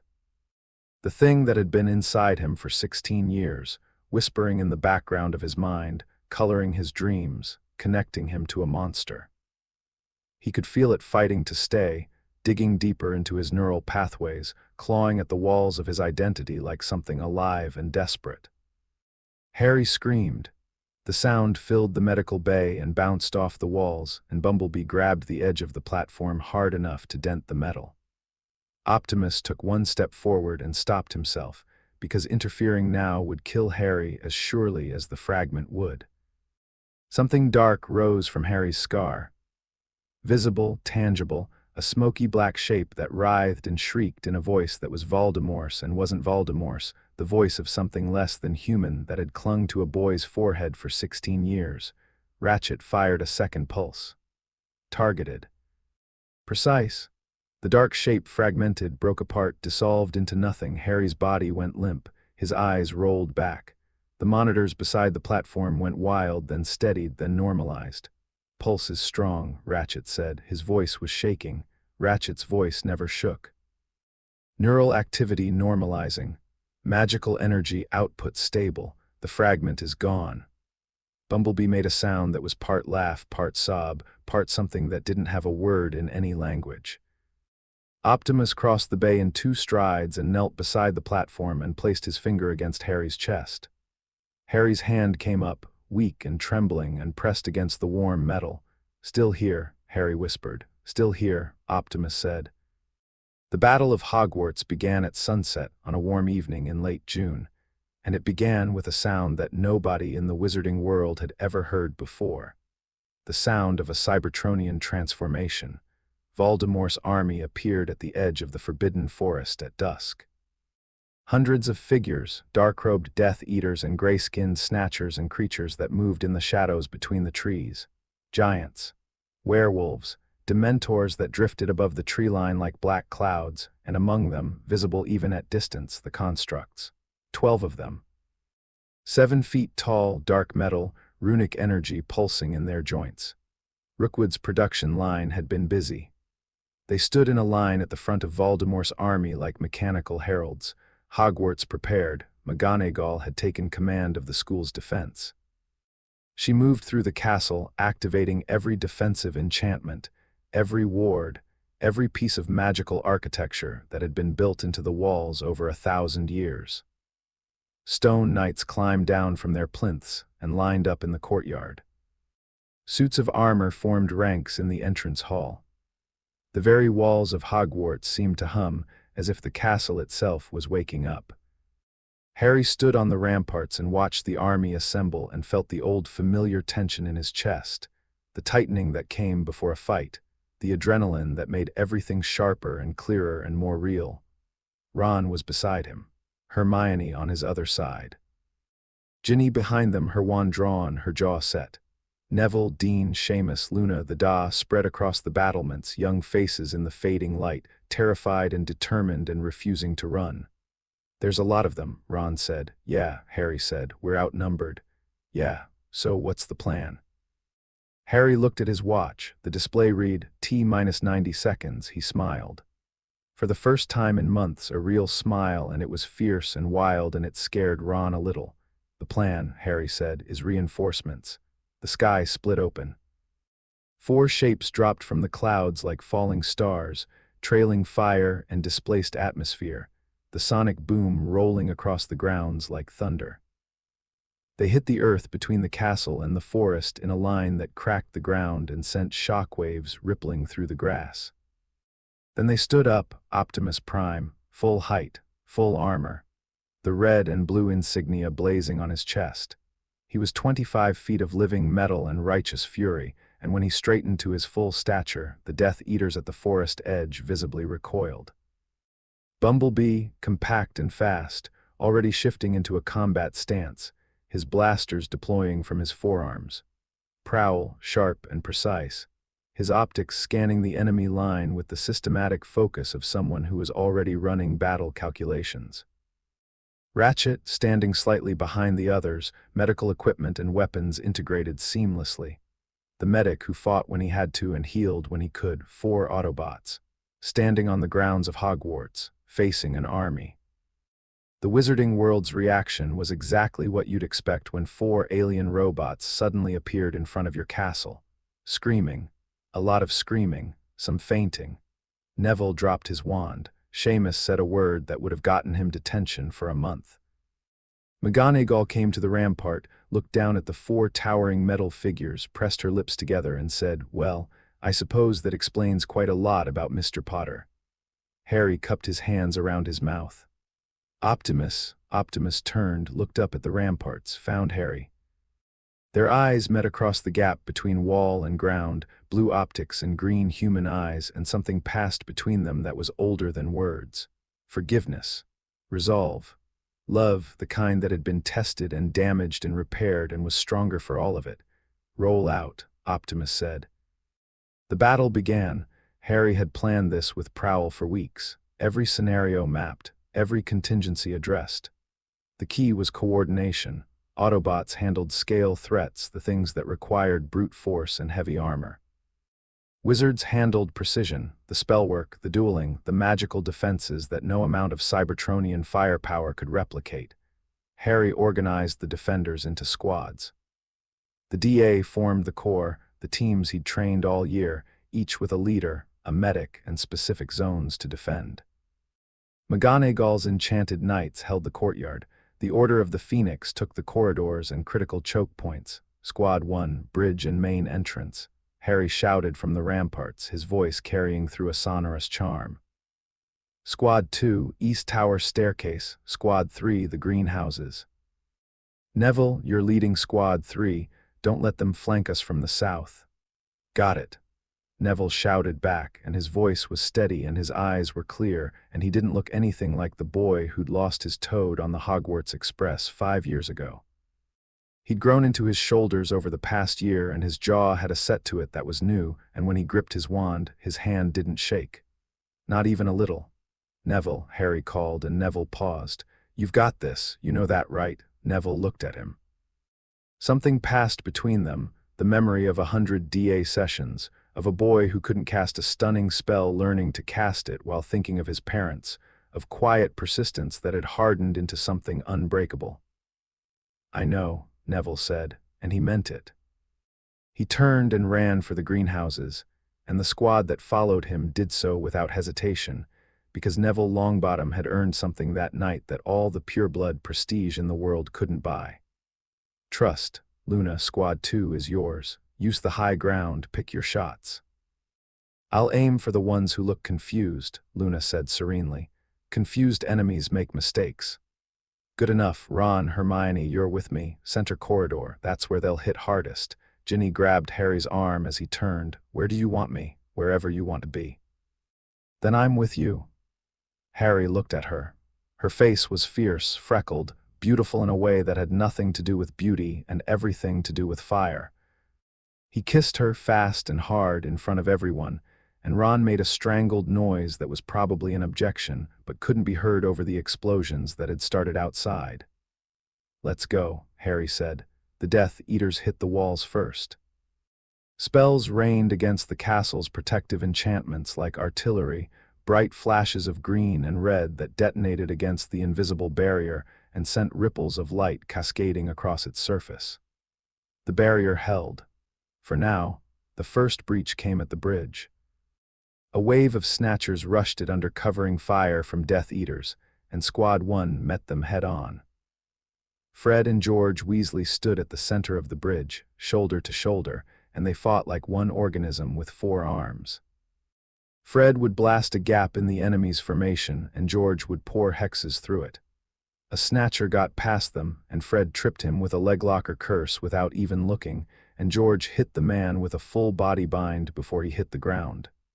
"That's 7, Fred shouted. 8. "The one behind the pillar counts as mine." He was already falling in my direction. A giant reached the bridge. 20 feet tall, gray-skinned, carrying a club the size of a tree trunk. It swung at the stonework and the bridge shuddered. Fred and George dove in opposite directions as the club destroyed the spot where they'd been standing. Bumblebee was there in 2 seconds. He hit the giant at a full sprint, shoulder first, and the impact sent the creature stumbling backward into the ravine below the bridge. The crash shook the grounds. "Cheers, Big Yellow," Fred called. Bumblebee gave him a thumbs up that was nearly as tall as Fred was. At the east tower, Luna's squad held their position with a composure that bordered on eerie. Luna directed her team from the highest window, calling targets with a calm precision that would have impressed Prowl. "Third from the left, behind the burning bush," Luna said. "He's pretending to be injured, but his wand hand is fine." Dean Thomas took the shot. The Death Eater went down. 2 more coming from the greenhouse side. They'll reach the wall in about 12 seconds. Seamus Finnegan grinned. 12 seconds is loads of time. He leaned out the window and hit the ground in front of the approaching Death Eaters with a blasting hex so overpowered it created a crater they both fell into. "Was that necessary?" Luna asked. "Probably not, but it was satisfying." The constructs attacked the barrier directly. They slammed their metal fists against it, again and again, and each impact sent cracks spreading through the magical shield like fractures in ice. The enchantments weren't designed for physical assault on this scale. Optimus met the first construct head-on. He caught its fist mid-swing, the impact shaking the ground, and drove his own fist into its chest plate with a force that caved the metal inward. The runic energy inside flared and died. The construct dropped. Bumblebee was faster. He darted between 2 constructs, firing blaster shots into their joints, the weak points Harry had identified at the Department of Mysteries. One went down with its left leg blown apart. The other swung at him and missed, and Bumblebee put 3 shots into its chest core and it exploded in a shower of metal and dying green light. Prowl fought with terrifying efficiency. No wasted movement. No unnecessary force. Every action was calculated to maximum effect, and he dismantled 2 constructs in under a minute by targeting their knee joints, their shoulder servos, and then their cores in that order, like he was following a checklist. Ratchet stayed back, covering the fallen. When a stone knight was blasted apart, Ratchet was there, pulling the pieces away from the defenders. When a student went down, Ratchet's hands, enormous but impossibly gentle, scooped them up and carried them behind the lines where human medics could work. But the constructs were only the first wave. The Death Eaters followed, flooding through the gaps the constructs had created, and the battle became chaos. Harry fought in the center corridor with Ron, Hermione, and Ginny at his back. Death Eaters poured through the broken entrance and the corridor became a kill zone, spells flying in both directions, the air thick with dust and smoke and the sharp ozone smell of heavy magic. Harry dueled like he'd been born for it. Prowl's precision. Ratchet's calm, Bumblebee's reflexes. Optimus's restraint, using only the force necessary and not a fraction more. He disarmed, stunned, shielded, and moved with a fluidity that made experienced Death Eaters hesitate, because they'd expected a teenager, and what they got was something else entirely. Ron fought beside him, covering his left flank, his magic raw and powerful and messy in the way that made it unpredictable and dangerous. A Death Eater tried to blindside Harry, and Ron's stunning spell hit the man so hard he flew backward through a window. Hermione's shields were a wall of light. She held the corridor's width, protecting the students behind them, and her precision was surgical. Every spell she cast landed exactly where she intended it. A Death Eater tried to break her shield, and she hit him with 3 spells so fast they arrived simultaneously. Ginny was everywhere. She moved through the battle like a flame, fast and bright and devastating. 2 Death Eaters went down in the first 30 seconds. A third tried to use a killing curse, and she hit his wand arm with a hex that shattered his elbow, and he dropped screaming, but they were losing ground. There were too many. For every Death Eater that fell, 2 more pressed forward. The giants were smashing through the outer walls. The Dementors were circling overhead, and the cold was seeping into the castle, draining warmth and hope and courage. Neville's squad held the greenhouses for 40 minutes before a giant caved in the glass roof, and they had to retreat. Luna's squad in the East Tower fought off 3 waves of Death Eaters, and Luna herself dueled Corbin Yaxley to a standstill, and then knocked him unconscious with a spell that nobody in the tower could identify. And then the Decepticons came, not constructs. Actual Decepticons. 3 of them, dropping from the sky like dark stars, transforming mid-fall, hitting the grounds with impacts that shook the castle to its foundations. They were bigger than the Autobots, darker. Wrong, in the same way Voldemort's body was wrong. Magic and machinery fused in combinations that made the air taste like copper and ozone. One of them was Starscream. Harry recognized the profile from Prowl's threat databases. The Decepticon Air Commander, sleek and deadly and equipped with weapons that could level buildings. The magical creatures, Starscream shouted, and his voice was a metallic shriek that cut through the battle noise. Redirect them, the winged ones first. The Decepticons weren't just fighting. They were manipulating. A pulse of energy from Starscream's arm cannon hit a group of the Strals that had been defending the West Tower, and the creatures went berserk, turning on the defenders, eyes wild, magic corrupted by the Cybertronian interference. They're hacking the magical creatures. Harry shouted to Optimus through his watch. Some kind of signal disruption. The Strals, the Hippogriffs, they're turning. Optimus was already moving. He intercepted Starscream mid-stride, and the collision was the most violent thing Harry had ever witnessed. 2 titans slamming into each other with force that cratered the ground and sent shockwaves across the battlefield. They grappled, metal shrieking against metal, and Optimus drove Starscream back step by step, pure force of will matched against Decepticon fury. The creatures respond to intent. Hermione screamed from somewhere behind Harry. The disruption is overriding their natural allegiance. We need to counter it with something stronger, something magical. Patronesses, Harry shouted. Everyone who can cast one now, flood the field. The Patronus is pure positive intent. It should override the corrupted signal. Across the battlefield, silver shapes erupted from wands. A stag from Harry, an otter from Hermione, a terrier from Ron, a horse from Ginny, a hare from Luna, somewhere on the East Tower, bright and fierce. And dozens more, from DA members and Order members and students who'd never cast a Patronus in their lives, but did it now because Harry asked them to and they trusted him. The silver shapes swept across the grounds.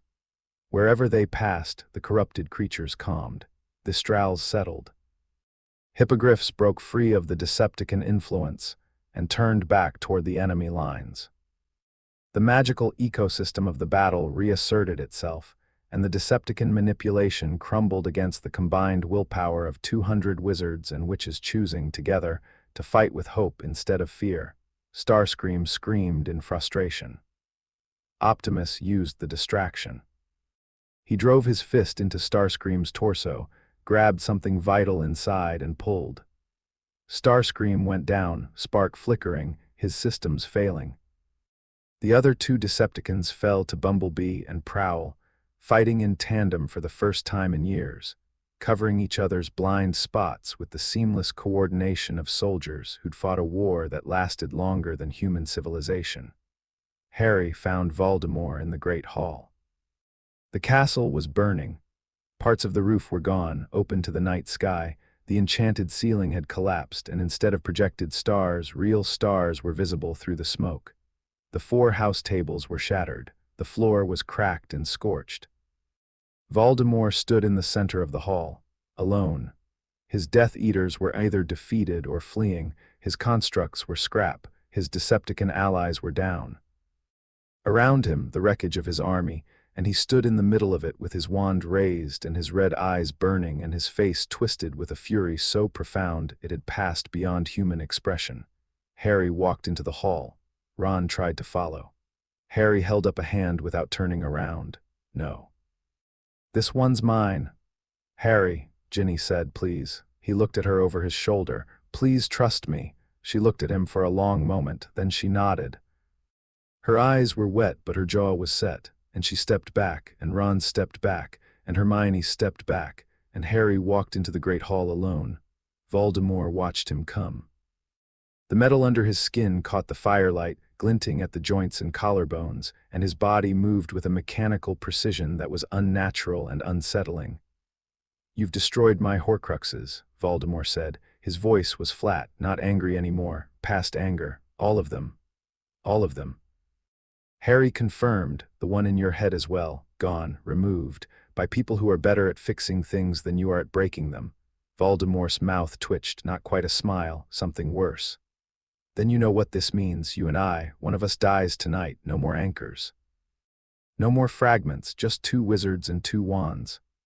I'm not just a wizard, Harry said. No, you're not. You're something I don't fully understand. That irritates me. Good. Voldemort raised his wand. Harry raised his. They circled each other, slowly. The great hall was silent around them. From outside, the sounds of battle still echoed, but in here, in this ruined room where Harry had been sorted and had eaten and had laughed and had grieved, the world contracted to 2 people and the space between them. I've been trying to understand you since the graveyard, Voldemort said. You should have been destroyed, any other child would have been, but you fight like something that was built, not born, precise, calculated, efficient, and yet. He tilted his head, the gesture almost curious. And yet you weep for the dead, you hold your friend's hands. You kiss a girl in the middle of a battle. You are a contradiction, Potter, a weapon that insists on being human. I'm not a weapon, Harry said. I'm a person who was taught to fight by people who wished they didn't have to. How noble, how meaningless, you'd think so. Voldemort struck first. The killing curse erupted from his wand, a jet of green light that carved through the air with a sound like tearing silk. Harry dodged, throwing himself sideways, and the curse hit the wall behind him and blasted a hole through the stone. Harry fired back, not the killing curse. Never the killing curse. Reducto aimed at the floor beneath Voldemort's feet. The stone exploded upward and Voldemort shielded, and in the half-second his vision was blocked. Harry moved. He wasn't fighting to overpower. He was fighting to outlast. Prowl had taught him that against a superior opponent, stamina won more battles than force. Every dodge, every deflection, every counterspell was designed to extend the fight, to keep Voldemort moving, reacting, burning energy. Voldemort was faster than a human should be. The Cybertronian enhancements in his body gave him reflexes that were machine-precise, and his spells hit harder than anything Harry had faced. A Cruciatus curse grazed Harry's shoulder, and the pain was blinding, a fire that raced down his arm and made his fingers spasm. Harry kept fighting. He used the terrain, overturned tables for cover, columns for sightline breaks. He drove Voldemort toward the far wall, then reversed direction, always moving, always creating angles that forced Voldemort to adjust. You're stalling, Voldemort snarled. Clever, but pointless. I am stronger. I am faster, and I am not going to tire. Maybe not, Harry said, but you're going to make a mistake. I don't make mistakes. Everyone makes mistakes. The smart ones just take longer. Voldemort's next curse was a killing blow aimed at Harry's head. Harry ducked, and it passed so close he felt the heat of it on his scalp. He came up inside Voldemort's guard, closer than anyone should get to the Dark Lord, and looked him in the eyes from 3 feet away. Red eyes met green. And Harry saw it, the thing that Optimus had always told him to look for. The moment where the mask slipped, Voldemort was afraid, not of Harry, not of dying, of being alone.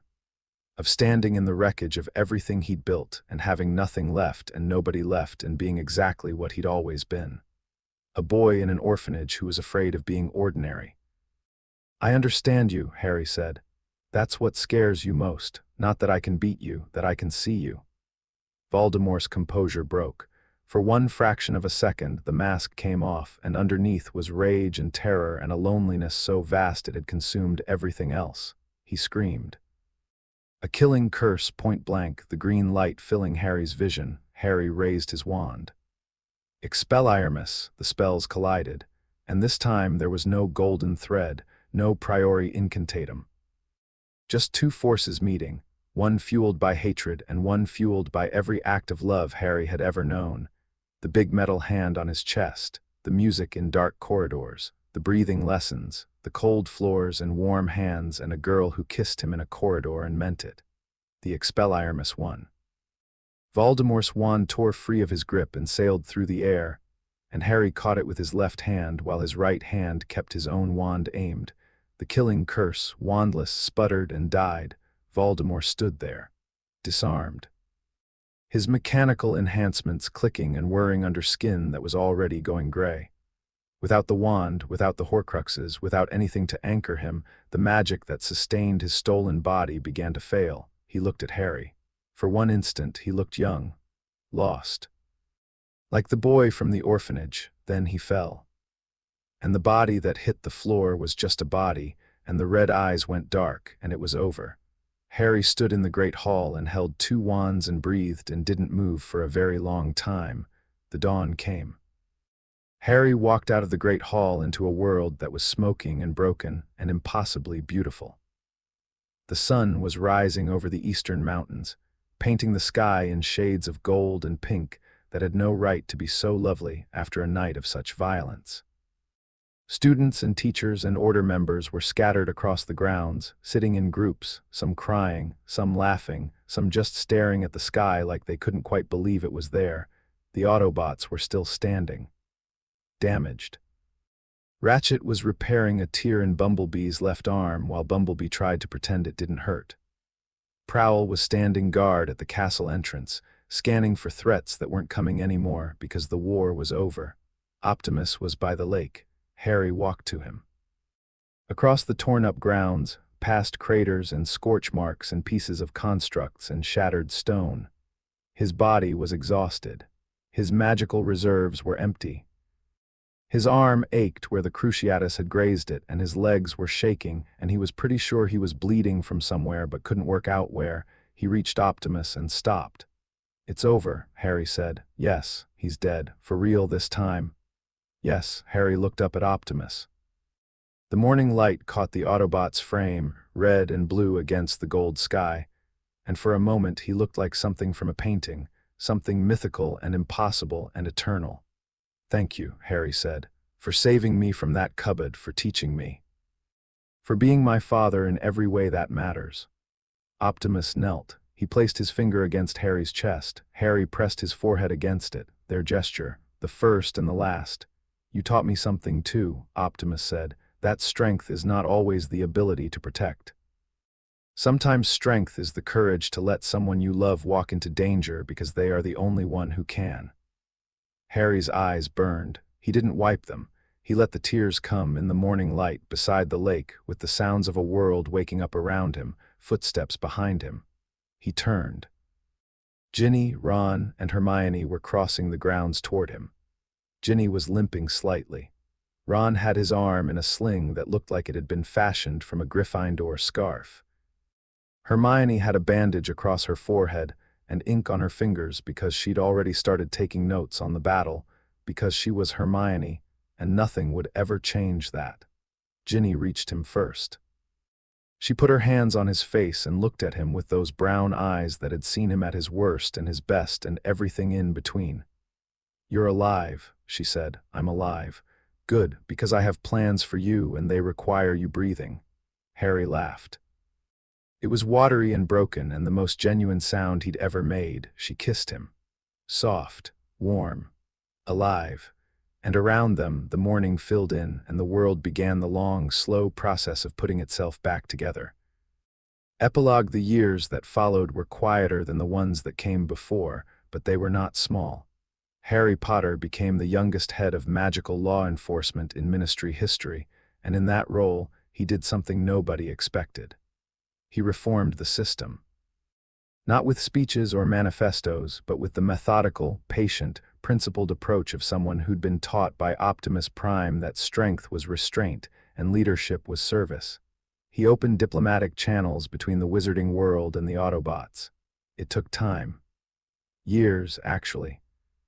The magical community was not quick to trust alien beings, and the Autobots were not quick to trust any institution, having watched too many institutions fail on too many worlds. But Harry stood between them, translating, mediating, building trust the way you build anything worthwhile. Slowly, honestly, brick by brick, Hermione became Minister for Magic. She ran on a platform of institutional reform and magical creature rights, and won by a margin that made political analysts reconsider everything they thought they knew about wizarding elections. Ron became her chief advisor, which meant he spent most of his time telling her when she was being too intense, and she spent most of her time telling him he wasn't being intense enough. And somehow between them, they got more done than any administration in living memory. Neville taught herbology at Hogwarts. Luna published a magazine that was half journalism and half something nobody could categorize. The Weasley twins built a business empire out of joke products and brilliant inventions and never stopped making each other laugh. Ginny played professional Quidditch for the Holyhead Harpies, became their top scorer, retired at 30, and spent the rest of her career as a sports journalist who terrified her interview subjects with the same intensity she'd once brought to hexing Death Eaters. She and Harry built a home. A real one, not a cupboard, not a spaceship.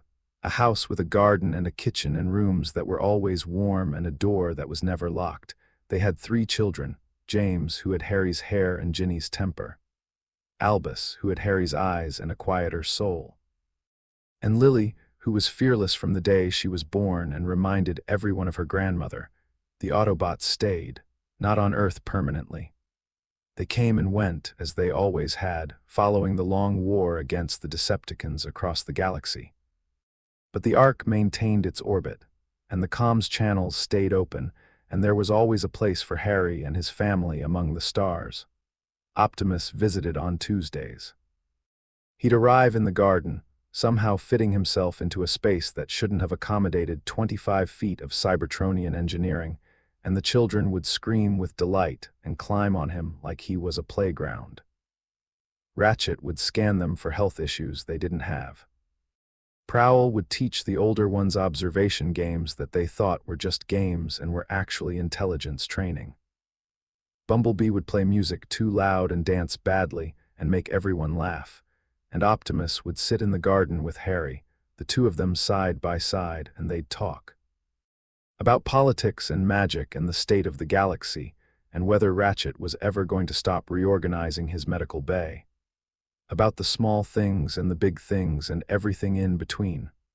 One evening, when the children were asleep and the garden was quiet, Harry sat beside Optimus and said, "I used to think I had 2 worlds, the magical one and the Cybertronian one. I thought I had to choose.